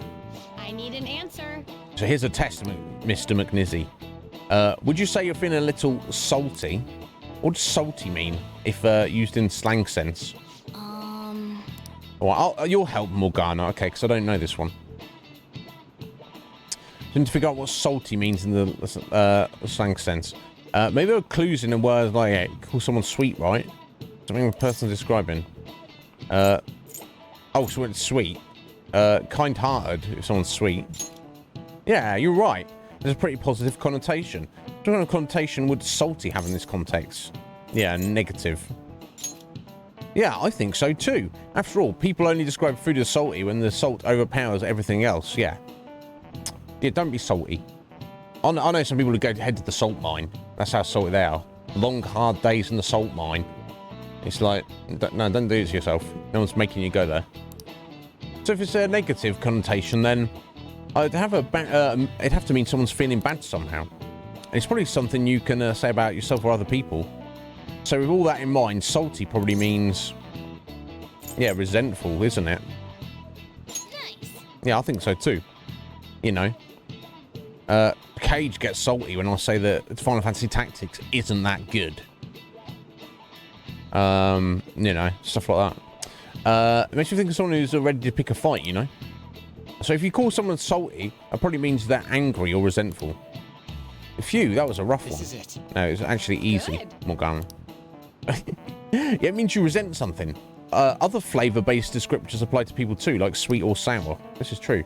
Slang can be rooted in many origins. Common words, acronyms, and of course, portmanteaus. Have you ever heard of the word frenemy? There we go. Steph Babies, Legion Cage, best of frenemies. It's a portmanteau of friend and enemy. Think something like a rival or an enemy who acts friendly with you. Nice going. Yes. All I can say, Doc, is I've never played it, and it looks awesome to me. So it was just a joke.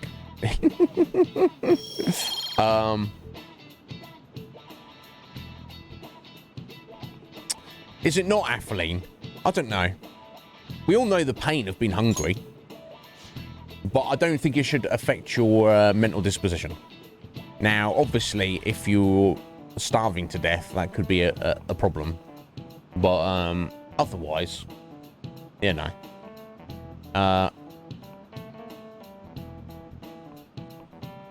You know, just chill out. So, more fun than the stuffy old standard English, right? But it's good to learn the rules before you break them. If anyone wants to learn some extra slang vocab, I would be positively psyched to offer some bonus lessons. Frenemy, sir. I've had enough of backstabbing. Yeah, like a catchy, but not. He's just scum.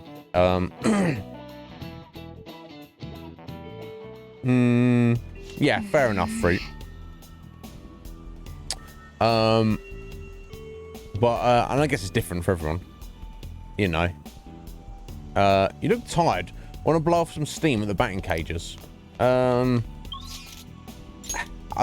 surely got more important things to do, Morgana. Right, lad.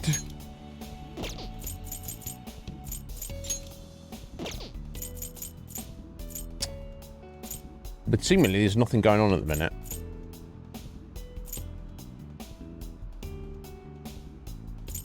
I haven't been to that shrine yet, have we? Okay, I'm going to try and unlock the special menu at the maid cafe, I guess.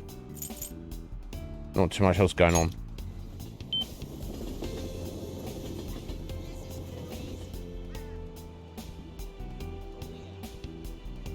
No, I get that, Root, but you can, you know, this is not everybody, but this is, you can use the power of your mind. The mind controls the body to some strong degree, I believe. As someone who's currently does 24-hour fasts, and I've fasted much longer than that. I won't even tell you how long I've done my maximum, because people may not believe me, you know, and I don't want to cause anyone to be getting salty.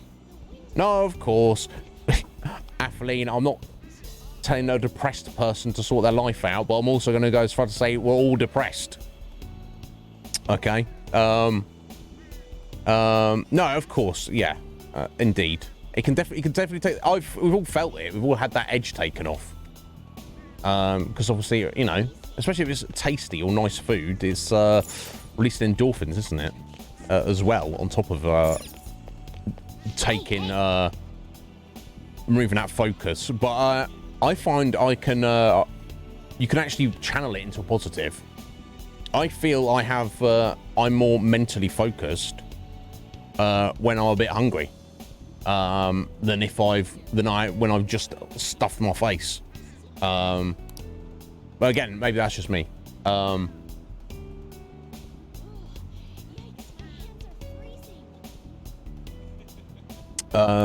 Yes, let's check it out. I don't know if we have time to actually do this, Morgana, but let's give it a go.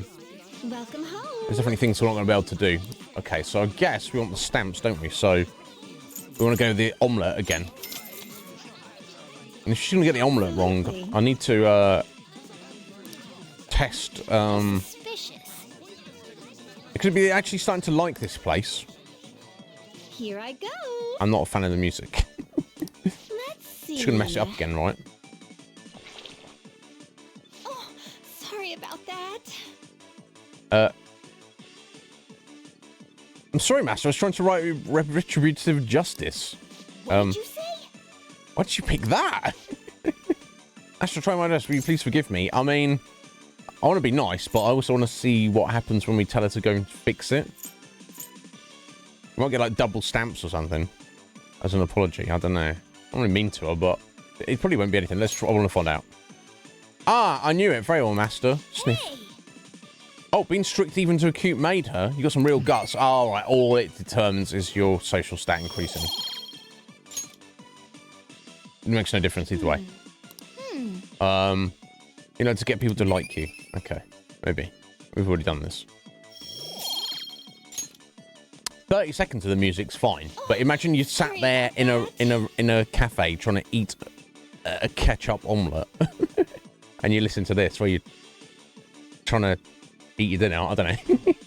Sorry for messing up today, but your strictness showed how reliable you really are, Master. So you get 5 stamps, leaving you a total of 11. Excellent. Perfect. That is what I wanted. So 2 more visits, and then maybe we need to do a 3rd visit to get the extra thing on the menu. Thought as much. I figured you might be back soon. Hello, people. It's gone really cold lately. It's been more snow than usual. When it's this cold out, it's best to just stay indoors. How about we do a hot pot party? Or maybe even a takoyaki party? Ah, that sounds good. It's been a while since I had an easy-going winter. Well, thanks for the coffee.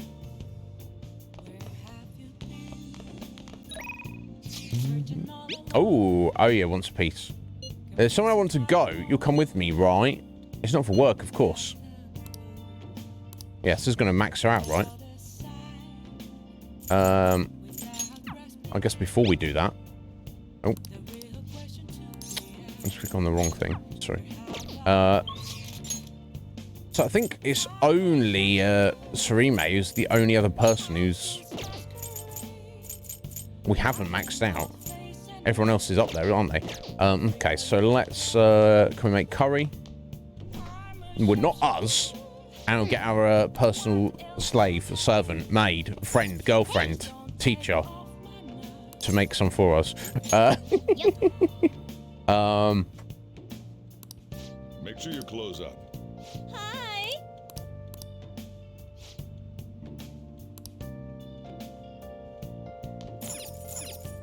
Cool. All right, we're going to head right over.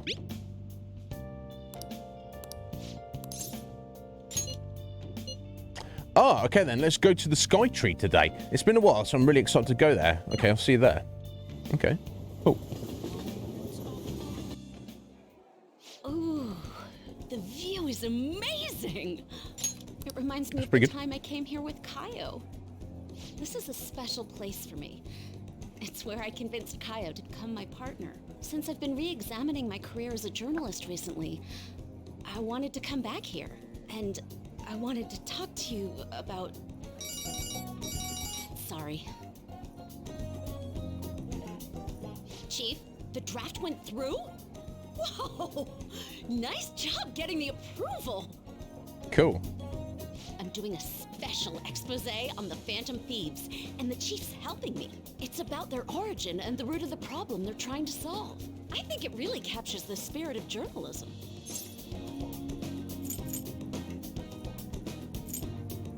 Really earnest. It's my original field of expertise. I am a journalist after all, you know?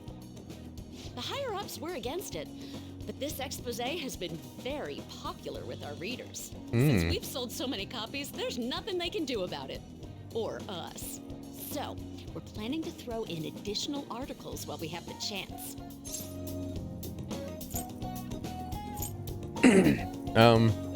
I'm glad to hear that. This is only just the beginning, though. I've been quietly making preparations to write a story about Shido's confidant, too. I'm going to uncover the truth. I swear to Kaio. Thanks.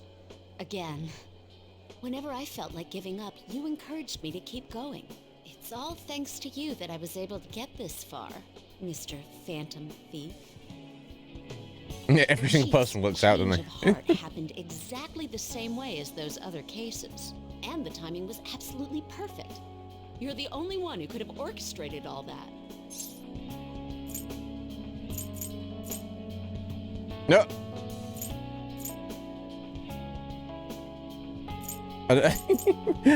Lala-chan's the real Phantom Thief. There's no point in, it's just a coincidence. There's no point of lying to her. So you knew all along. Not really. So obvious. I'm convinced from all the recent coverage that the Phantom Thieves truly are valiant. That's helping good. the weak, punishing the bad. They actually do all those things. In a sense, you and I have the same objective. We both want to expose the ills of society. So, I won't tell anyone about your true identity. Let's form a united front to fight evil. Okay. If it weren't for you, I never would have been able to return to my journalist self. My high schooler source who manipulated information ended up manipulating my heart, too. I'm gonna return the favor one of these days, all right? And someday, let's go tell Kaio it's all over. Together. I feel a strong bond with Oya. Excellent, of course, rank 10. I am thou. Thou No, art blood I. oath. Thou hast turned a vow into a blood oath. Thy bond shall become the wings of rebellion and break the yoke of thy heart. Thou hast awakened to the ultimate secret of the devil, granting thee infinite power. Infinite devilish power.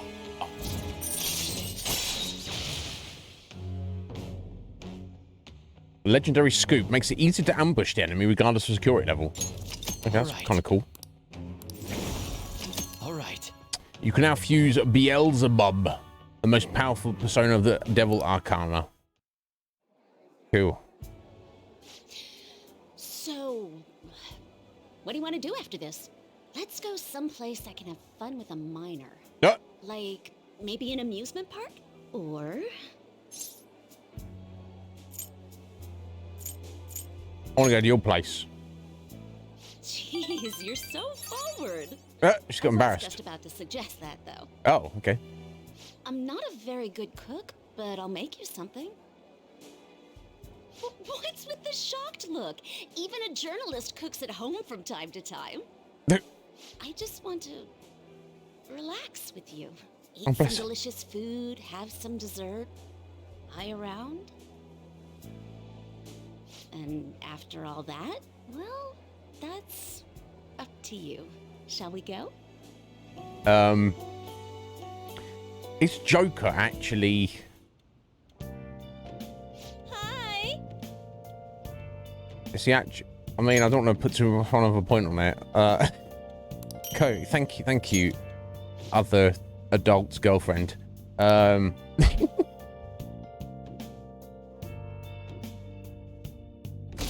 Let's assume nothing happened. But how long was she there making coffee? Well, shall we begin? Let's begin class. We'll start with a summary of the previous lesson. Well... Oh, here we go. We can sleep in class. We've got a little thing coming up. A little Easter egg or a thing. What do you want to do? We're going to just sleep then. Okay. Yeah. I guess sleep is important for kids your age. Sleep tight. I dreamed that Ryuji and I watched a film together, moving the two of us to tears. I feel that we're closer to Ryuji. Oh. Oh, interesting. Okay, so sleeping in class can literally just give you random XP with a random confidant. Interesting. You could have made that announcement. Yeah, okay. Yep. One takeaway from my playthrough of this, I think to get the most out of either New Game Plus or a full brand new playthrough is you want to not try to max anything out, be it a confidant or social stats, because there's so many different other little things that can come up. I think your best bet is to focus on whatever, if you have an opportunity, pick the thing that is of the lowest level, rather than, there's definitely a time when I chose Anne and Ryuji over other things, other people, because I was trying to max them out. And then we got loads of XP for them after the fact when it was kind of wasted. I do wonder. Snow coming tomorrow. I think we'll get a real blizzard. Who knows? You rarely ever see heavy snow in Tokyo. I predict heavy snowfall. It's going to be wet snow, so it won't really pile up much. Sources, some guy on TV. Oh no, my flower beds. I was going to check on them. Oh my god, Harry, yeah. I'm sure I've got tomatoes up there. They're probably like... It should have been harvested about a month ago. I'm sure we'll be fine.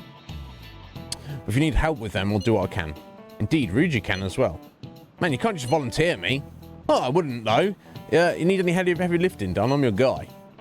Actually, if the snow's going to be that bad, you think it might be have some effect on the metaverse, too? We might as well keep it in mind when what we plan tomorrow. Oh, yeah, we've got two requested in the metaverse. Hey. Oh yeah, we're still carrying some clothes, some second-hand clothes. Maybe sell this in Kikijoji. I guess we probably should. Right. I guess we probably should.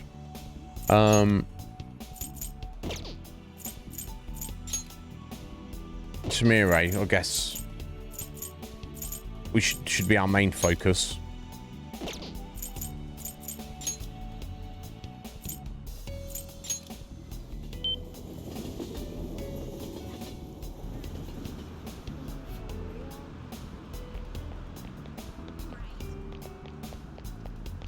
I guess I'll sell these clothes. Let's see that I'm really gonna... cleaning them's of much use. Welcome. Damn, amount of money we're getting.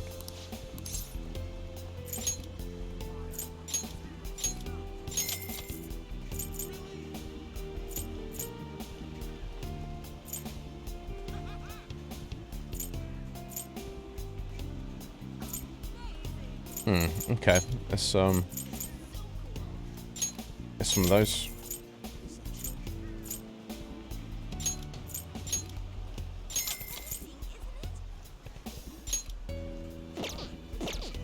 Hey.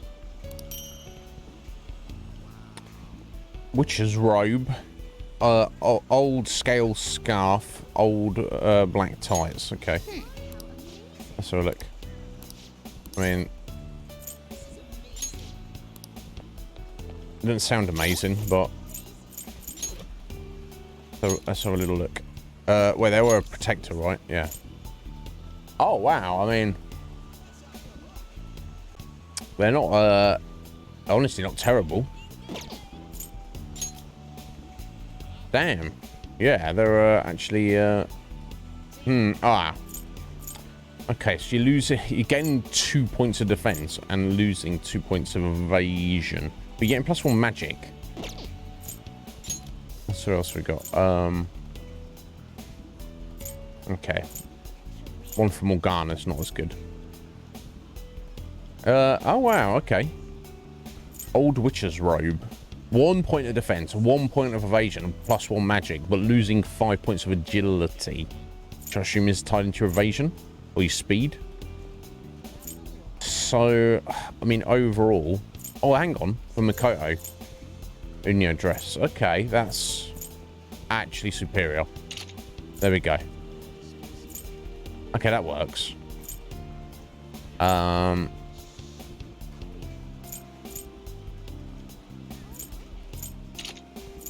I don't know why Futaba equips stuff. I don't understand. Anyway, doesn't matter. Samire, how you doing? Are you cheered up at all? I hope you have. Now we're just waiting for Dr. Maruki. Yeah, you said that last time. You said that yesterday. Oh, sorry, boxercise and release stress and open to the public. I think you could come along if you wanted. Hell yeah.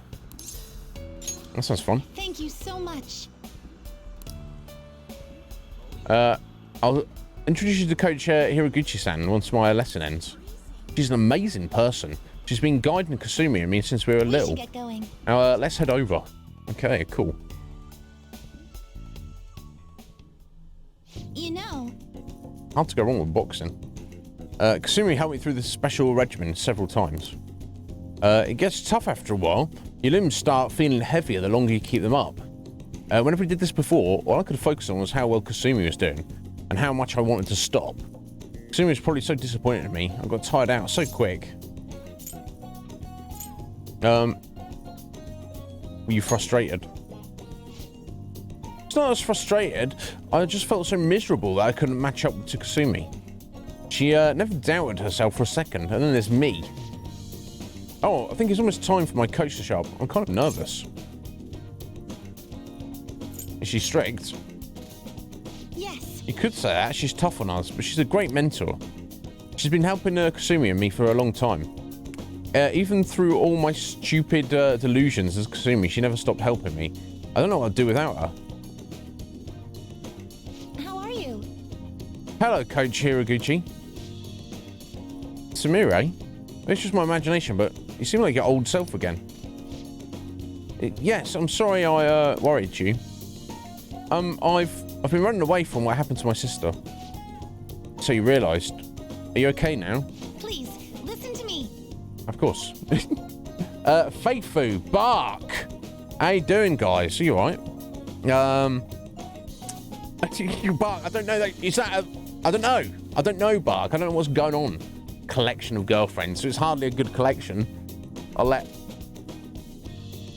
2 or 3 of them slip through my fingers. Feifu, how you doing? Are you well, my dear? Yeah, what's going on, guys? How's your Thursdays going? I'm not back to my normal self, but I'm working towards a new goal. I want to be the best in the world. So now I'm going to do what I can on Sumire. I see. By the way, who's this? Oh, this is my senpai from school. We both came here for a lesson. Oh, so you're... Fine. Let's have you go first, Sumire. You can start with your combination. Yes. Yes, ma'am.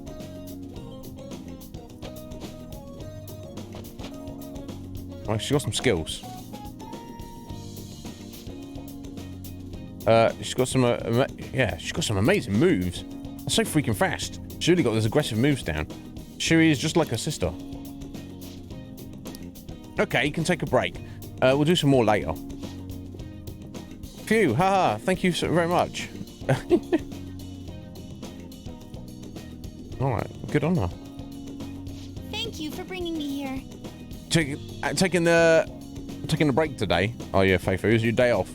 Yeah, yeah, I'm very well. Rainy Thursday, Bark. Blech. Yeah, it rained over here this morning, but I missed it, thankfully. But yeah, it's still cold in the evening. Not nice. Excellent, Faye. Well, some people feel pressured to do stuff on their day off. Oh, hello. Phoenix? Phoenix? How you doing there, bro? Are you alright? Thank you for the shout out. Cage, right on it. Not wasting any time. Sega fan, hello. How you doing, folks? Welcome on in. You may know me, you may not know me if you're friends of Phoenix Force. My name is Iznib. You call me Iz. Everybody does. We do a bit of everything. I'm a big fan of JRPGs. I probably don't do as much and in the way of retro as Phoenix does. But that's just the way things have worked out recently. We're currently playing Persona 5 Royal. We are at the very end of the game. We may complete it today. If you want to stay away from spoilers, do head out now. Phoenix, thank you so much for the raid. I appreciate that greatly, sir. You're a gem. Yeah, what were you doing? How did I even notice there? Yo, Casual, how you doing, bro? Playing Final Fantasy Tactics. Well, there we go. I respect that. My God, we might be getting to that sooner or later. Who can say? Legion Cage's favorite game. But yeah, have you just started a new game on it, Phoenix, or are you getting back to a... I didn't realise you were playing at the minute.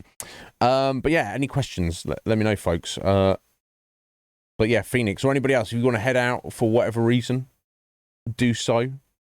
Phoenix, you want to get some food in you, or you got to take care of the rest of your day, you go and take care of that, buddy. Well, thank you so much for the raid. Yeah, I noticed your emote. Is that Phoenix, a flaming bird there? Is that from a specific game? It's not a Pokemon, is it? It doesn't. It looks like it could be a Pokemon, but it looks like it's not actually quite. It's from something else, isn't it? You're just chilling right now, and I know how you chill, Phoenix. And you know, man after my own heart. Well, thank you. I appreciate that. I don't deserve your attention, Phoenix, but yeah, I'm glad. I hope you're enjoying Tactics. I'm looking forward to playing it for the first time myself at some point in the future. It's from Breath of Fire. Which one? The first Breath of Fire? I'm somewhat familiar with Breath of Fire 3 and 4, but I've never played 1 and 2. 3 and 4 are fantastic. I think I played 3 the most. I'm looking forward to getting into that series at some point. But thank you so much, buddy. But yeah, relax, enjoy yourself. But anyway, back to Persona 5. Coach Hiraguchi, thanks for all your help today. So, how did I do? I tried to put some real force into that combination. You said you were going to perform with Sumire this time. I didn't see that at all. All I saw out there was Kasumi, or a shadow of her at least. What? Kasumi defined her performance by her boldness, yes. That's not something you can appropriate for yourself. It came from the energy within her. That's what made her Kasumi. I told you to think about who you really are. Seems like you still don't understand what I meant. What? You need to stop hiding behind Kasumi. She's not. Shut up, Ryaj. Okay, maybe she is. I don't know.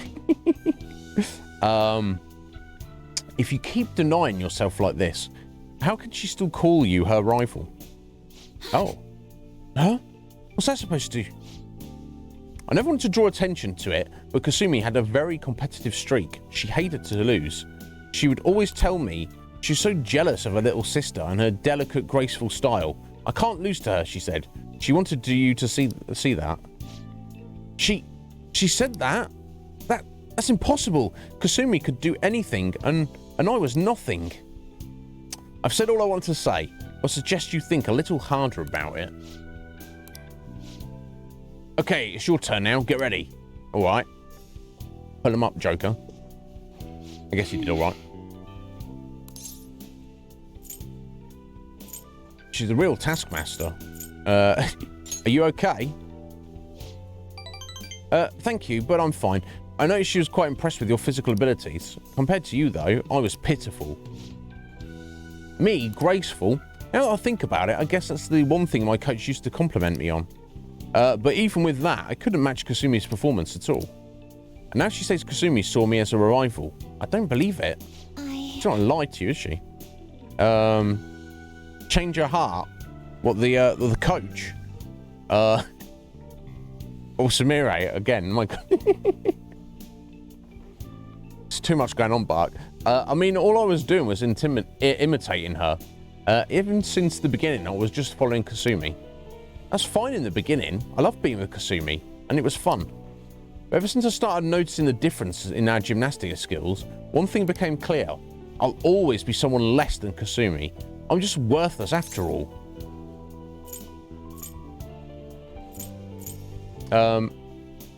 That's just a mental block. Yeah, we talked about this before. You think so? I just don't understand. Still, something occurred to me when Coach told me what Kasumi said. I realised, just like she wanted to show me what she could do, I still want you to see my own abilities. You remember, like when I tried to show off back at the batting cages? Of course. Oh, maybe that's what I need to chase. Maybe that feeling can help me get some confidence. It sounds like even Kasumi liked my more subtle and delicate moves, so if I mix it with her aggressive style, like a duet, you'll become stronger. Right, maybe I will step up my routine. If the key here is showing you what I can do, I just need you to watch me again. Senpai, will you go out with me again sometime? Oh my God. I'll change the coach's heart for being a meanie. What do we say here, Bark? That's a bit full on, isn't it? I could watch you forever. She'd be like, oh, what's going on here? We've already come this far as Thought Nib, haven't we? Another love confession. I'll make her uncomfortable there. Or just of course it. We might as well in for a penny, in for a pound, don't we? At this point in the game. Freak her out a little bit. Izzy Senpai, you're gonna make me blush if you say things like that. Thank you. I'll be relying on you. Okay, she brushed it off. There you go. Bark knows. Bark, it's got some nice emotes here. I've seen you use that Popcat a bunch. For some reason, when he's smaller, he looks like he's like got a kind of a sly, sus look on his face. When I actually hover over him, he just looks normal. Yeah, you've got some nice emotes there, Bark. That's a deep bond of trust from Samire. Yeah. There you go, rank 7. There you go, got a Harrison recovery there. All right. I don't know if we're going to be using her to fight anymore. Oh, sorry, Bark. You were saying that to me. Oh, thank you, Bark. I appreciate it. I'll think about what else I can do. When I figure it out, I'll let you know. Or is it time already? Let's get going. Thanks to Samira's training, I feel like my stamina increased. Okay, right. more hit points. Good effort. Thank you for today. I'll see you next time. Yes, you shall.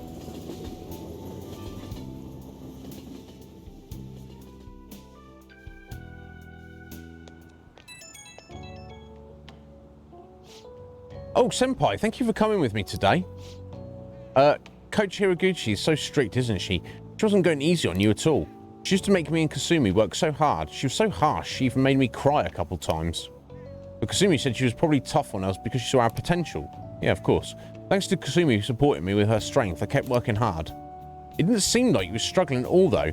You might be just as tough as Kasumi. Amazing. I was internally screaming. That was a breeze. Now, let's... I love a good challenge. And that will maybe motivate her more, I guess, maybe. Oh, I see. So you let the struggle fuel you. I wish I could do that. You can. I can't stop thinking about what she mentioned, though. My own energy, huh? I guess I'm the only one who can find that answer. But I'll try with everything I have. For now, though, I'll talk to you later.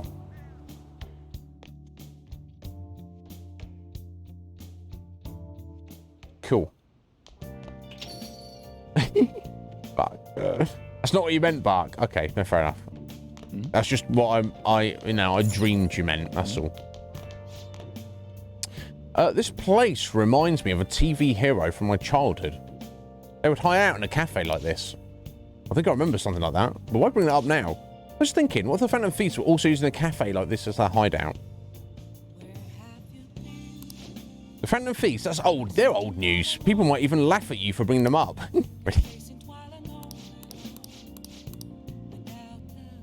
Really? Okay, so we can't hang out with us twice in one day. Some of the confidants we could. I do remember we could. I did on time. 9 days. Okay. Let's get Kakami over to make coffee or curry, whichever one we can. Cool. Yep. What do you want to do? Yep. Make sure you close up. There we go. And we should, I guess we'll go back to the maid cafe, see if we can get this secret menu unlocked.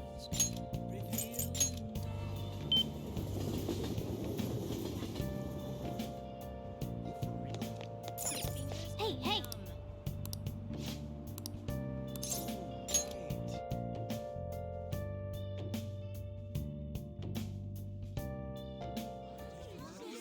Welcome home. Oh, of course, the omelette again, because it's most expensive. Absolutely. How suspicious. She's going to write me today. Here I go. Let's see. Oh, sorry about that. I'm sorry, Master. I was trying to write the impermanence of all worldly matter. What did you say? What did you say? It's fine. To be fair, like, if I was eating an omelette, I would, I'm quite a saucy guy, should we say? I'd rather have a bit too much sauce and a bit not enough sauce on pretty much anything. Not ketchup specifically, but just as a general rule of thumb. I'll be a humble maid for the rest of eternity. Yeah. Yes. It's fine. It's fine, Morgana.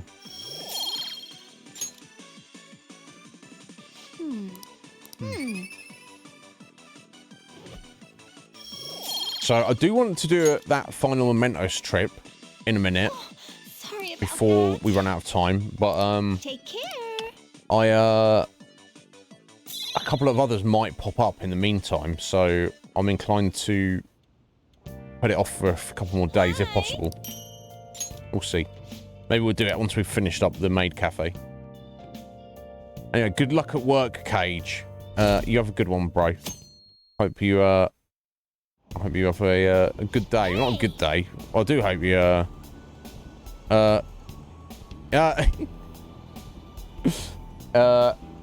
yeah. Tomato sauce. Ketchup. Phoenix, yeah.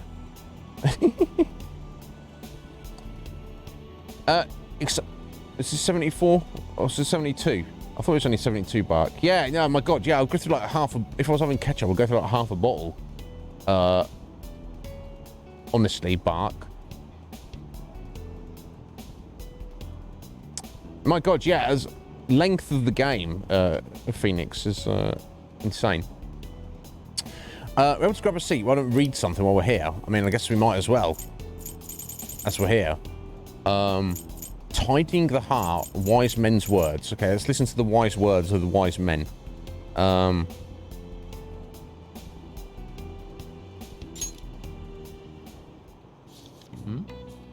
Excellence is not the result of a single action, but of habits. I'm inclined to agree with that. Is this philosophy? I'm not sure if I like this writer. He seems a bit condescending. Just got time to read. Whoa. In your search for truth, ask your own questions, and then find your own answers. Again, I can't disagree with that. This seems like wise words to me. What are your thoughts? I wonder if these old philosophers had many friends. Always talking to people, but I don't know. Anyway, reading about different ways of thinking must have made you smarter. Maybe.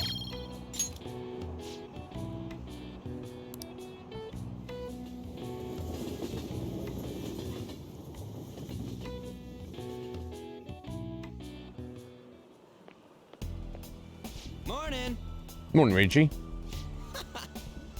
God, the snow's crazy. It's freezing, but exciting at the same time. I think there's some kind of change in mementos too. I guess if I say let's go see, I was not committing us to it, is it? Hey. Oh yeah, I don't know. Yeah, what difference does the weather actually make? Really? I wonder how different it's going to be. I'm so pumped. You got to be excited for things like this. Maybe we'll go today just to see. Maybe, I guess.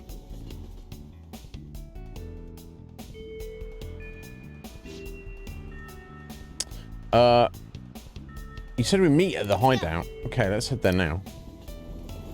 Oh, I did, didn't I? Okay. I guess... Yeah, just double check. We can't send the call. Wait for Maruki to contact us. Okay.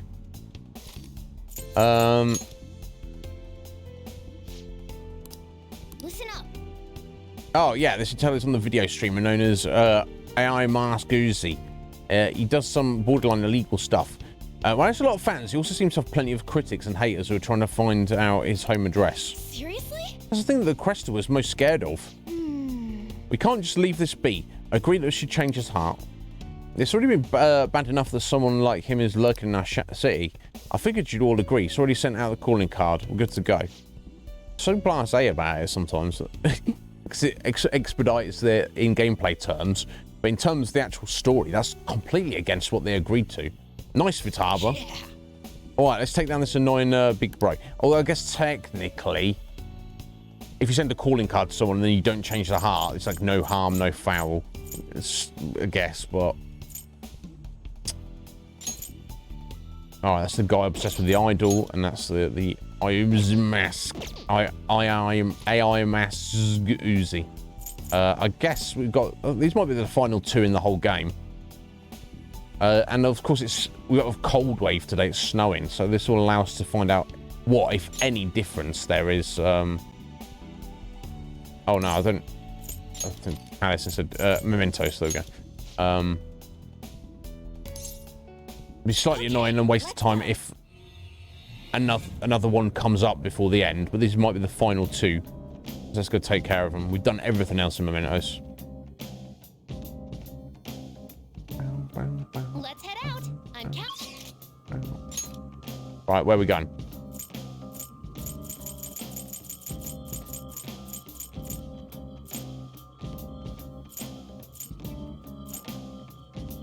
Yeah, somewhere in the final area. I don't know where exactly, so let's just go to the end and work our way up. Or down, as the case may be. Targeting preceding area. Yeah. I don't need to really fight anything, do I? Although, I guess Akechi and Samire. I can sense our target is somewhere on this level. Excellent. I think they've still got, technically, 2 levels to max. Okay, so...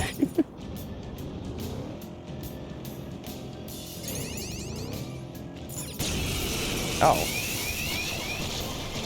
The one enemy I was... Oh my, look who it is.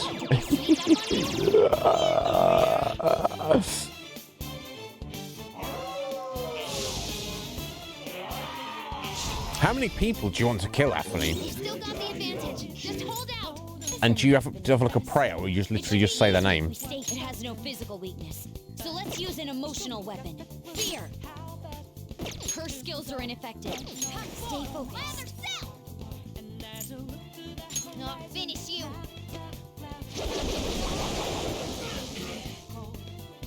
This doesn't look good. Be careful. I am thou. Doesn't seem to have a weakness. Let's go. Let's try making it dizzy. Gorokichi! One shadow Took left. out 2 of them. Go get him. I am thou. You did it, Nice. Fox. No sudden movement. Get out of here, Mara. They're done. You big green tentacly penis. And the curtain falls. Oh, yeah, Dick Chariot. Right, Phoenix. Okay. Oh, okay. Did they all die, or did you change their mind, or did you already kill them? I don't want you to implicate yourself on stream if you don't want to answer that question. Somewhere. Oh, it's right here. There we go. Then Some unresolved deaths.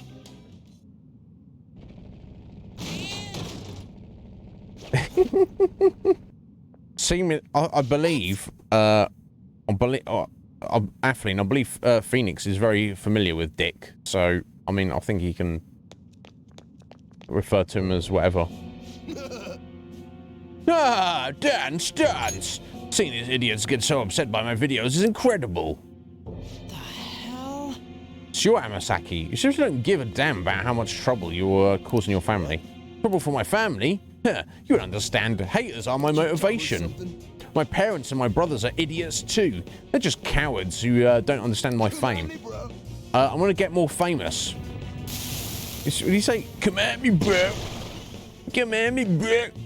Bro, come at me, bro. All right. Let's have a look. Now, let me show you my popularity. So I believe it's Bless on this archetype. But it doesn't mean it's, let's just calling for backup. 234, so be careful, Joker. It'll be fine.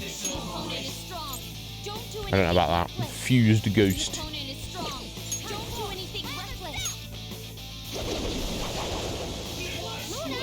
Ooh. Weird. I lend it.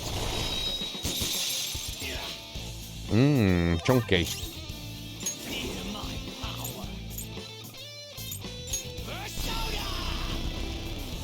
Persona! You got my catchy impression. Yo, Fusion, how you doing? Are you well? Yeah, let's try, we've still got our Bless around somewhere. There we go. Missed. Oh, it has Evade Bless on, Bless Evade on it. So I probably can't actually hit it. So it probably is what he's weak to. Interesting.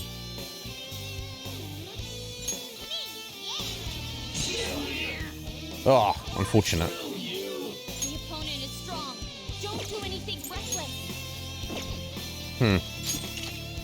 Stay still. Yeah, I just want to see if we get a debuff on him, but that seems to not be the case. Strong. Don't do anything reckless. I believe Curse will heal him, but I just want to find out. No, blocks Curse, okay. We get lucky. Let me try one more time. Okay, I'm not going to hit him with that. Bless am I? I bet that's his weakness. Maybe he's got another weakness as well. I don't know. But how you doing, Fusion? Are you alright, buddy? Hope everything's going alright. I'm doing the heal. I think I can manage for a minute. Come on, Morgana. There we go. Now you're talking, lad. Immune to curse. I had hoped we could end this quickly. Then count on yours. On to the next. I am thou.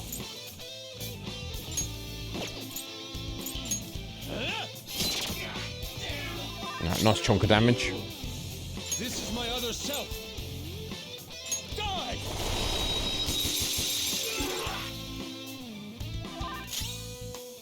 I'll break them.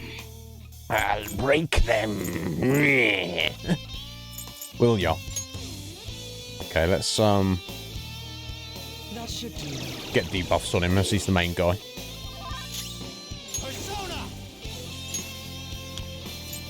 Unless we can hit them all. Hang on, let me see if I can knock one of these down. You know what? Might just myriad truth it up. Really, I mean. Or maybe drop a nuke. Okay, let's try nuke just to see if I can. I think with myriad truth, it's going to do a lot of damage, but it's not. You know, nothing's weak against almighty damage. Oh no, Morgana.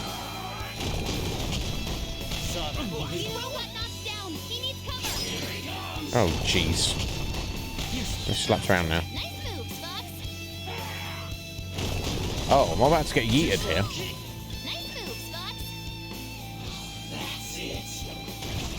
A fourth one, my god. Now you're right, don't apologise, little buddy. It's fine. Let's get some heals. I appreciate it. Oh, sorry. I tried to do an impression of a catchy. That's all. You know what he's like. Okay, let's get some buffs on us as well.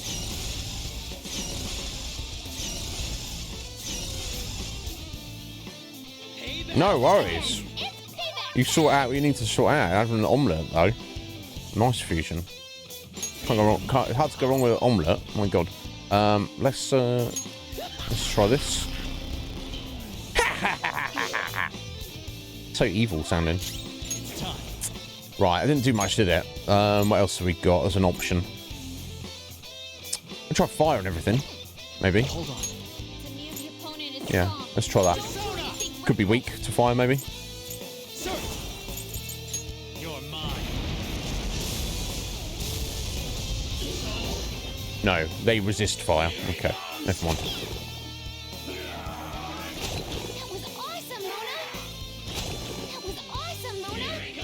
God damn it. Yeah, good going though, Mona.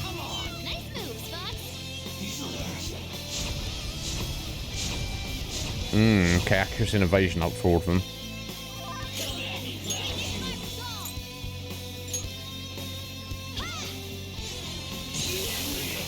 Yeah, okay, you killed a couple there. Let's go. Prepare yourself. Persona! Persona! Super move. Ultra charge. Cool, thank you, Saba.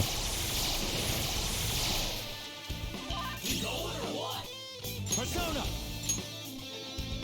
Well, Iznib Show. All will be revealed.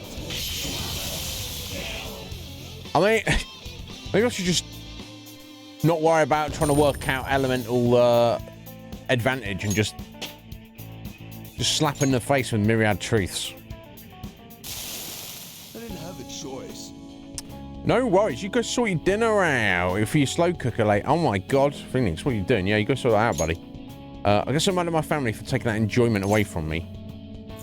Go apologise to your brother. Sorry. Yeah, I punched him real hard and said horrible things to my parents. I'm gonna apologise to everyone. You better do, bud.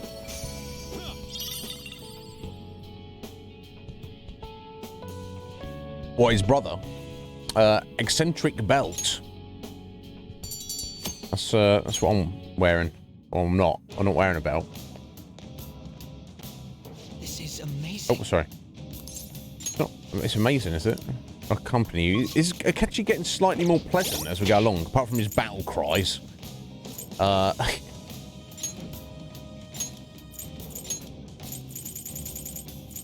suppose we should turn only a crystal of sorrow to Jose as well. Where is it? Alignment booster. Brilliant coloured belt. You may get odd looks from others when you're wearing it. There's a chance of inflicting ailments. Okay, kind of cool, but I think we need to stress it. Okay, one more to find. I guess we'll go speak to Jose if we bump into him. And if we don't, I guess we can go back to the end and talk to him. If you go a little back towards where we came from, we'll be able to reach its location. What? We're talking about Morgana.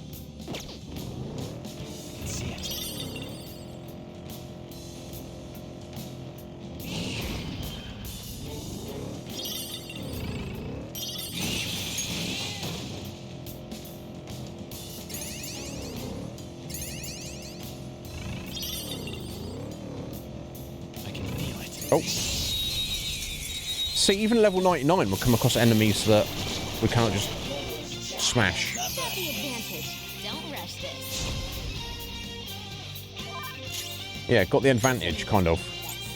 It should be easy if you stay focused. Okay, these are all like just slightly different versions. We've fought of these before, but apparently not these versions. Should have done it. Should it? Persona! Someone finish it! Feel my power!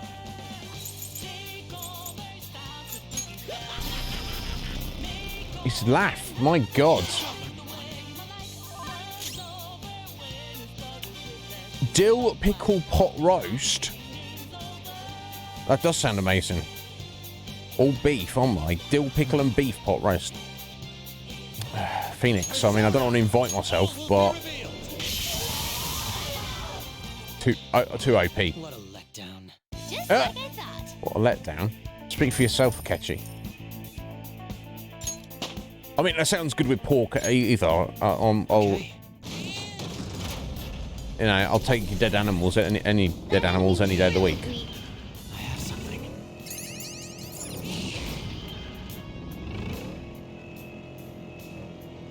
Because I feel that if you're going to eat animals, you should, you know, you should make sure they're dead first. Honestly.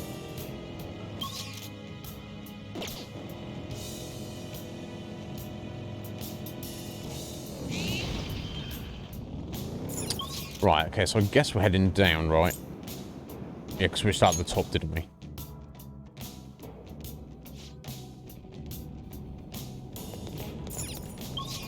Okay. Now, it's obviously not on this floor, so we've just got to look for the exit.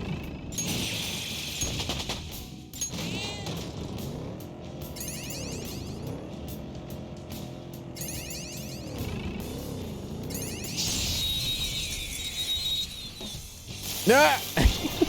Phoenix.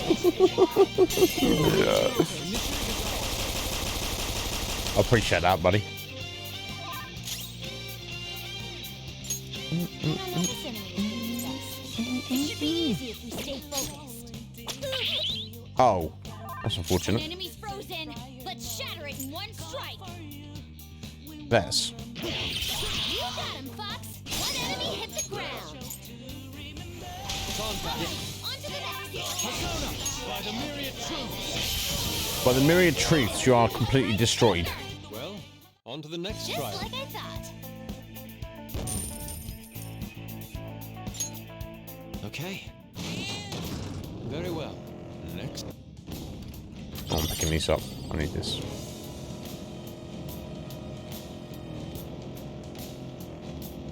Let's see it.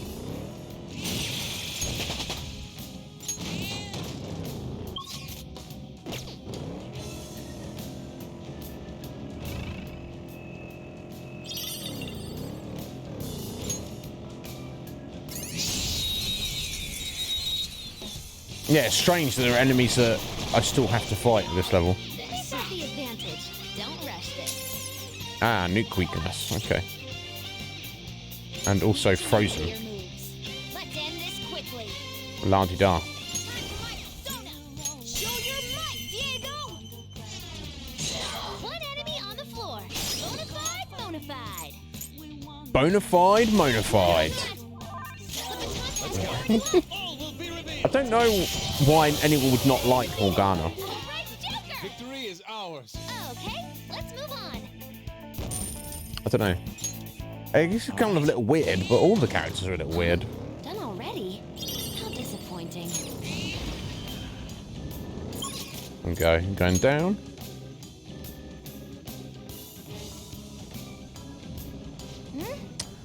That's a good question, Root. How do we make the Reaper appear? You just have to hang around for a while, don't you? If I understand correctly. I have something. Is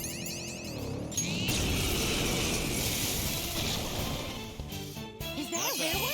Don't let it get away! It's clearly inferior. Wind attack! I don't think I need to capture this though. Not bad, Mona. Give it up.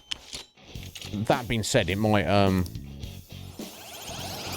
for fusion fodder. I don't know if we're really going to be going back to the Velvet Room again, but What a letdown. You've got a new mask, Joker. well, there you go, Phoenix. I respect it. No, I just All when I right. first started this game, Phoenix, Yes. somebody on social media made a comment how like they felt Morgana's a scumbag. And I was like, well, I didn't question it because I was like, oh, is that a spoiler? I don't want to know. But now we're at the end of the game. I mean, that's that moment where he's like running around with Harry, where he's like, these guys don't appreciate me. Meh. But he doesn't last long. You soon make up with him. All right, there's Angie Fura. Let's change his heart for his family's sake. Let's. Lillignan is kind, Lillignan is warm. All I need is Lillignan. Oh my god. Come on. This guy needs to sort his life out. Come on, man. You know that's not right, don't you? Of course it's right. Spending money on her makes me happy. I'd do anything for her. Lillignan's smile is what I live for. No! He's in no condition to listen. Watch out, Joker.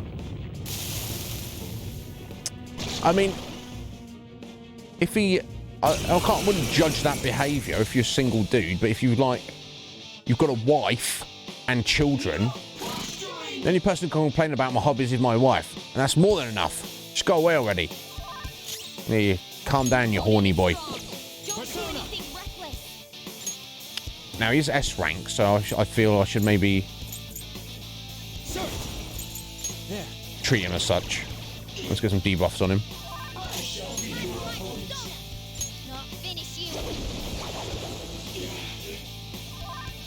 Persona. And get some buffs on ourselves.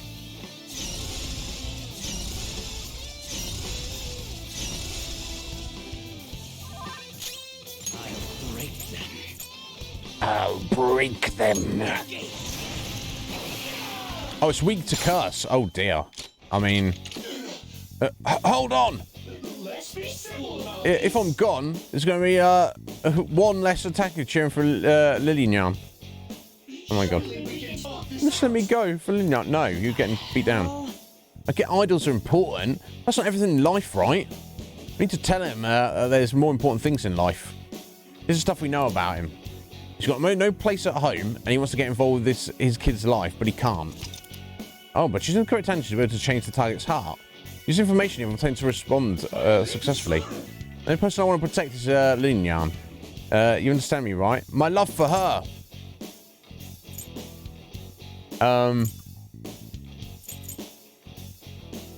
She's probably troubled by it too. You have no right to talk about Lillignan. My god, he's going berserk. Okay, I don't care. We'll just fight him. What are you saying? Try again, Joker. Okay, is that just the first one we've ever got in a position like that? I've no idea. Honestly. Iznib Show by the myriad truths. Let's get wrecked, buddy. It's a powerful enemy. Finish it quickly with curse attack.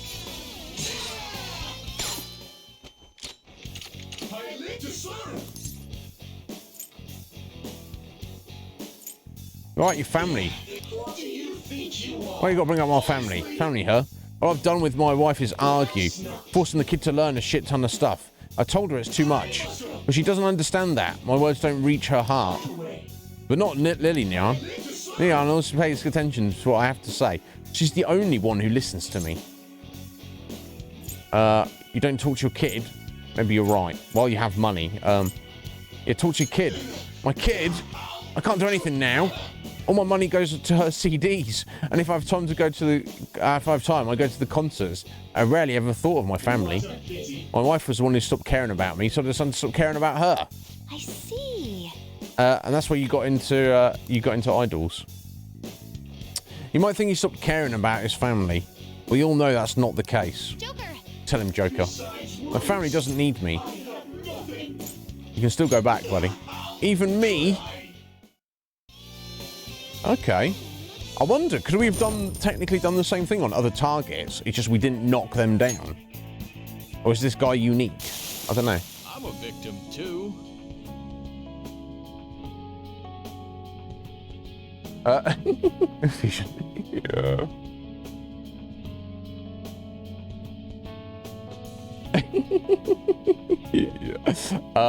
Lily Nyan was always working hard and smiling. I felt like I was chasing that dream. I was always using Lily Nyan to escape my stressful home life because she allowed me to dream again. Having a student point that out to me drove me nuts. I'm so pathetic. And again. But now you know what you gotta do, right? I really messed Indeed. As long as I know with my family first, then I can chase after Lily Nyan. I hope you can do both. Come on, man, worthy of her. Ah! This has truly been a learning experience for me. Come on. So you're not going to stop chasing her? Well, I guess it's not a bad thing to have a hobby. Because become a dad your kid can be proud of. Thank you. If it's not too late, I will. We shall see.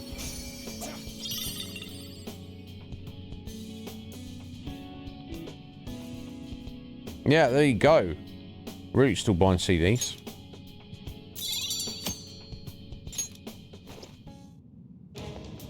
Yes, people. I think some This is amazing. some fans still like owning CDs.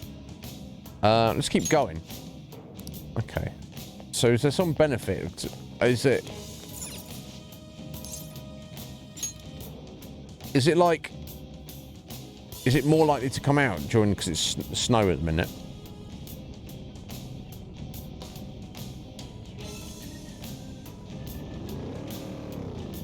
I have something.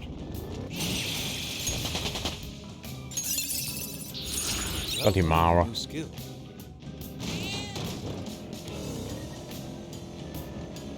So if I just trawl around on this floor, the Reaper will eventually turn up.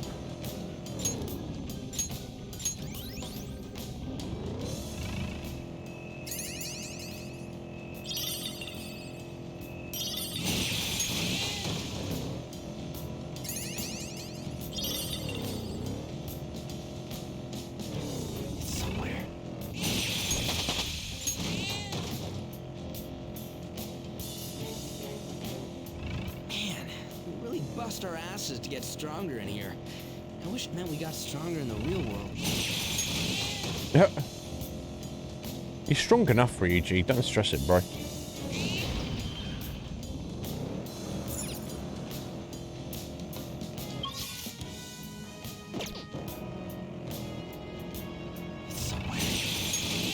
Am I better off just staying still, moving around, killing enemies? Does it make a difference, you know? Yo, Artney! How you doing, Artney? I hope you're well, bro. What's going on? If you could shoot grappling hooks from your hands, you'd probably be able to get around just Doesn't using matter. those. No, I think you're probably right. Okay, well, I guess I'll just drive backwards and forwards, see what happens. Or combination. I'll poke myself on the eyeball.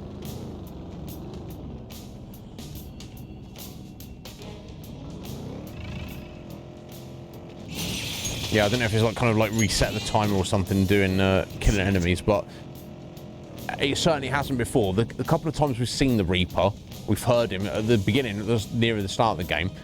we were just taking too long on the floor. And then we've had him turn up a couple of times when we've been I can feel it. like we've just zoned in, Skull and I both use and it's long there melee like right weapons, but away. they're total opposites of one another. All your weapons. But I wonder if like the weather might have been an effect. Well, we'll just hang. I guess we'll just hang around for a little bit. See what's what.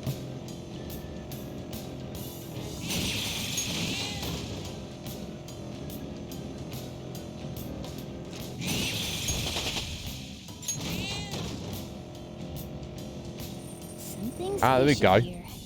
Let's be careful. Didn't take long, did it?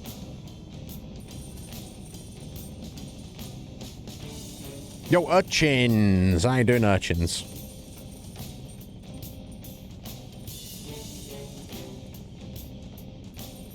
Yeah, I'm pretty well. I'm pretty good, aren't I? I cannot complain at all. Okay, right, bro. Here we go. Reaper. Oh, wow. It's pretty scary looking. This shadow looks They're giant strong. guns. The opponent is strong. Wow, what a scary looking fellow. They are some long-barreled revolvers right there.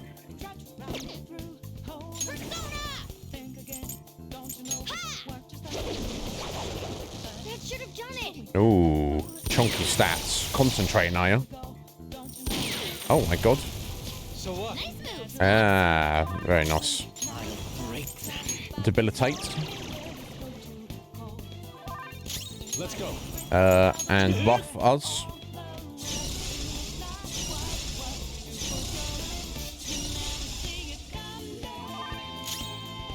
Persona! All will be revealed! Super. You missed. Oh, I wonder if it's strong against Almighty. He completely missed though. That seems kind of wild, honestly.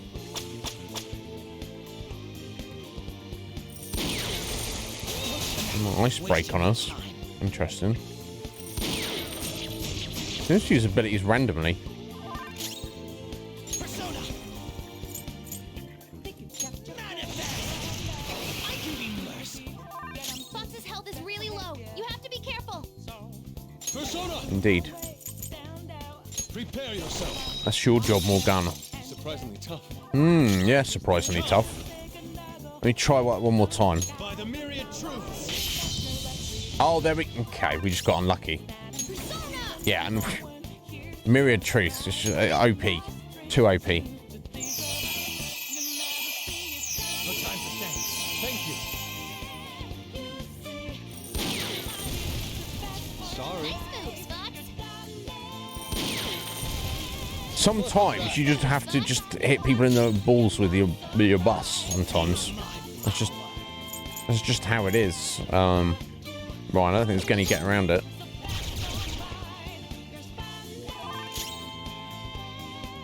I am thou. Let's go. All will be revealed. Oh, little cheese mint there. Unsurpassed revel, conquer the Reaper. Well, yeah, no. We had the power of the universe on our side, so All right. I guess he's probably like, Excellent. in terms of pure stats, possibly the toughest enemy in the game. I guess that's the idea. I'm picking up some treasure chests. Wait, there are way more than usual here.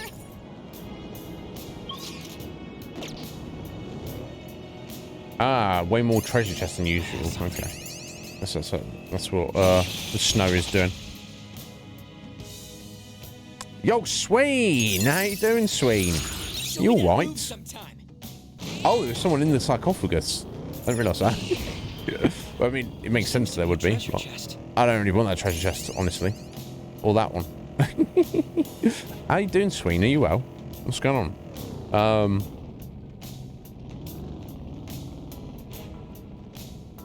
Right, yeah, it's because of the level we're at, and of course, that high-level myriad truth as well is just, it's pretty redonkulous, isn't I it? feel like I need to learn more about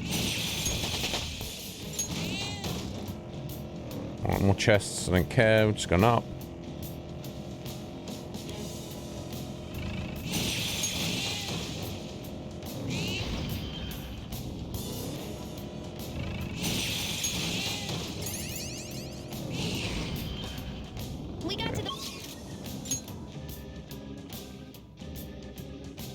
Living the dream. We all are, Sween. We all are. Oh, here he is. I didn't even have to go all the way to the top. Hey, mister. Focus.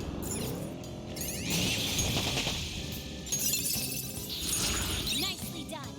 Put it to good use.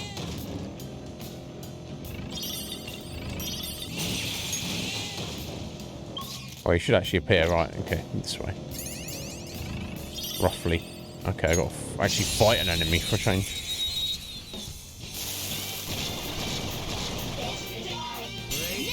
Let's crush.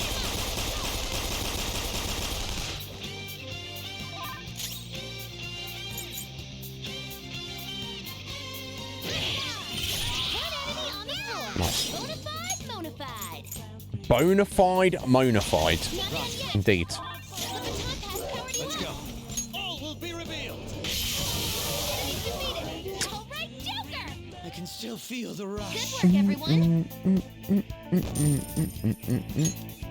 Okay. Easier than cleaning my brushes. Indeed. No, not that way. This way. Hi, young man. Oh, mister. Hey, I love his little boots. Good job. You collected all the stamps. We know that. That the game was over. Appreciate you keep bringing me flowers, though. You don't want to stop coming to see me, are you, mister? You said that last time, and here we are. We've returned to see you. Always look forward to seeing you again. But he didn't say about our crystal thing we collected, did he? Interesting. Go for 78. Nothing that I already am too fussed about.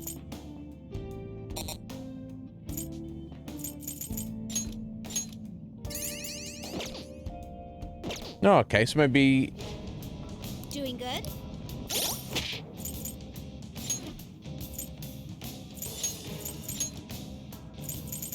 Yeah, Crystal of Sorrow. I thought he was going to turn that into the Ring of Sorrow, but he's not. In that case, we just need to get back to the very top, I believe. Then we can leave. Spotted us. Three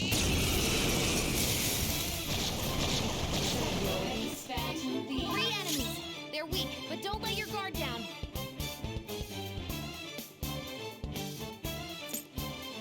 Imagine if it's that big. One enemy on the floor.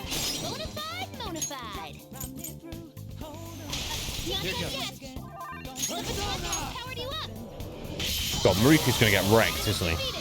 All right, Joker. What a letdown. Good work, everyone.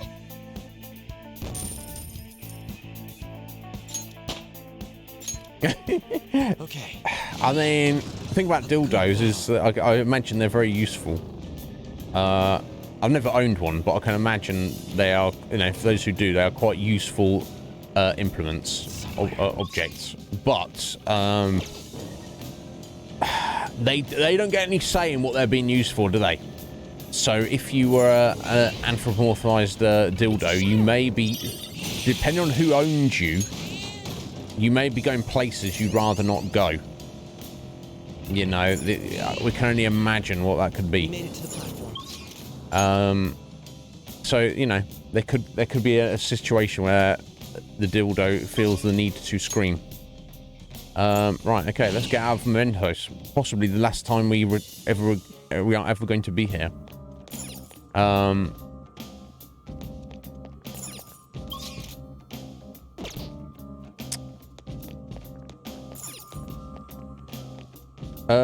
Do I need to drop off personas? I guess I should see what we can do.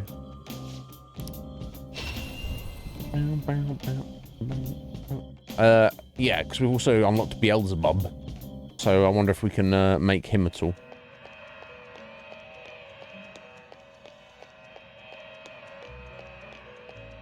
Calm What shall down, we do? Checker. Oh, stop the alarm. Sorry, a special battle, question mark.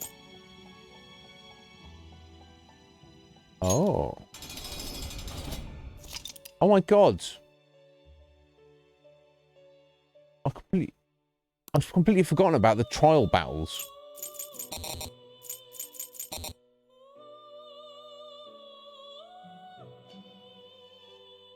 Do you remember I tried to do one of these and got, like, at the very beginning of the game and then didn't get a very good rank? And I've forgotten all about the bonus battles. Yeah, right. Oh, we'll come back to these. 2 days later, forget about their existence. Is there any point in doing these? I assume there kind of must be. Oh, there's only 7 of them.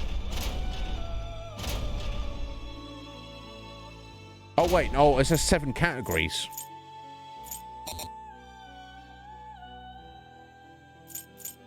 With different levels for each one. Oh, and different rewards as well. Oh, my God. Oh, sorry. Let me,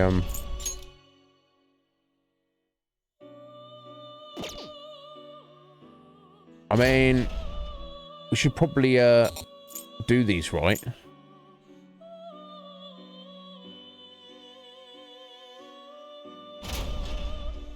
Why is it... Where was the option to do these? I didn't see an option in the Velvet Room to ever ask about. And why is it asking me about these right this minute? Does anybody have any idea?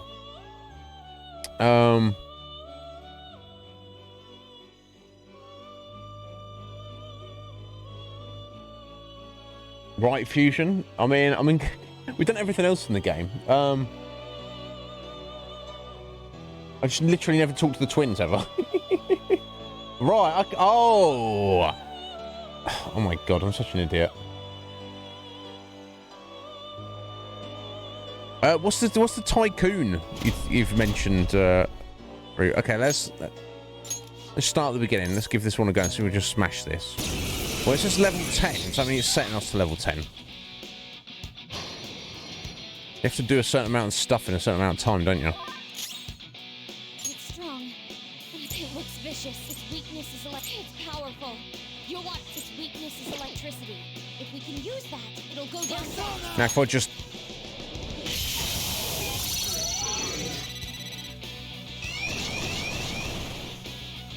smash them as soon as possible.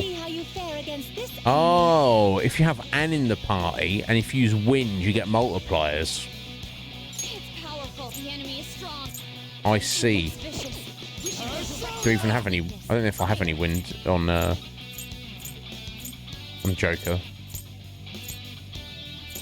Well, let me just as a test. This is obviously just yeeting them. So, finish. There we go. Oh, plus bonus points. So there you go. So if you just kill them as soon as possible, you don't actually... Congratulations. Yeah, got a new record, but you don't actually get what you're aiming for. You have to set up your characters and use them appropriately. Oh my God, okay. I'm practically a genius. Anyway. For you. Let's see what... Be aware that there is an alarm in effect. Indeed. Oh, we can just choose the alarm to be turned off, can you? The alarm. Yeah. Let's do that then. I can't believe I just missed that opportunity. What shall we do? Yeah, stop turning the alarm off. I don't care about that. The alarm is... Very well. No, I don't care. Yeah, that's fine. Get rid of it, stupid thing. Yes. The alarm has been stopped. Good. I don't care about the alarm. Welcome to the Velvet Room.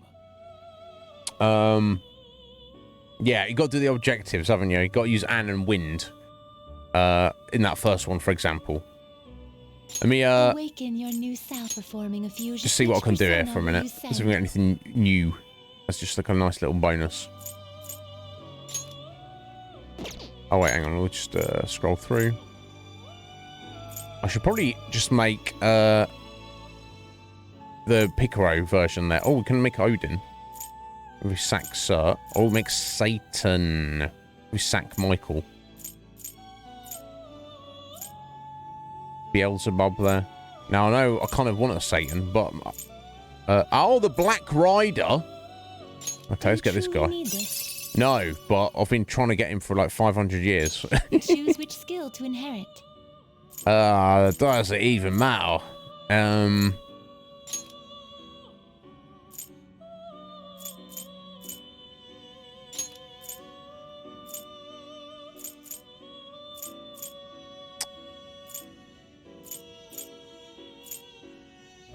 No, it really doesn't, does it?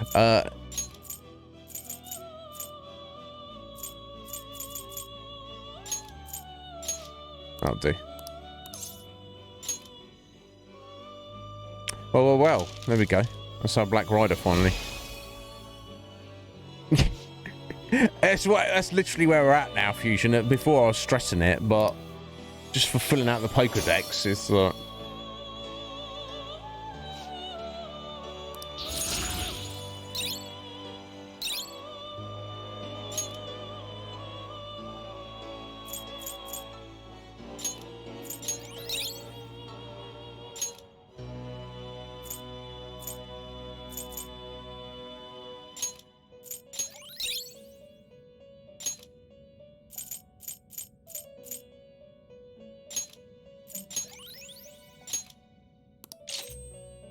Almighty boost. Oh, interesting.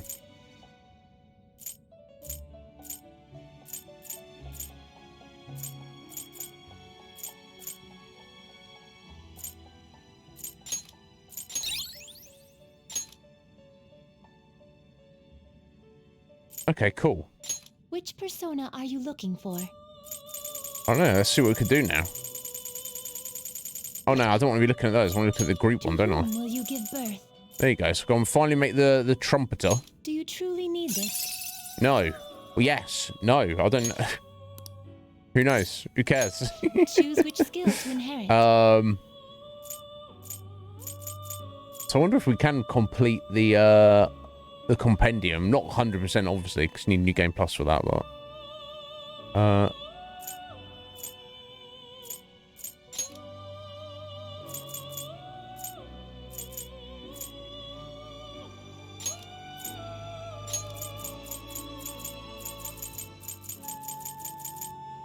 oh my god.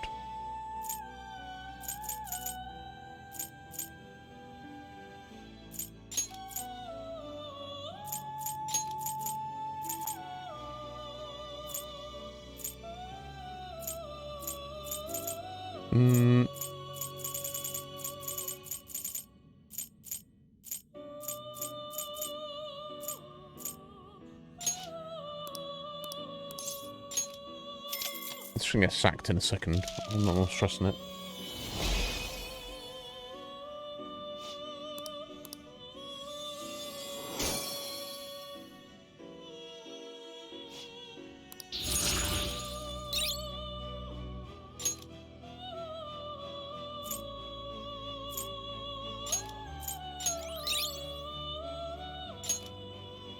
Gun amp. I need gun amp on this thing. Life aid. Debilitate though, it's always handy.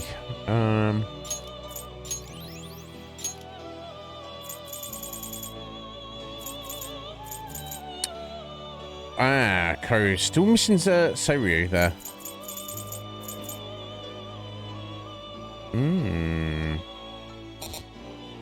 Oh, cannot hold any more personas. Damn. Convert a persona. Yeah, let's get this guy out of become here. a skill card. Do not need Incubus up in there. There you go, give us a space. Interesting.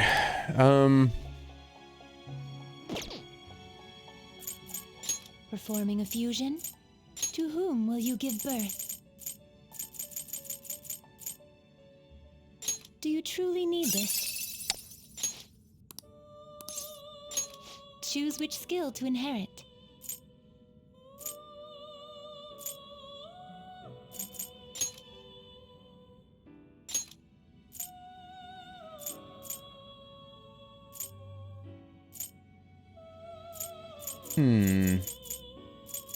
Yeah, none of this is particularly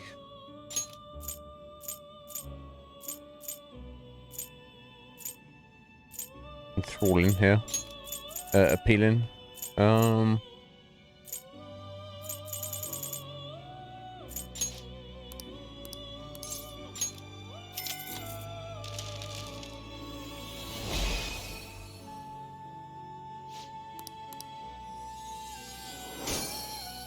On time. I got an hour and 20 minutes. I'm gonna rush it. I'd rather... We've come this far. It makes sense to me to just do what we can.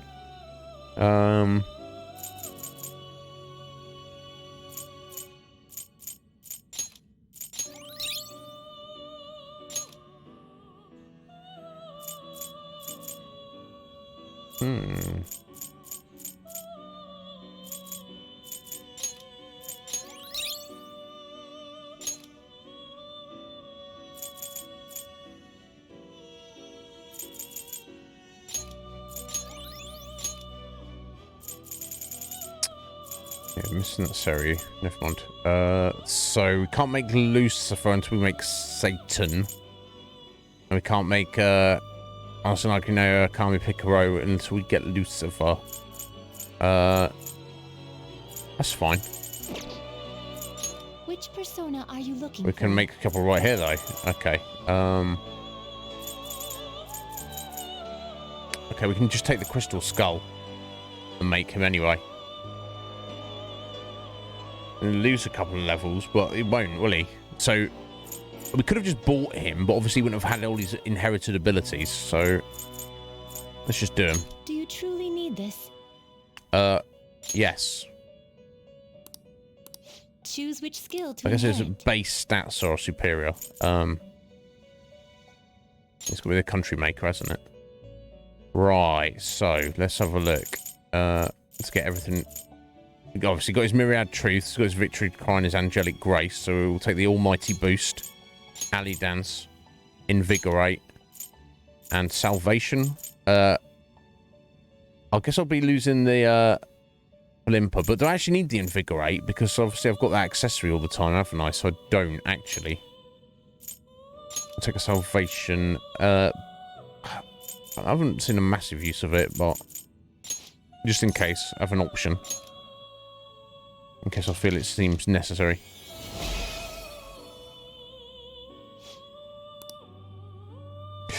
I shall be the trickster's mask as we go in light, shed to illuminate thy path. Indeed.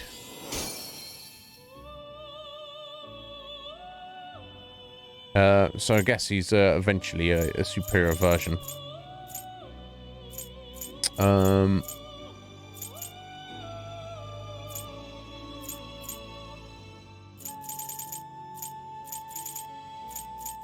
Okay, anything lower down? Doesn't look like it.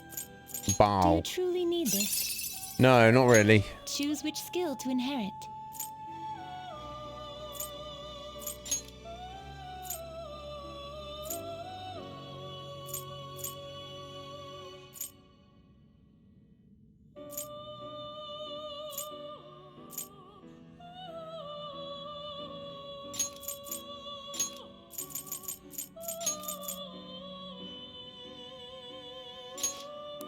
I'll do.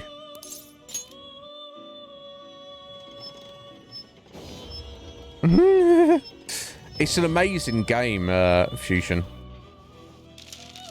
Highly recommend it. It's a chunky boy though. Even if you're playing it off stream, and you're kind of going for it, I don't know. I feel that it would. It's like a 100-hour game minimum. Unless, of course, someone like knows it and they're speedrunning it. I've got a barrier there. We don't need revolution. Okay, we don't need matter of culture there. Vacuum wave is severe to all and severe to one. Wants to take the AoE. There we go. How's everyone? Just Beelzebub there. Yes. Do you truly need this? Oh, Beelzebub. How cool looking. Right, let's go. Curse, insta-curse. Choose which skill to inherit. Which is SP because of curse skills. And I'll take the skillful combo.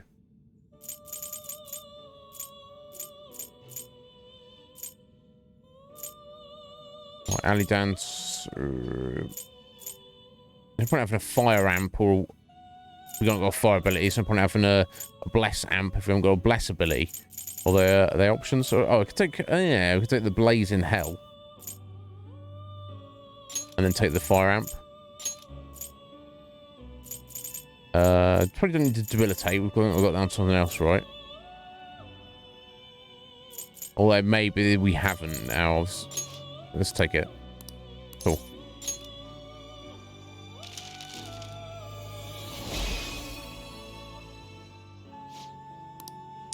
Demonic power is going to become your new mask. Show everyone what hell really is. It's a fly. Is what it is. Yeah, I can imagine fusion.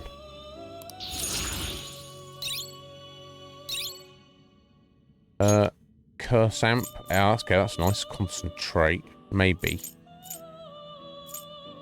Yeah, we can probably lose that. Ooh, demonic decree. I'm not really feeling it, but it's probably more useful than the evil smile. Repel ice. I mean, we could. Severe almighty.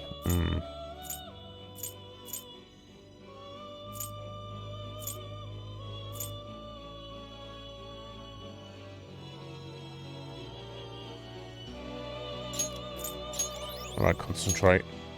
Okay, I think that's everyone, isn't it? That's what we got left over. Bunch of cool stuff. Kind of. Some of it I don't really need. Again, I'm not going to try and hunt down what we have and don't have. Your mind? May luck be on your side. Yeah, I've still got business here. Can I save it right here? I can, can't I? I feel like we should try and do these missions. I just never realised up until this point. I stumbled across it, didn't I? And then, as Root said, forgot all about it. But it's like, what, 10 levels of 7. So there's 70 battles here I need to smash. That's fine. But does it tell me? There we go. Bonus. So, 20 actions. That won't be a problem. So I need to use wind. And I need to get Anne in the party.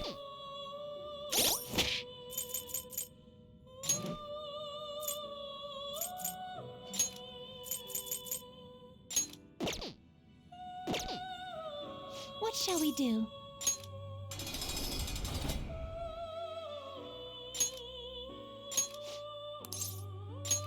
Let's give this another go then.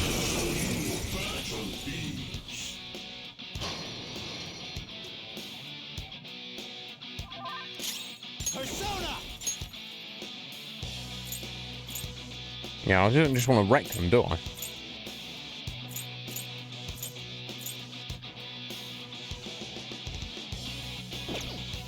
Some other way. I do want to knock them down.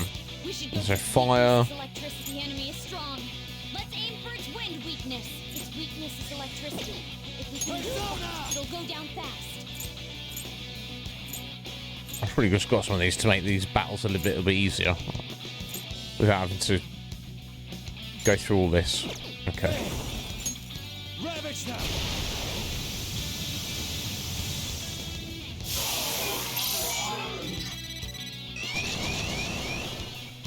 There we go. I've definitely got more points for us there. The enemy is strong. The enemy is strong. It's strong and its weakness is electricity. Persona! If we can use that, it'll go down fast. I should be using Anne to do all this, shouldn't I? I guess that will maximise our score. Okay, we've got it done with enough with that. So maybe some of the harder ones will be required to go for whatever the 7 what point is. But then we won't be killing them so easily from this point on. That's my trickster. With that, if we'd done this earlier on, would Caroline been? I suppose you did okay, inmate. Yeah, well, I don't think we're completing the game today, folks. No, I don't want to speak to Igor. Oh, actually, I kind of do. So what I want to do is we can gallows some of them up. So select a persona to strengthen. Select a persona to sacrifice. Bicorn. It would only result in this much. Yeah, I'll go ahead. I don't care. See you later, Bicorn. We don't need you. Give it like 15 XP. Yeah, fusion. Yeah, that's the only reason I'm playing it, buddy. Okay, just learnt lunge. La-di-da.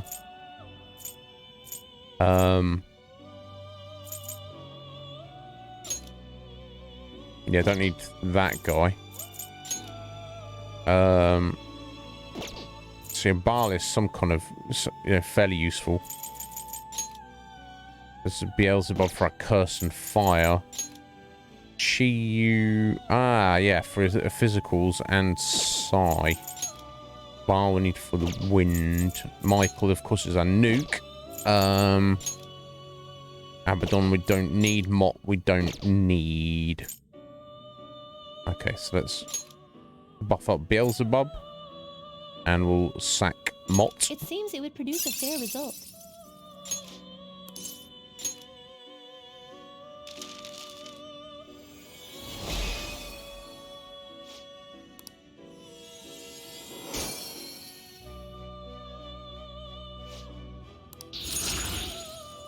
Damn. What's my stats there? I don't need Matarokaja there. That's fine. Okay, so we'll take no, not Bal. Michael. And we'll sack Throne. It seems it would produce a fair result. I can't do this the wrong way around. He's going to be our first level 99 persona, isn't he?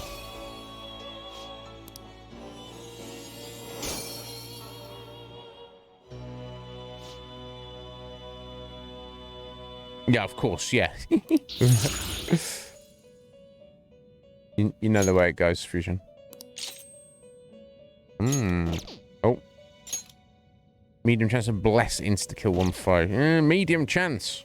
How does that help me or anybody else? Medium chance. Yeah, down to me. And we'll do Bal.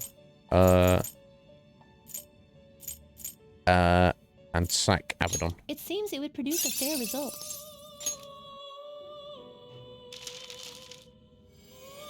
I mean, if you just have money, you can literally just buy Persona just to sack into other ones to get high level Persona, just like that. It's all comes down to money at the end of the day, doesn't it? Enduring Soul. Yeah, we can probably...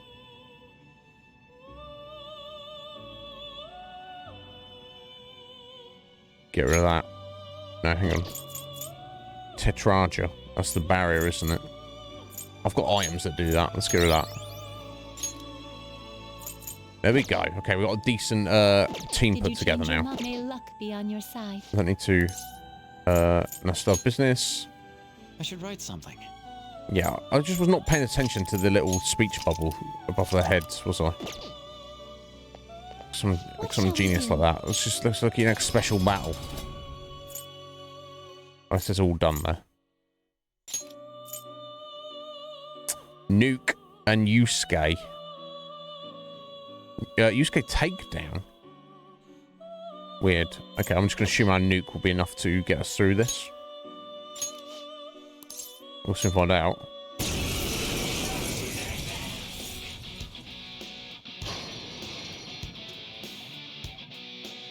You do go as like all your stats boosted up, don't you? Yeah. Okay.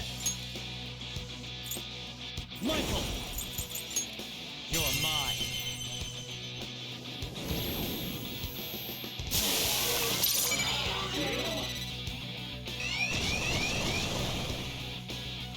Yeah, and it resets the turn as well each time. So a lot of these early ones should go quite smoothly. What do I actually want to use on that? Ice. Okay. Anything but fire skills. Up to you. I've got it. On to the next. This is my other self. Go Kichi!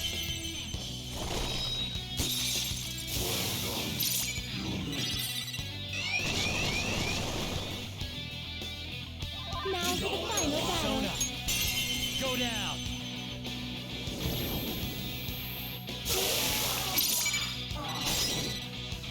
This enemy is tough, and electric Sigh. attacks won't work on it. Persona. Heavy tool. Severe tool. And that doesn't have amp side, but I guess I'll do more.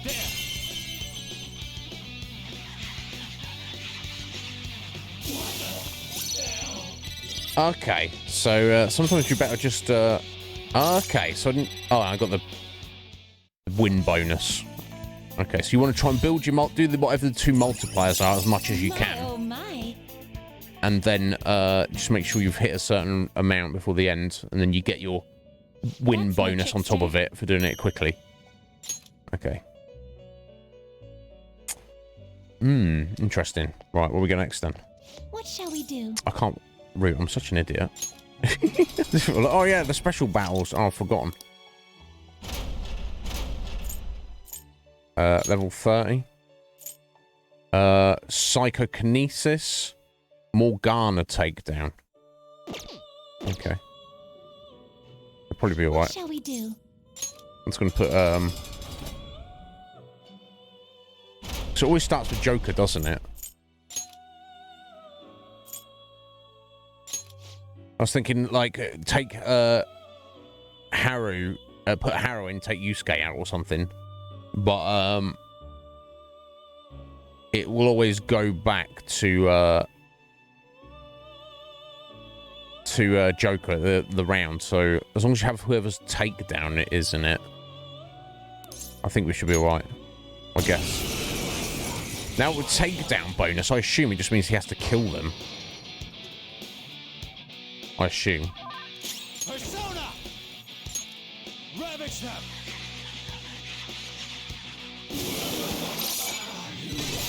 Total annihilation. Okay, nice. Let us see how you fare against this enemy. Persona. There.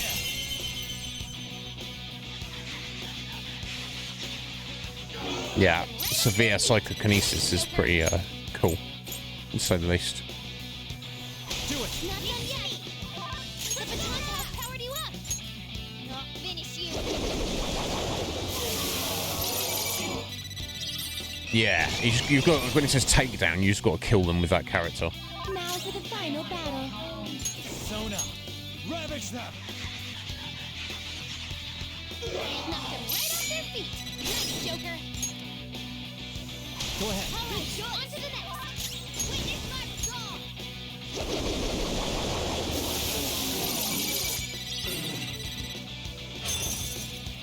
There we go. Plus 20 for that. Right, yeah, utterly smashed. Okay, I'm getting the hang of it. Some of the higher, even though we're maxed out in terms of our stats, some of the higher levels of these may be difficult. I don't know, because you have to think carefully about what you're doing rather than just smashing through it. Let's see. What shall Yeah, it's we not do? like there's a bunch of them, but obviously it's not. They don't take that long. I'll click the right thing though. All done. Right, level 51. Ryuji and fire. I've got to use. Okay. Okay, let's get Ryuji in the party. Take Morgana out for a minute. What shall we do? Oh, if you keep going like this, you open with the element on Joker, presumably, if that's possible. If I have the right persona for it. Might need to buy some more if it comes to it. High level ones that have the elements we need. Then you baton pass to the person who's got to do the takedown, in this case, Ryuji. And then you should be done. If these get too tricky, I might just leave them, but we'll see what's what for now. Although if you have a multiplier for an element, it almost stands to reason that you would assume that element is no, not something they're weak against. Never mind.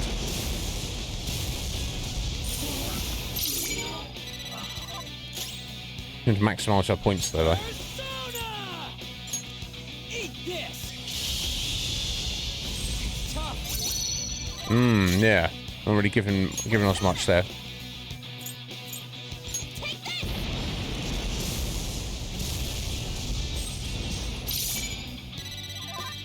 I am thou. Gorokichi!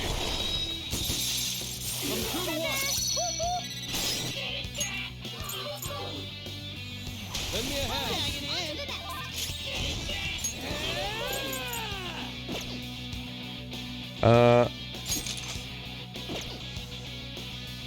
It's just attacks with it. Oh my god. Cocked out, didn't I? It's strong Idiot. and guns won't help. Be careful. Persona!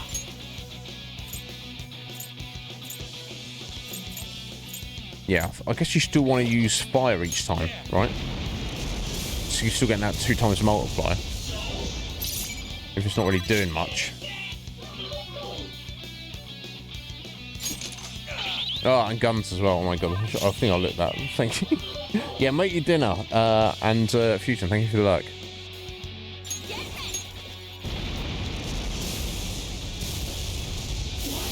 Okay, let's see if we can recover this for the next round. I don't know if we'll be able to necessarily, but... Let us see how you fare against this You're enemy. mine. Right on their feet. Nice, Joker. Go! Not My yet. turn! Okay. Persona! Let's your power even Blast higher. him, William! One left! Its weakness is electricity. Weapon Use Persona! that. It'll go down fast. Okay. And okay, there's multiple rounds, of course. Now for the final battle. Persona! Okay, some of those are Isn't it? Its weakness is It's strong and guns won't going to help. drain fire. Okay, well, still.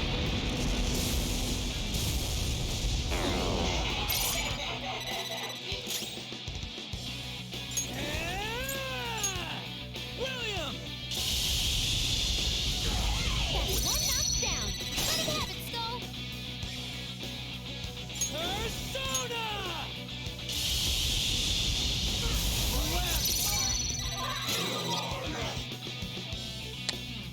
Persona. It's going to heal it, isn't it? I guess we should go for the... Oh, they've both got technicals on them. It has no weakness. But we could try. Oh, it's strong. It has a significant resistance to ice. Panther knocked one down. Looking good. Solid. On to the next.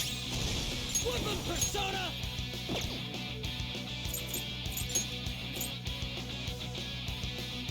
Blast him, William!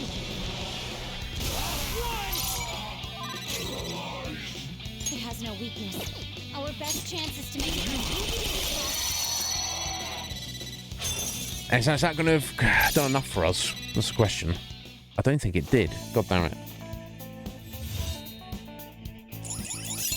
My oh my. Oh, it did.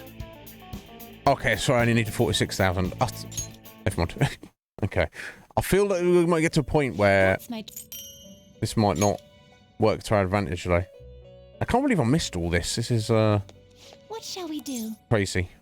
Let's have a look what else we got. What's next? Oh, so it's not 10 of each. They just go up in levels. So look, it went 10, 20, 30, 50, 80. So it's not too rough. Okay, so we've got to hit 40,000. Electricity and Makoto. Okay. Shame you can't change your party in there. So, if we want electricity, we'll keep Ryuji. Let's take Yusuke and Ann out. Makoto in. And I guess it doesn't matter. Oh, maybe Yusuke to do the buff on everybody when it's his turn. What Maybe. shall we do? Yeah, because you can get beat down a little bit. You just need to make sure that you do it in the correct number of turns, which is like 28. Well, it's not turns, actions, individual turns. Alright, just want to use electric, and we want to focus on Makoto as well. I guess takedown means to finish them off. It's immune to curse. Persona! Hoped we could end this quickly. Now, unfortunately, Joker does not have There. any electric attacks. Persona! Bam! He's tough. Persona! Here. This thing's not even weak to anything, is it? Oh, it's weak to bless. I should have knocked it down, shouldn't I? Persona! Prepare yourself. Seems it can still fight. Oh. Very unfortunate.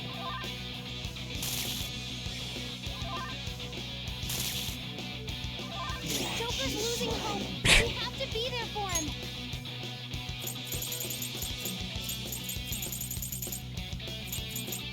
Let's just knock him down, yeah, maybe. Good thing we're prepared. That's our queen. Come on. Much thanks. Skull's in despair. Leaving him like that is asking for trouble.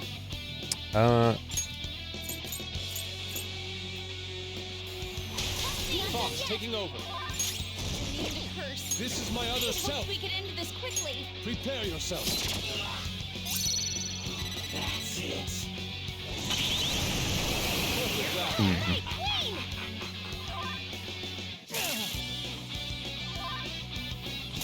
Oh, this is 2.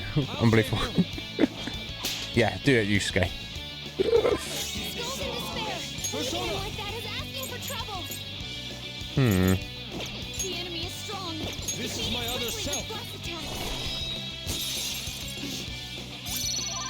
Could have essentially frozen it, I guess. Okay, we need some Makoto to finish this thing off, ideally. And yet here we are. Let's just do it and give it a go. No, this gives you a terrible score. Oh dear. This enemy is tough, and electric attacks won't work. This could be tough. This enemy is Fire, fire, fire. Okay. Bless skills will be nullified, so be careful. Right off their feet. Nice, Joker. This should do it. This enemy is tough, and electric. This could be tough. Bless skills Strong will be against nullified, electric. so My be God. careful. This enemy, no it. It looks vicious. We should go directly for its weakness. Fire. Go. Not the attack. Yeah, it definitely makes it awkward and they're not weak to anything. No holds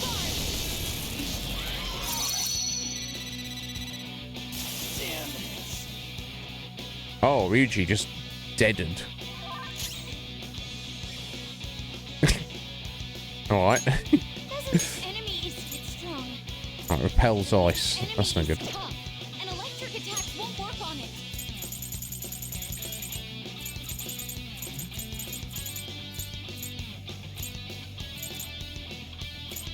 Ready on your mark. This one. Let's go back up on his feet. It's literally 3 turns and they're dead bark. Interesting. Yo, Yokosuke's red mage.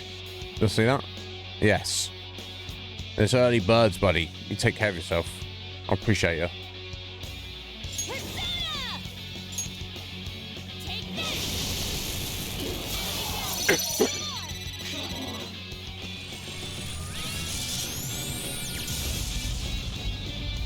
Get it. Nice move, Spots.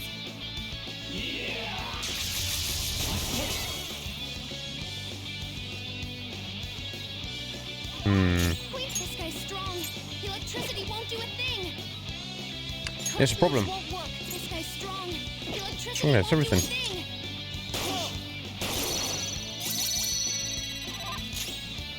Weapon persona. Going loud. Curse moves won't won't work, so be careful. This guy's strong. Curse moves won't work, so be Persona. careful. It's a major threat. Yeah, I'm not sure what exactly is the best strategy with this mini game. Obviously, the lower level ones I can just blast through. Oh dear. But looking at this so far, and this is not another round after this, aside from the awkwardness of fighting these guys, oh my god, just getting slapped around.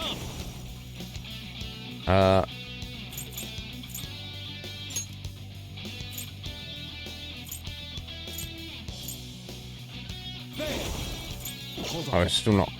Yes, not on fire. Ah, it's immune to wind. My god. I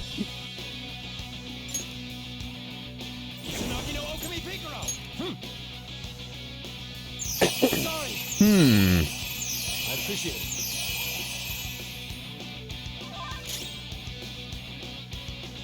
This shadow's strong. This guy's strong. The electricity won't do it. It's like use electric attacks. Oh wait, no, you can't. And don't let your guard down.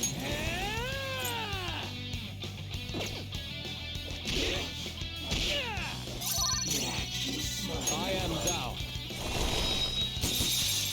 Surprisingly tough. Yeah, I'd say. Yours.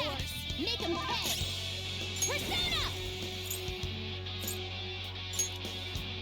Feel my rage! That's one down. Go No, I didn't quite do it. Persona! Let's go again. Take this! And I got the damage, and we got the kill boost. Oh, we might just about fudge our way through this. This enemy is tough. And It's tough against everything. won't work on it. I assume the special knockdown is Joker! the same for whatever, isn't it? And electric attacks won't work on There we go. And then we can pass to Makoto again. I'll try. On to the next. Persona! Feel my rage! Okay, I might have just smashed it. Oh, we got another round. Oh, okay. I'm overestimating this. The fights are a bit awkward, Now for the final but battle. point-wise, Powerful we're doing enemy. fine. So weak to thunder, weak to curse. Okay. Persona! And to obviously try to Beelzebub! Go down! get Makoto to finish, if possible. Looking cool. All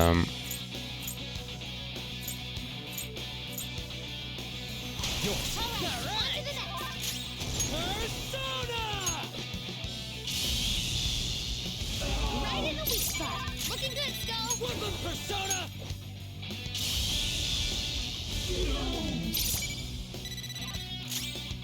Let's go. Persona! Here!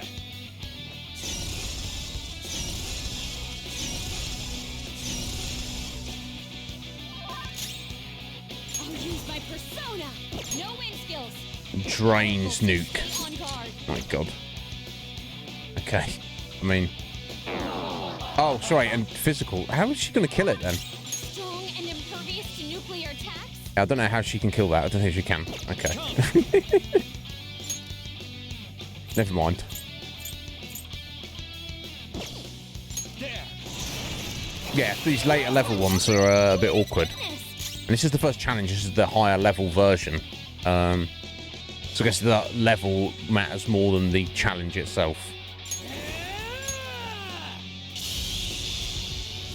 Right in the weak spot. Looking good, Skull. Yeah, right in the weak spot, kind of. Right, ice. Strong and impervious to nuclear attacks.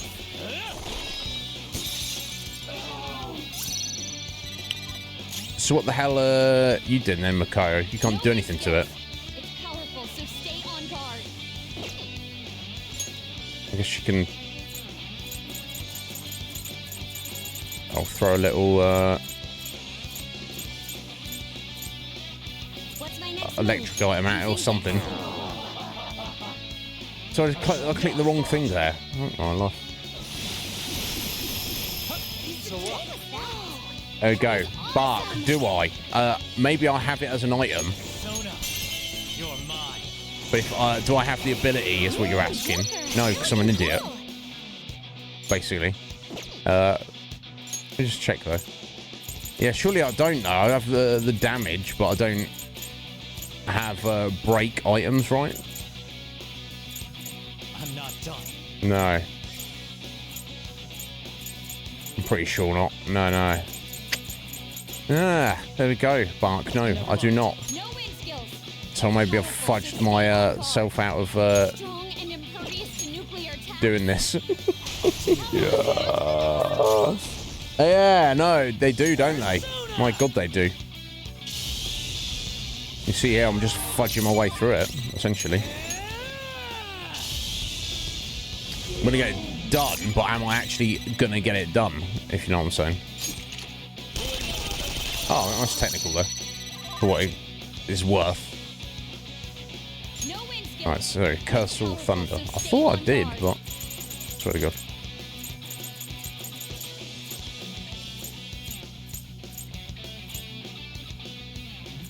Awaiting orders. Nice one, Queen. You hit their weak point. What it's worth. Go down. Yeah, all I can do is hope that this is going to be enough points to carry me through. Or maybe it'll just go to... maybe that's enough that Makoto can finish it off. Maybe. Be very lucky if I pull this off. Good thing we're prepared. Oh, so close. Point. We can just tank it for a turn. Wait for Makoto to come back around again. Fall down. Hang in there. Not like that one. Got knocked down.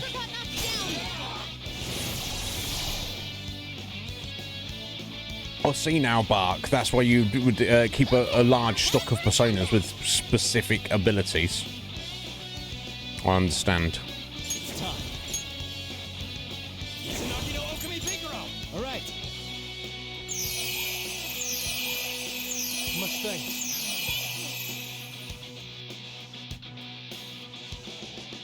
What was surprising mostly to me, Bark, because I'd forgotten entirely about this was even a thing. Gotta be close. Using this. It's gotta be it, surely. That's our Oh my God.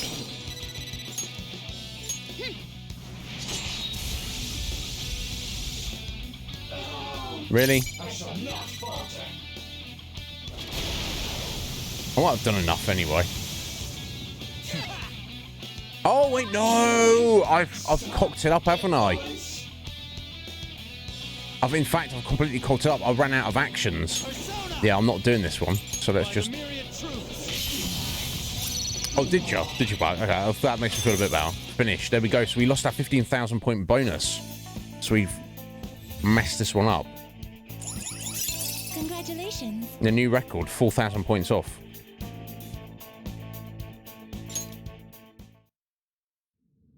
Yeah, it's a bit of a problem, I isn't was it? right to expect Great things. Hardly, Leventa. We've failed, epically failed.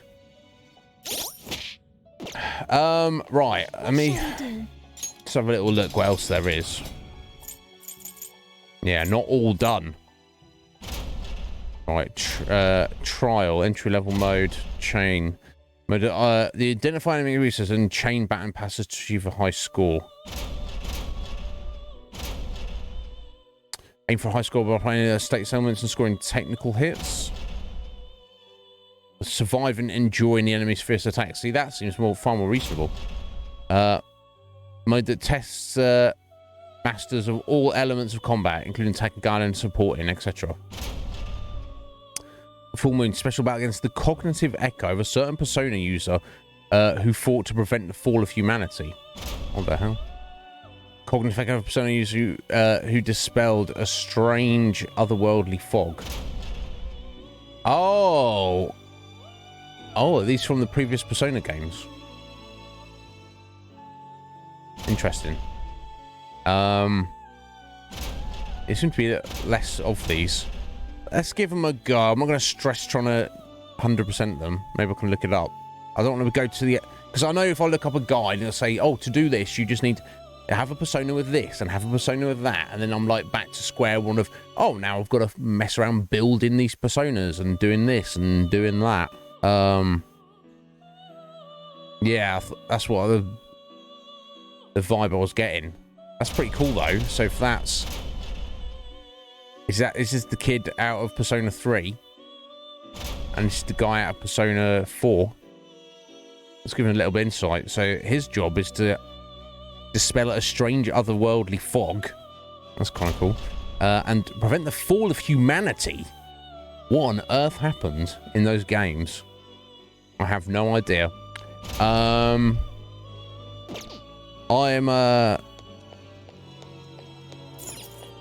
think there's like achievements related to doing all that. I don't care. I'm not worried about it. We're gonna leave it.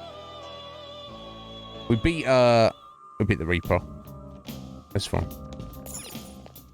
It's not I can't do that, but the level of involvement I would need to put into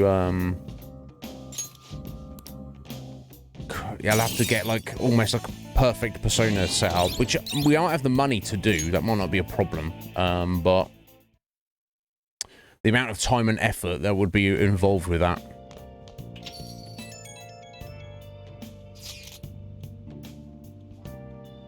Oh, it was. Yeah, I guess that's kind of true, Rue, but less murder. Persona 3 is very murdery, is it? Interesting. That kid made another post on the fan site. Mum and Dad aren't going to get divorced anymore. They sound so happy, man. I guess Mum and Dad finally got to talking things out. The three of them have a little family trip planned next weekend. That's good news. Yeah, glad it'll make a difference. If you've got a dad you can trust, one who really feels like family, that's got to feel great. No doubt. Someone family that was saved. I can't believe that dad was so far gone, though. We watch our step around idols, yeah. Looks like AI man has deleted this whole video archive. But we've been putting up apology vids in their place. How's that going over? Well, the haters still hate him, but it's not stirring shop anymore than things already are. I think the apologies are making things at least a little better. I saw another post on the fan site too. My big brother apologised to the rest of the family. Sounds happy. Wonderful. I'm glad everything turned out all right in the end. Hey. It's got a proper apology, that's right. Not an apology is going to make things instantly better, but now it's up to him to make things right. Indeed. We have a week before the deadline. Damn it, I can't relax. I know what you mean. Everything moved so fast when we were up against that big evil deity thing. But now we have so much time to think it over. I can't help but feel nervous. Right? It's like, ugh, we've just got a whole week left. Gotta be ready. Whoa, we sound all tough and leadery. Leadery. It would be no exaggeration to say that this time, the fate of the world really is in our hands. Like Izzy says, we should prepare as much as we can before the time comes. However we feel about it, it's only a single week. We just need to make sure we don't go in with anything left undone. Right? Reed, you better not panic if it's the last day of summer break. But for real, it's tomorrow. Ah, crap. What are we going to do? You know, like that. Yeah, I could see that. Fairly easy to imagine. It's not that bad, guys. Either way, we should do all we can so we can get into this with no regrets. Thank you for getting us back on the track, Harry. Yep. We're just going to go out quick. Make sure your last days count. No doubt. Ever since I called home about my promotion, they've been harping on me non-stop about getting married. They said good things come in pairs, so they must be expecting one more. Like that's going to happen. Besides, I have no desire to get married yet. If I don't want it, there's no way it's happening. End of story. Of course. Obviously. Okay. They're not leaving. That's fine. They don't have to leave. Sorry. Here we go. Oh, they eventually left. Weird. Okay. Because we went into mementos. Hey. What? What? Yeah, come over here. You might, can't you might as well just move in at this rate. You're here every single day. Every single day. You're doing some work for me.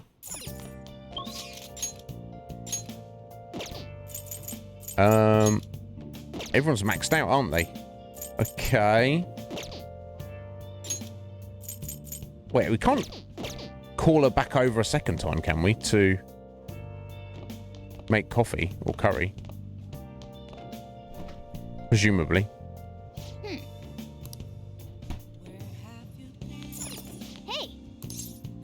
Oh, we can. Yep. Oh my Make sure god. you close up. So we call her up to come over and give us a massage. Our teacher girlfriend, who is not our only girlfriend, and then we send her home, and then as soon as she gets home, we call her up again and say, actually, come back. I need you to make some coffee for me while I go out to the maid cafe. Scum nib.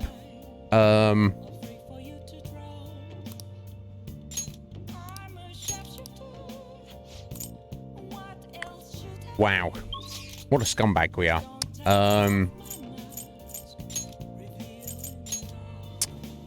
Never mind, eh?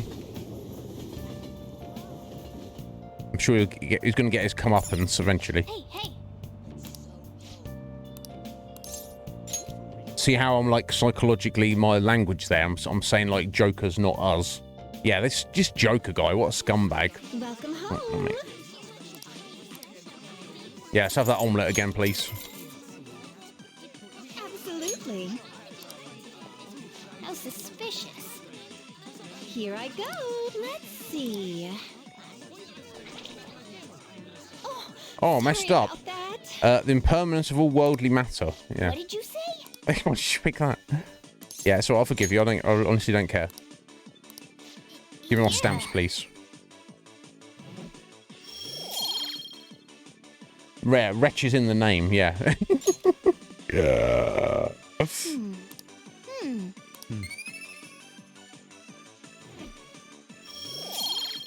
Cool. So the next time we come, unless we do it right now.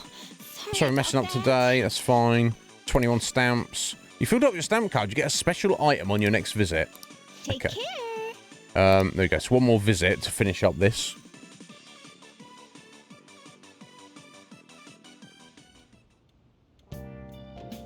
Hi. Cool. Thank you.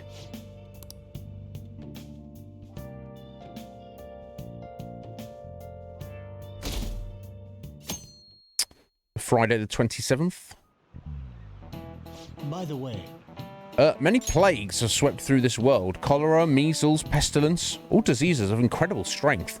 They resist all our cures, and yet some can even kill. But there's one disease we do not fear. We even welcome it. Any guesses?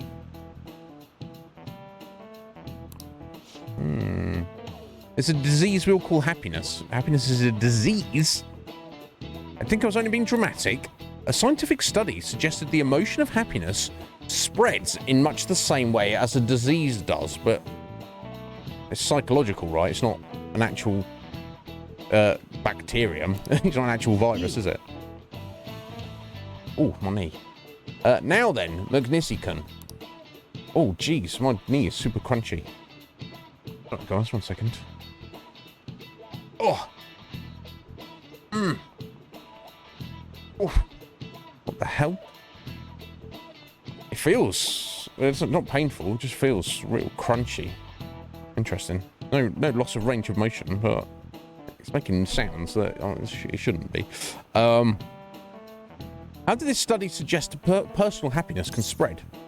To friends, presumably. that's a shame. No, incorrect. Personal happiness can spread to your friends' friends. The findings suggested that happiness is spread through connections and physical proximity. Under these principles, perhaps it is not impossible to create a world in which everyone can be happy.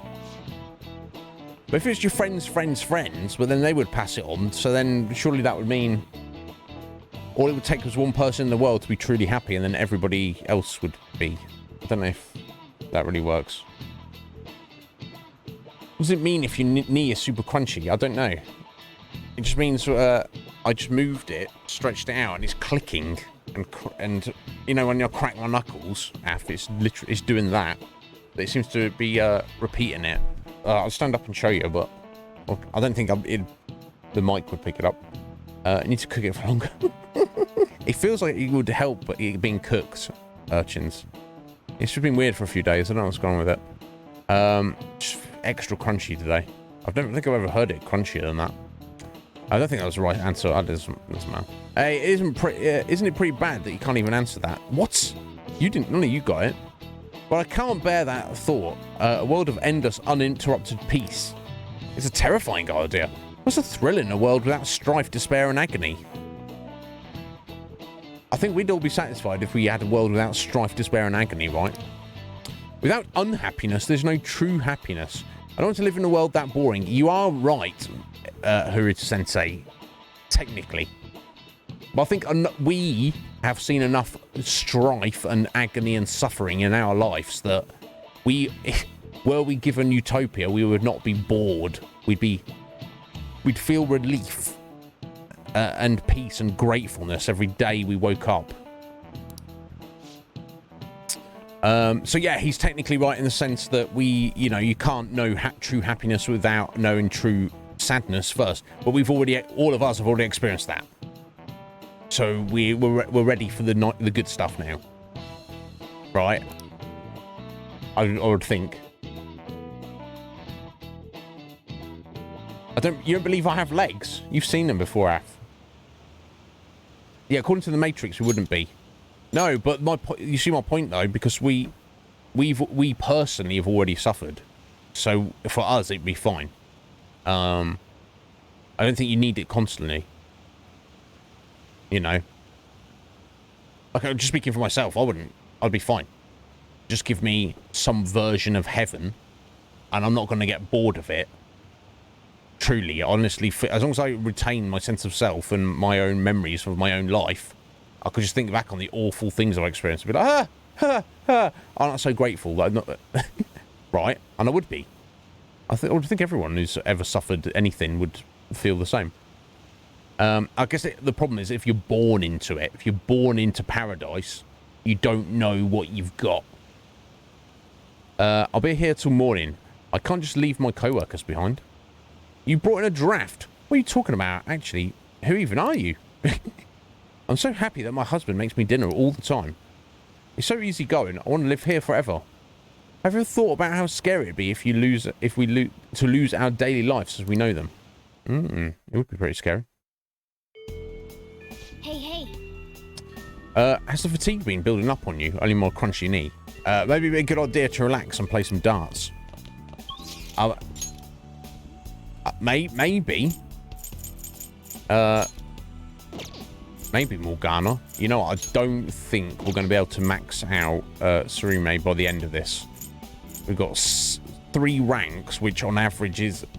Oh, it's a minimum of 3 visits. It may be as many as 6, depending on, you know, how she ranks up, but what XP we get. Okay, well, I mean, we go to the maid cafe in the evening, can't we? Let me go to the temple. I've literally never been there on my own. Just to have a look, I guess. Kind of calming to see such an imposing building. Praying at the shrine. Will strengthen the bond that you have with one of your confidants. A large donation will increase the chance of your wish being granted. You can even deepen bonds of confidence you cannot meet on that day. What do you want to do? I assume you don't get to choose. Let's give it a go. If you do, oh my god, you can put money into it. What do you have when you're fantasy submission? I guess it's random though. Hey. How much do you want to put in? 5 yen, 1,000 yen, nothing. I'll put in like 1 million. Oh. Wow, that's quite the splurge. Not really. Well, take your time. Oh my god, you can actually just pay. Oh my god, if only I'd known about this. I thought you should bow twice, clap twice, then bow once. I should pray for a stronger bond. I could have been taking advantage of this from the start of the game. What an idiot. Not the start of the game. I think this shrine was not unlocked for a little bit. I can see Samire's face clearly in my mind. I feel like our bond has grown deeper. Okay, my god. Hey, who's your prayer about? Maybe I shouldn't ask. It won't work if you tell us all. Anyway, let's head home. Curious.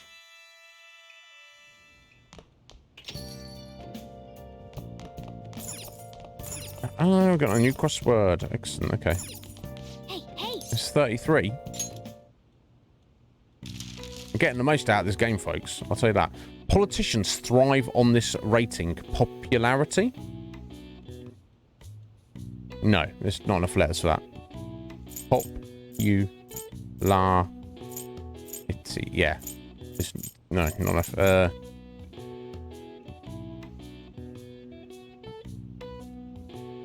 Public perception? There's not enough letters for that. I don't know. Election map. 4 letters. I don't know. What's this? Test of opinion. I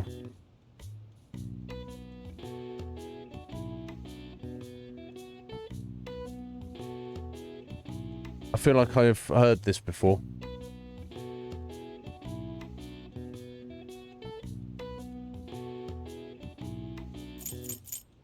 Yeah, it's not the exit polls, isn't it? We don't have the letters for that, and that's 2 words. Oh, I'm about to flump this one though, right? Right. Actually, what are politicians rated on? What is the rating system of politicians?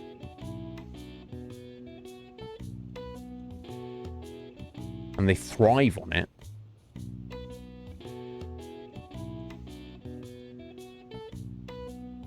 I don't know. An election map.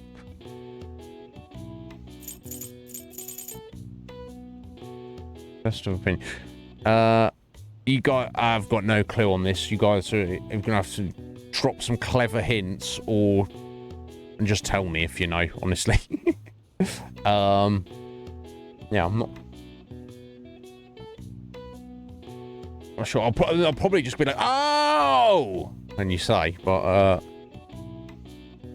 or maybe not. I don't know. I'm just trying to look at the. There might be words I've heard before, but.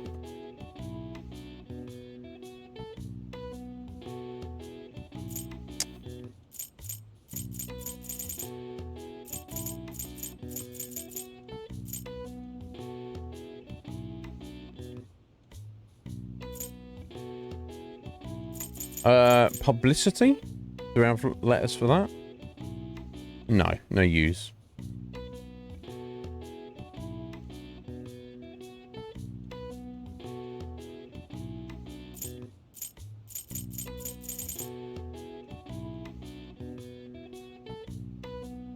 Yeah, oh, test of opinion is like questionnaire. No, don't do a questionnaire, do you? Yeah, survey. Yeah, I'm trying to think what it is, Athelene.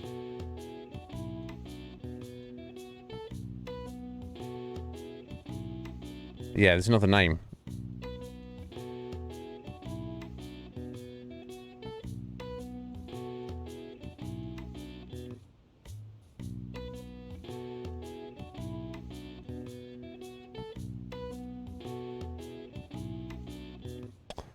I don't know. I do not know.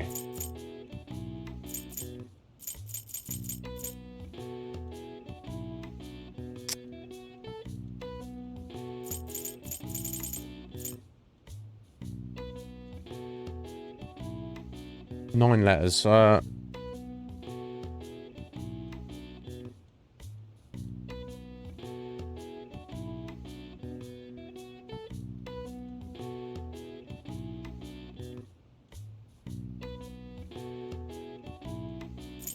Oh, approval.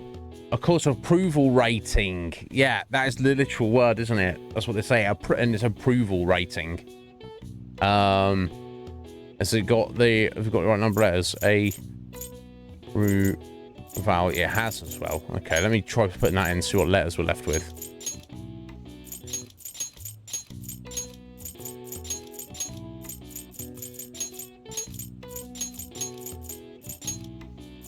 Yeah, it's got to be, hasn't it? Of course, they thrive on... See, I knew what it was. I was like, popularity? No. Approval rating, of course. Now, I don't know what... Yeah, okay, that logically makes sense. An election map that's 4 letters that starts with a P, though. It's not the poll, is it? But, I didn't think they called the map of the poll. I don't know, but, maybe it is. There's enough L's up in there. Test of opinion.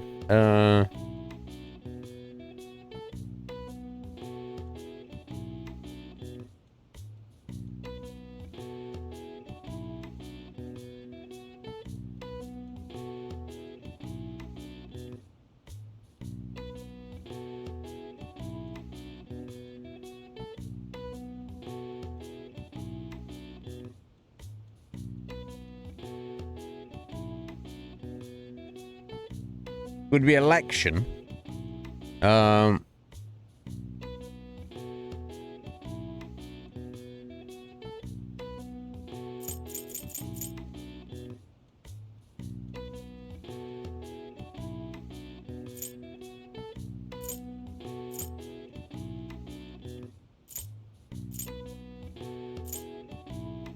Yeah, no, there's not enough. Oh, is it elections? No. I've no idea. Well, at least you can think straight, Root. That's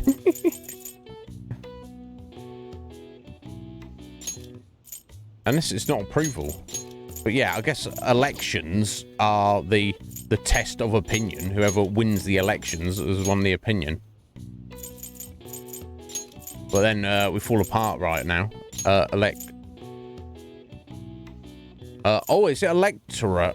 Electors?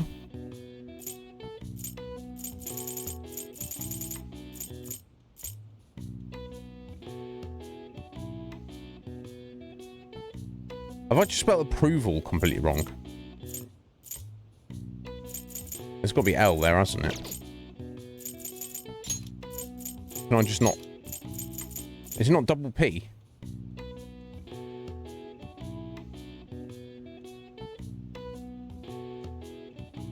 Oh, electoral. The test of opinion is to be electoral. Oh, shit. I've missed it. Fuck. Never mind, let's assume it was. Oops. Oops, you can look it up online if you want to know. Anyway, but thank you for the help there, guys. A numerical value that indicates a society's opinion of something, such as a country's leader or a political party. Approval ratings are not determined by success. Ratings are calculated by questioning a small, random subset of people rather than the entire population. So results may not actually be entirely accurate. Yeah, I mean... All right. Depends how many people you ask, but is it even... What's the actual value of it? Yeah, I mean, you could ask 100 or 1,000 people, what do you think of this president? Oh my god, he's freaking amazing. The best president we've ever had. And then, and you're, oh, well, the approval ratings say that this president is perfect, literally couldn't do anything wrong, and yet every other citizen in the country thinks they're scum. Now, obviously, that's an extreme example. But you see what I'm saying? I don't know, it seems... There's too much smoke and mirrors done with politics in America and the UK and pretty much everywhere else in the world. I'm not a fan. I'm not a fan. I couldn't figure out either, Morgana. Right. Yeah, approval was right. That's what matters. Anyway. Okay, I've kind of flubbed that one a bit. That's fine. Right, Friday evening. Okay, so you're gonna... Yeah, cool. So you're gonna go to the temple in the day. That's fine. You don't get too much XP, but that's fine. Again. So, we were going to...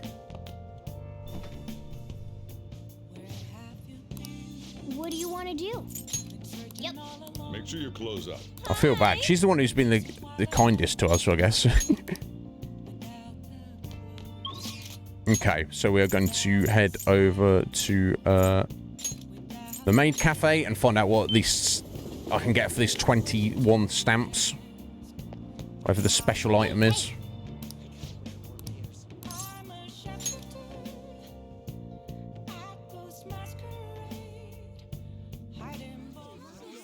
Welcome home. Oh my god. 9 hours is a long time, Phoenix, but my god, it will be worth the wait. Yeah, I don't have a slow cooker, but I don't really cook, but anytime I've had food out of the slow cooker, my god. Worth the wait. You filled up the stamp card, you get a special item today. How suspicious. How suspicious? You're basically a regular here now. Yeah, basically. Here you go. Oh. A special all-star set. There we go. You get tea, an omelette with not too much ketchup on it, and is that pancakes? Get to enjoy all of my popular items, all filled with love too, of course. Alright, so I'll just get one of everything. This is just an assortment of their items. And you get to take a picture with me. Don't get too excited now, mister. No, don't worry. I won't. Please enjoy your meal first, and when it's still fresh with my love. Here we go, master. Yay. I'm going to get this picture developed, and I'll sign it for you too. Oh, thank you. Here's the picture. A photo of Clara. Come on. There's a huge signature covering your face.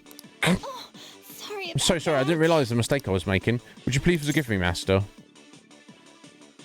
Yeah, it's fine. I'll forgive you. You're forgetting how it was making me tear up. Man.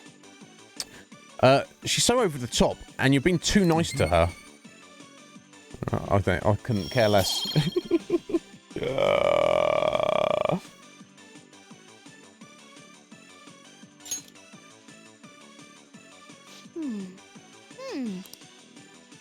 I think you learned how to get people to like you.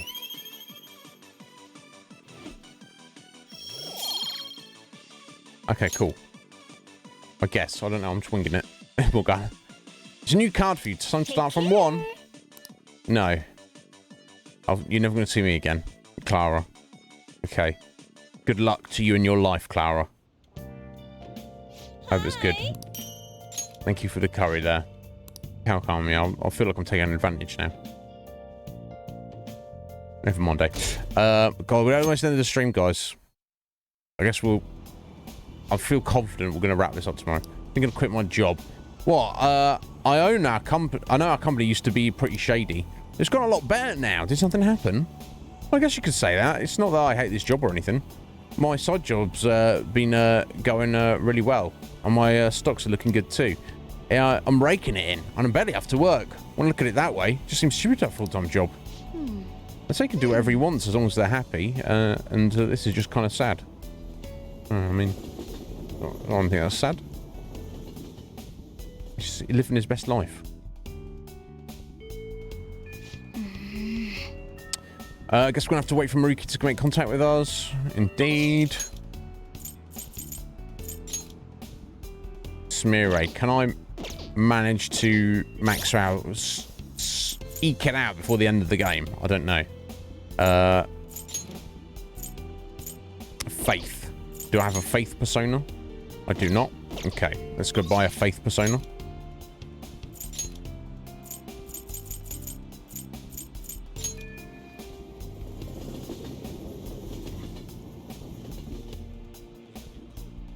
Yes.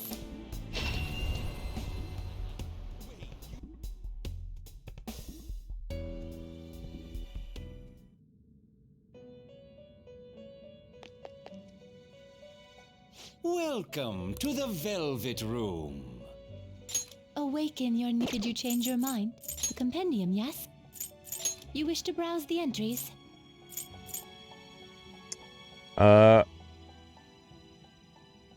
Faith. That's what I just said.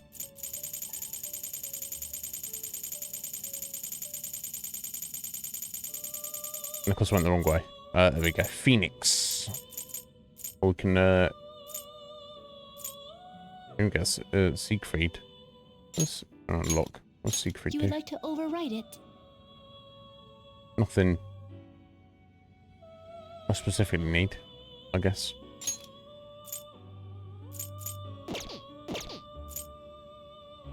You would like to overwrite it. You would like to overwrite it. No, I don't want to override any of it. Although at this point in the game, I'm not going to get rid of it again. And I guess it would make a better fusion material. You wish to summon this persona. You may Yeah. take it with you then. That's not we need the money, is it? May luck be on your side. Thank you. I want to go back now. Indeed. Thank you, Lorenzo. Could have bought you. Nice and cheap, Phoenix. Not too expensive, buddy. You know, no shame in that.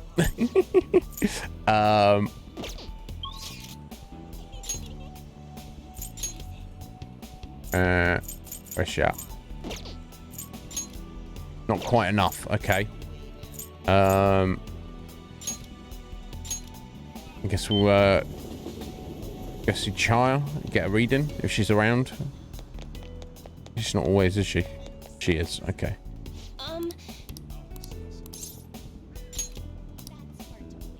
What shall we do? Affinity. Samire.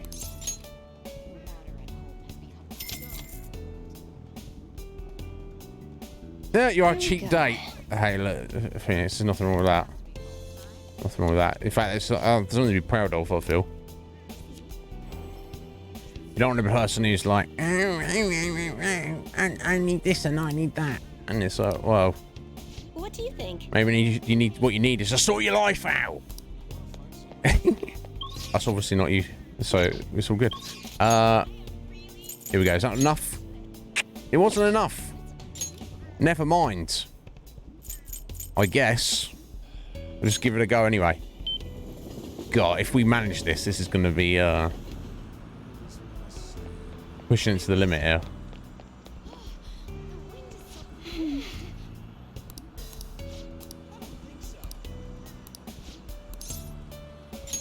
What would you like to do? If there's something you'd like to do today, I'll go with you.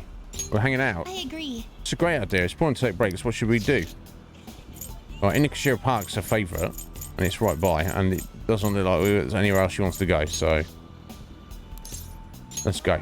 It's cold. That place. I really like boats. They're great for balance training too. Okay, I guess that's true, isn't it? I see. Oh right, sorry, yeah. You keep mentioning that route, the Tycoon. I'll guess I'll have a look at that. And the claw game again. Okay. I was pretty scared to get in the boat, but now I'm here. It's actually pretty fun. So I guess going to the feast den doesn't take any time, does it? You're really great at rowing, you know. We were moving so smoothly. I was not so surprised. Yeah, tell me how great I am. I did my best. Oh, have you been practicing? I guess I should expect nothing less, Senpai. Even being on the water feels nice. Like all my troubles can't reach me here. Izzy Senpai, can we stop here for a little bit? I want to talk to you, Senpai. That alone would be enough to make me happy. Of course. Oh, maybe this is made to make Samira have a good time. I have something she might like. A girl her age would enjoy. Now that could be anything. Trendy friend. Idol pins, probably not.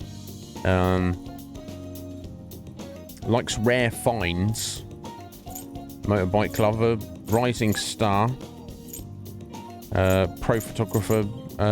Desk worker. Master chef. Spiritual person. Lover. Avid runner. Exercise enthusiast. Sweet tooth.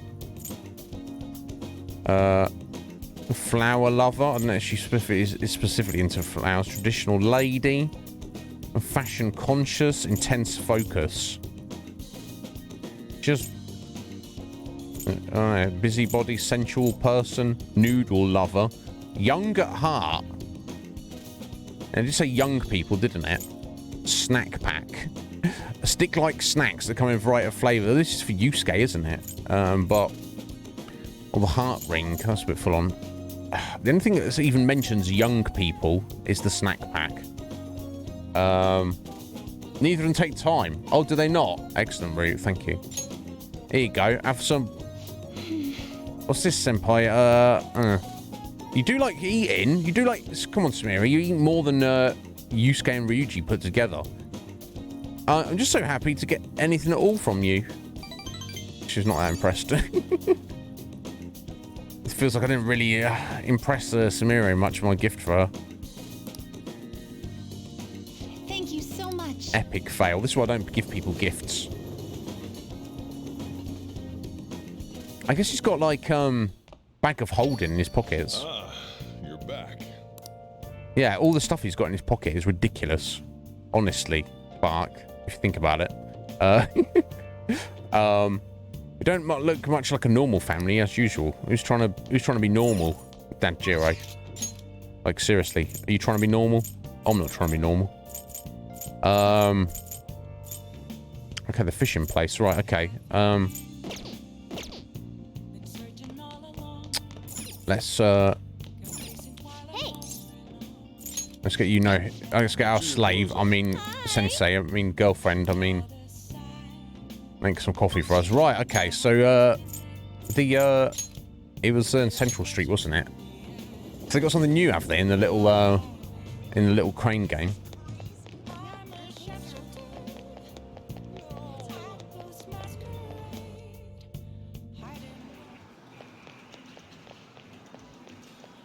I can actually play it. Vending machine? No. Change machine. Oh my god, look at this guy. It's not the arcade. Okay, this is not the arcade machine you were looking for. Was it the one over in Akihabara? Yeah, cool. Thank you. Yeah, you do. Okay. I feel like I've seen this somewhere. Yeah, we're playing it. Oh, we're not? This one? Oh. Oh, I didn't want to look at that one. Oh, a crane game. The big prize right now is a Big Bang Burger Kun. Okay. Okay. You ready? Start. This is a critical moment. Careful, careful.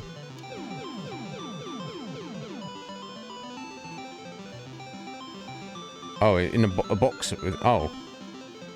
You didn't get it. Oh. Well, I mean... Sandy all day.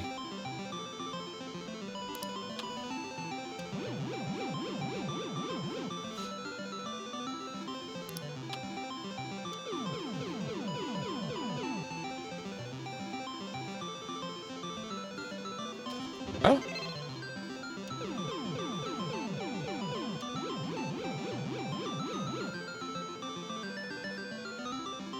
Nice going. A Big Bang Burger Kun doll, huh? Yeah, you can put it somewhere in your room. Oh, cool. Okay. How random. Okay. So what was the other thing, Roo? The going to the feast den. Okay. Yeah, it's been a while since we've been here as well.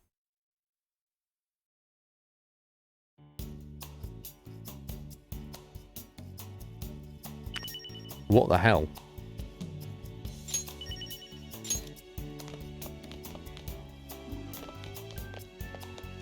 Palace maker? What the frick?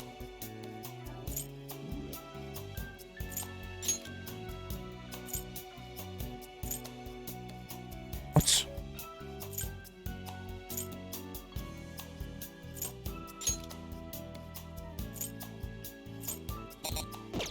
Oh, you have to buy the items.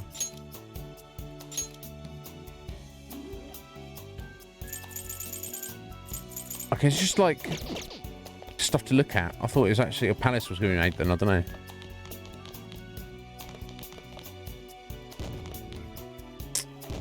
Yeah, I don't know that we want to be running around as Ryuji. We want to run around as Morgana, obviously. As a mouse. Mouse Garner. Okay, cool. That works.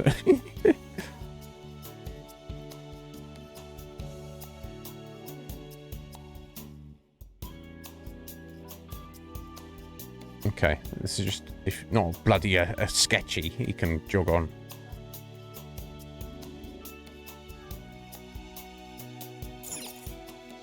This is our actual awards here. Things we've managed to achieve. Oh, okay, we've changed back. Never mind.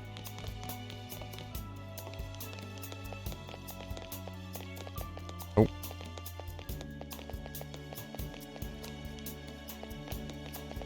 Alright, so what are these? And this is just to look cool.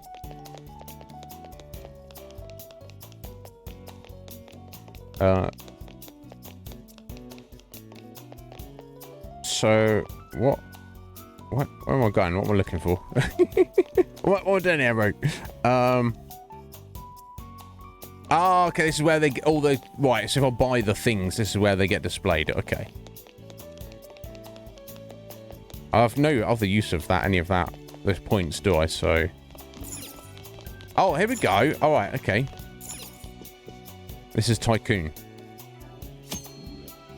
Right, gather your party and play Tycoon. One game consists of 3 rounds. Your final rank is determined by how many points you obtain each round. Depending on the difficulty and your final rank, you obtain more P medals. Complete challenges to gain more points. You show open records. Okay. Does it matter who I play against? Oh, I don't mean to quit that. Let's just play. There we go, it's going to tell us. Right, it's a card game.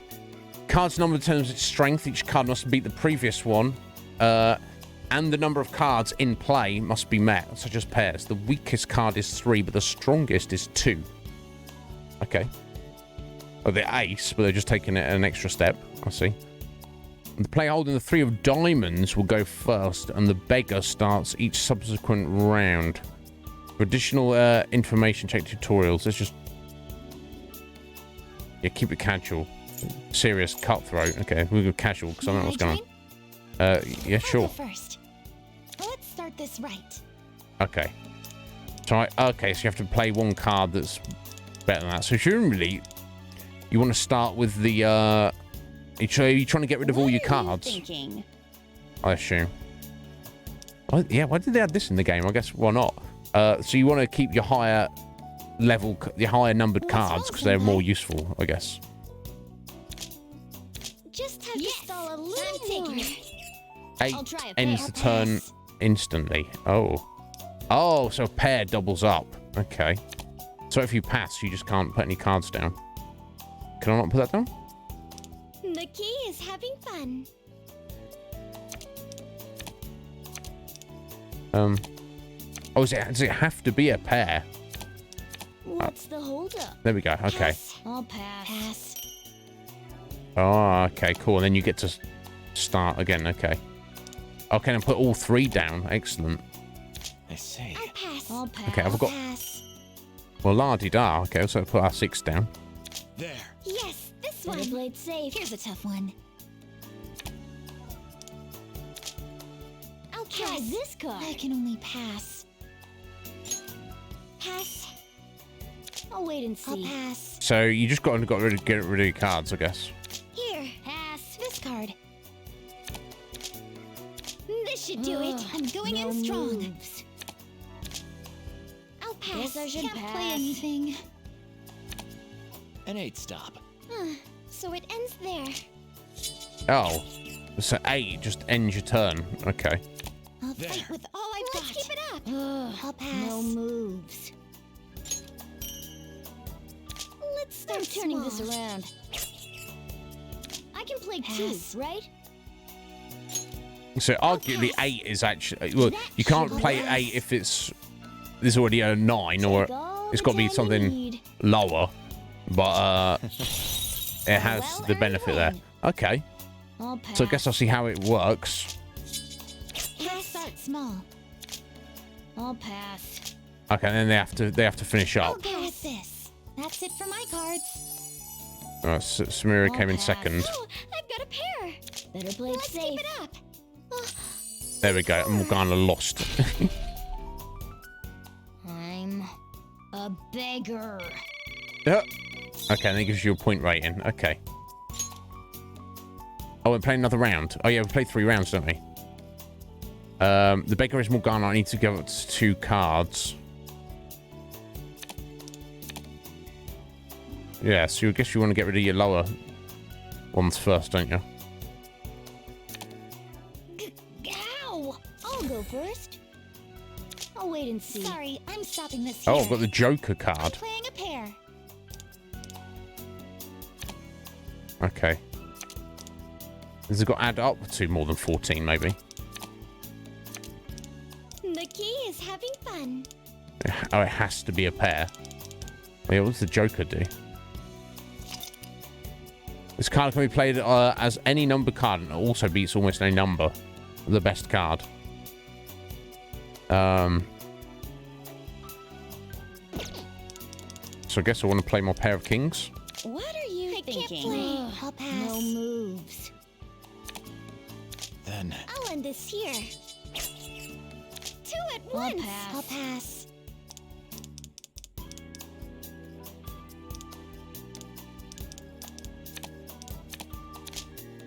I'll have to pass. I've got nothing. Is there any advantage to holding on to cards? I see. Here. Let's keep it moving. Moves. Next person. I'll pass. No moves. There. I'll pass. Me again. I guess we're only playing on easy, aren't we? I can play Pass. 2, right?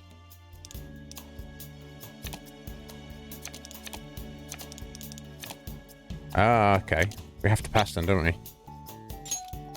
Pass. Stay on the I'll defensive. So I should probably keep my 8, right? Just in case anything else comes up. I'll pass. Okay. Here. I'll I'll pass. pass. I see. This game is mine. Guess I should I'll pass. I'll pass. Pass. Tycoon, huh? Jeez. Okay, yeah. I feel like this is similar to some other card game. I'll pass. I just For Pass. starters, don't know. I'll I'll pass. I'll pass. Sorry can't about play. this. When you crazy kids. What a relief. I'll pass. I wonder if they have different skill levels. No, that's a shame. Because they won in the same order there. No excuses for that. Maybe Morgana's just not very good at this. Okay. Okay, the third and final round. Right, so I have to give Morgana 2 crappy cards again. I guess it just makes sense giving the lower level cards, right? I'll go first. I'll wait and I'll see. play this. An 8 stop. Oh, okay, I should have maybe So it ends saved the there. 8. Never mind. Yeah, it stops other people putting their cards out, doesn't it? I'm turning this around. I can play I'll 2, pass. right? Next person. I'll pass. No moves. Then And this ends it, yes? Let's start small. Discard. I'll I'll pass. pass. I'll play this. This game is mine. Pass. I can't play. I'll pass. I see. Pass. Can you even play I'll pass. anything? I can't Yeah, play. you just, each round you just have to get rid of as many of your cards as you can, I guess. I should have put both those in, shouldn't I? Never mind. Then I'll pass. I'll pass. I'll pass. Oh wow, they got wrecked again. impressive. Congratulations. Pass. Impressive. Thank you. I'll pass. That's, Oh, I've got a pair. it's shocking that this is... 2 at once. Okay. It feels like maybe Persona in general, but maybe Persona 5 specifically because of the latest game. I'll take it easy. Pass. I'll pass. It's almost like infinite what they could just do with it. Like, oh, let's put a card game in. Let's put this in. Let's put that in. It's like... It could almost become... It's like... There could be even more to it. It could be like a never. It could be. They could make it like a never-ending game if they were so inclined.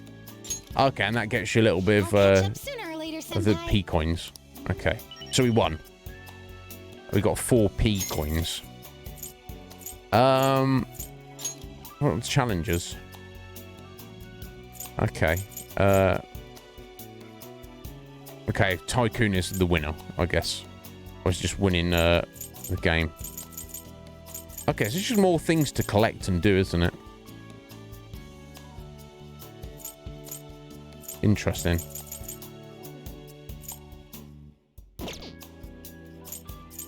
Yeah, I mean, I enjoy this card game. I could just sit here and just play this infinitely. But I feel we've got stuff to do. Let's get out of it. Oh, no, well, actually, we're out at the end of the stream. My God. Okay.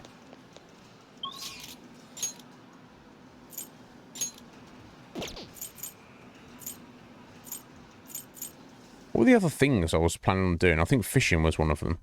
I don't really care about achievements, but somehow I kind of care for this game. As we've done most things. Oh, it's got two secrets, so that... Well, that could be. I don't know. Use incense on a persona in lockdown. I should probably just do that. The bathhouse and the fishing. Bathhouse and fishing. Okay, let me just go and, to the Velvet Room.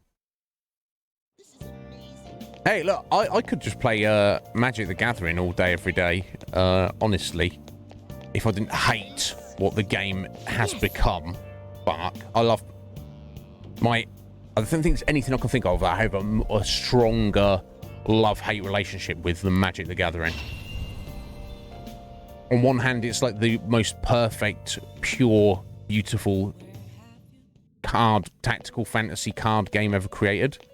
On the other hand, Wizards of the Coast are the scum of the earth. They don't care about Magic. It is just a vehicle for them to make money, and they will do anything and everything to bleed it dry. And it's not just Wizards of the Coast. I feel it was had issues before they owned it. Just in terms of consistency. It's not, they don't care about the product. Or rather, they do care about it only as a product and not as a piece of artwork. I hate it so much. Can't play it on, you know, trying to play, if you play the physical cards in real life, or you play the, what's it called? Arena. Not the online. Maybe the online's where you can get some kind of reprieve. But if you play Arena, you have to have the best cards. And everyone plays the same meta decks. And it's like, there's no fun to actually be had anymore. It's a shame. Real shame. Could have been so much more. But anyway. Is it under create? Awaken your new self. No. Did you change your mind? Train. Let us Lockdown. train your personas. Detain. Select a persona. Let me see how it works. If I just...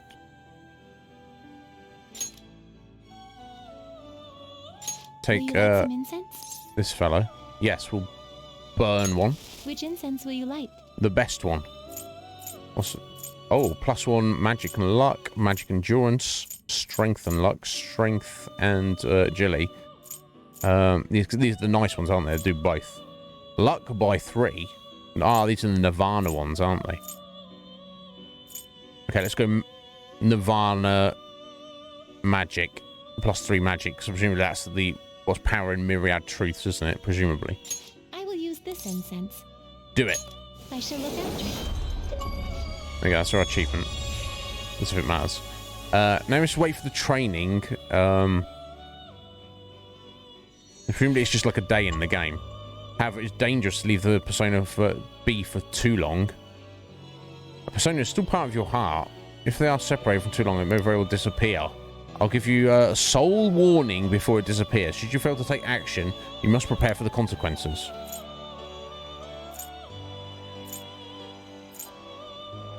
Oh, can I just immediately discharge it? Releasing your persona? Yes. It has not grown yet. Is that okay? Ah, okay, so the incense is the one-off, and then you leave it, and it just gets stats naturally. Yeah, let me take him back. I don't care. I don't want him disappearing. Yeah, I can. I just whipped him back out. May luck be on your side. Bark, there we go. Not leaving him there. Just wanting him to bosh some incense. We're done. Excellent. Indeed. I assume we've got him back. I hope so.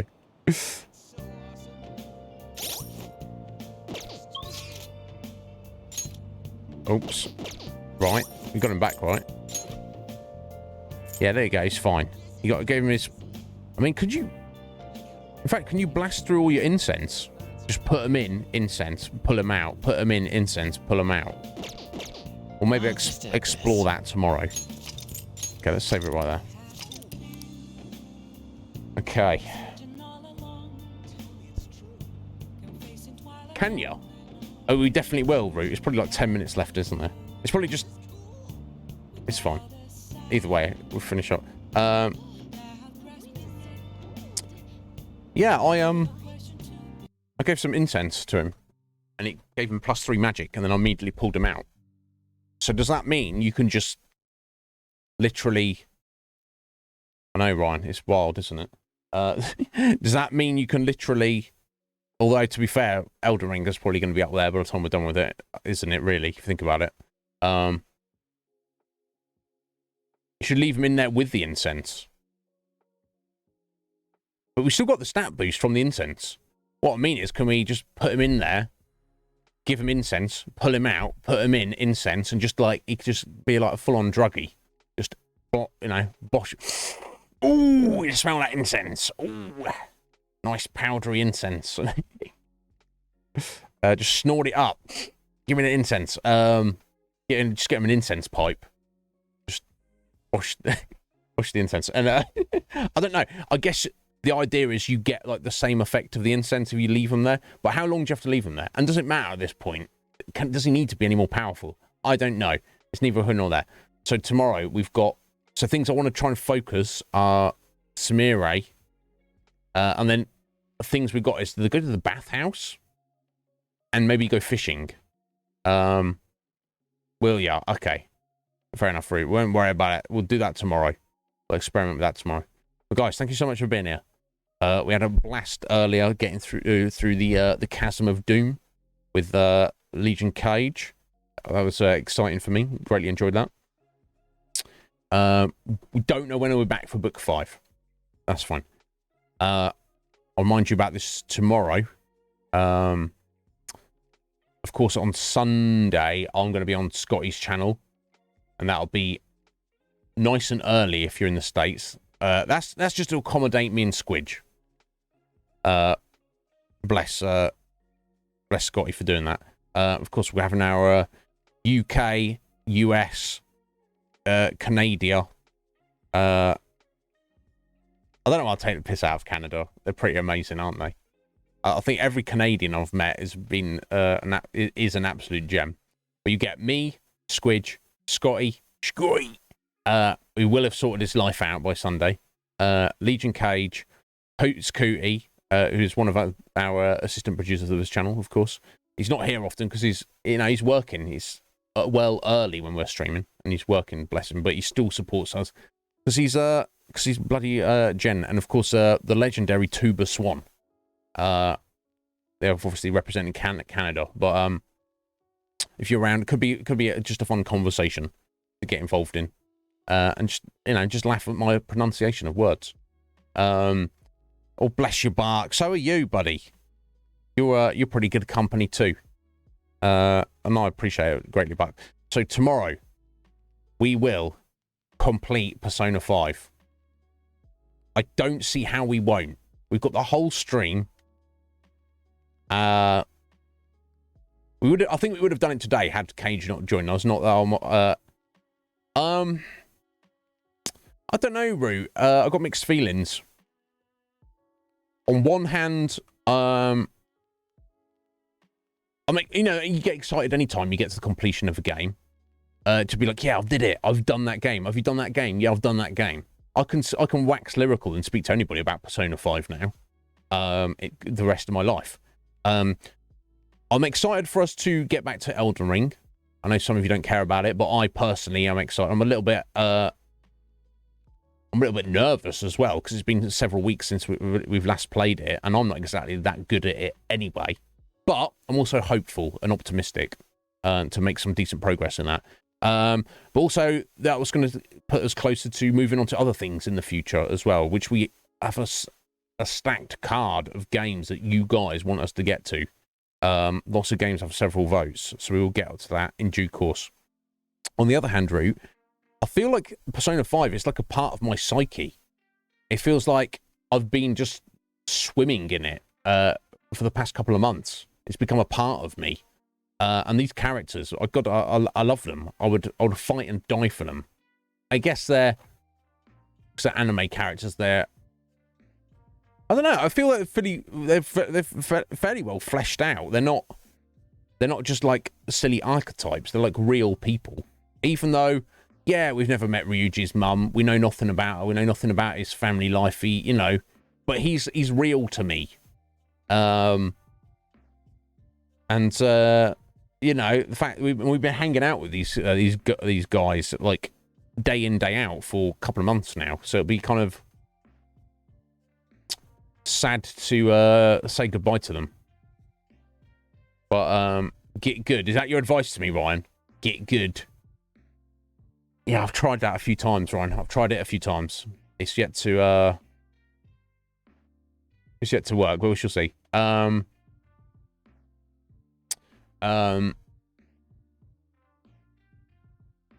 mean, vote for whatever you want. I mean, you can't spend a Bark, you can't spend a vote to remove a vote. Although, should I do that, technically? Should that be an option? I don't want to create antagonism between the producers. But no, I think that would complicate things, wouldn't it? Yeah. It would, because then people are like, oh, I don't care what we see. Well, I don't want that. No. Okay, let's not do that. But yeah, you don't have to vote for it, Bark, and you can vote for anything that's on there, or anything that's on the list that doesn't have a vote, just to get it racked up for the future. It's entirely up to you, Bark. And you can sit on your vote for as long as you like, Bark. Even if you haven't used it by the end of the month, you'll still be on the list. Obviously, I'll have to drop... I won't kick you out of the Discord, but I'll have to remove your producer status. But anytime you want to see the list, I'm considering just making the votes public knowledge.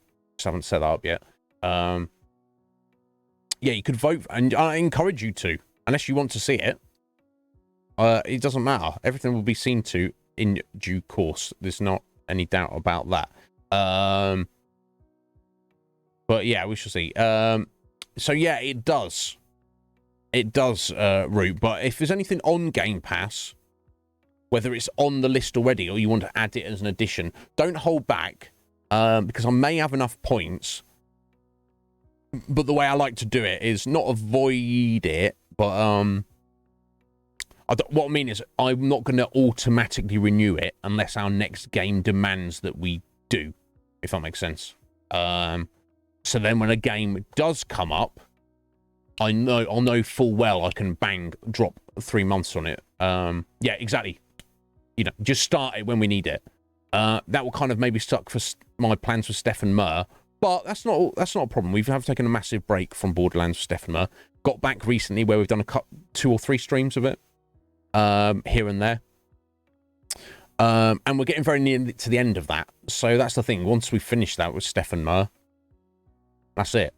That's not to say I'll never collaborate with them ever again, but that will be the end of that chapter. So it doesn't matter if that gets drawn out. Just I'm very much of the mind to, and always have been, I'm fairly frugal. I like to get my money's worth, so to speak, even if I'm not spending money. Right? I'm spending Microsoft points, which I've diligently farmed every single day of my life. So it seems. So, I want to, I would hate to just renew it just to, do whatever. But if there was a game that came up and you guys were like, oh, we're doing this, get your 3 months of Game Pass, and then the next game wasn't in Game Pass, and then we'd play the game for 1 week. I'm not going to be salty about that. Yeah, indeed, Bark. Yeah, on Saturdays.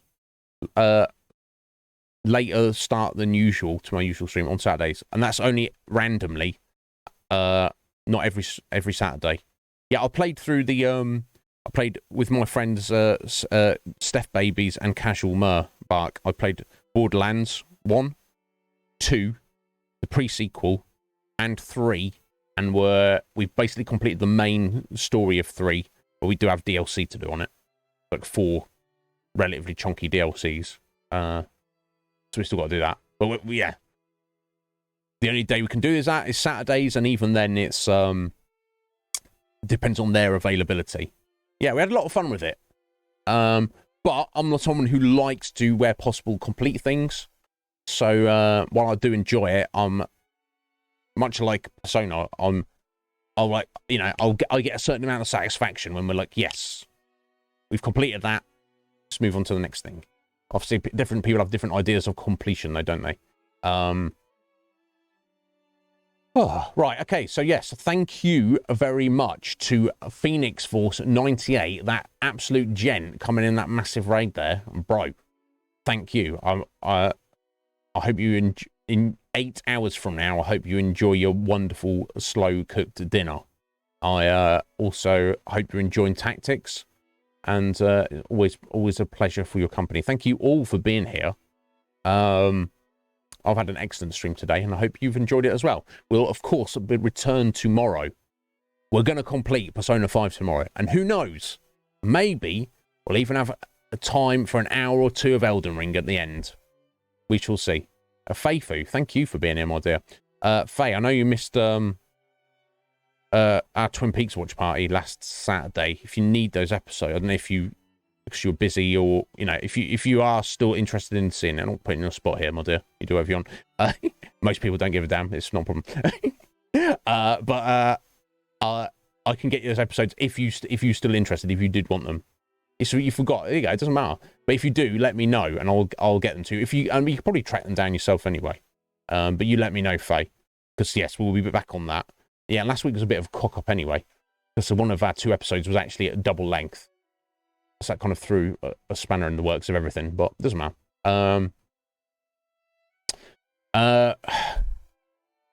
Let's not bark, because I'm hungry.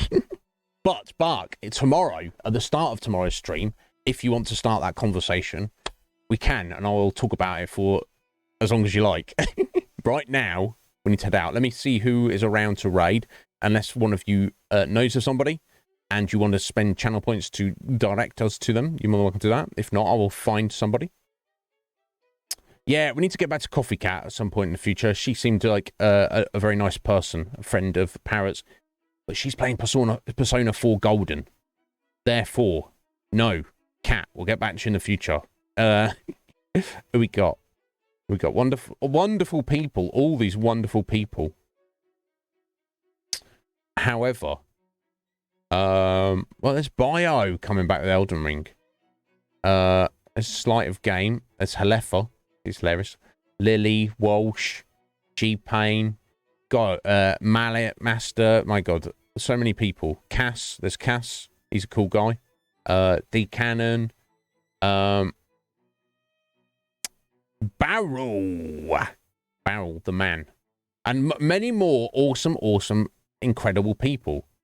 However, we raided 7 yesterday, because I'd not raided 7 before, but somebody else I wanted to raid, yes, of course. Look, if I don't want to play favorites, but no, thank you, Fusion, for being here, buddy. Absolute pleasure.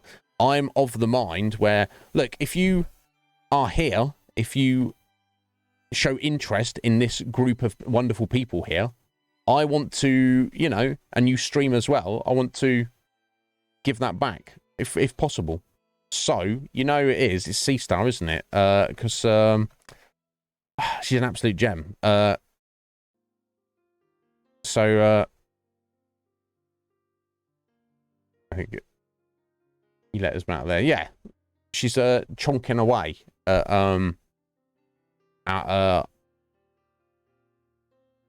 The Witcher 3. Very quickly, I mean, I think we raided C-Star twice before. Maybe more, actually. Much like Sly, I feel like C-Star is very much a comfy raid.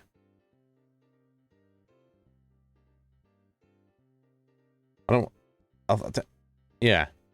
At least twice. Well, this will be a sweet number 3. Oh, Faye, do you know C-Star as well? Excellent. Yeah, she's wonderful. She's I don't know, how did she even find this channel? She seems to like me for some reason, so that's obviously a nice bonus, isn't it? But she's like one of those people who's constant like positivity, always being nice to everyone, and like supporting other people and like bigging other people up, and not from like any kind of like properly genuine.